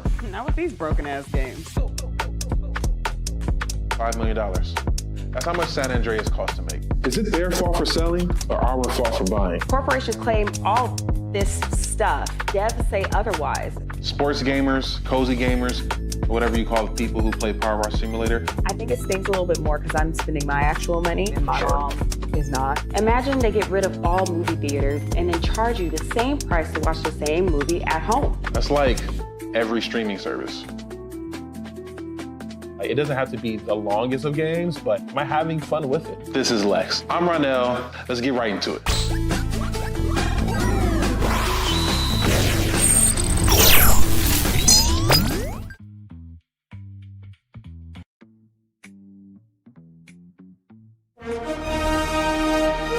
Prepare for a journey beyond imagination, beyond belief, beyond anything you've experienced before. Universal Epic Universe, a new theme park where you'll step through extraordinary portals to 5 immersive worlds. Prepare for a cosmic voyage of discovery, an isle of fire-breathing excitement, a shadowy world of monsters and mystery, new wonders in the wizarding world, and a new way to play. Plus the splendor of a magnificent resort hotel overlooking the park. It's all new excitement at Universal Orlando Resort. A week's worth of vacation thrills with 4 amazing theme parks, a variety of spectacular themed hotels, and incredible dining and entertainment. It's all at Universal Orlando Resort, where you'll find new adventures every day. Explore the astonishing worlds of Universal Epic Universe at Universal Orlando Resort. Because here's the thing, a good streamer can find other content. Because here's the thing, a good streamer can find other content. Because here's the thing, a good streamer can find other content. Child, Braylon been over there doing his thing. minding his GD business, staying out of trouble, trying to get the folks some positive stuff to talk about. Besides lying all the damn time. Child, Braylon been over there doing his thing, minding his GD business, staying out of trouble, trying to get the folks some positive stuff to talk about. Besides lying all the damn time. Child, Braylon been over there doing his thing, minding his GD business, staying out of trouble, trying to get the folks some positive stuff to talk about. Besides lying all the damn time. Child, Braylon been over there doing his thing, minding his GD business, staying out of trouble, trying to get the folks some positive stuff to talk about.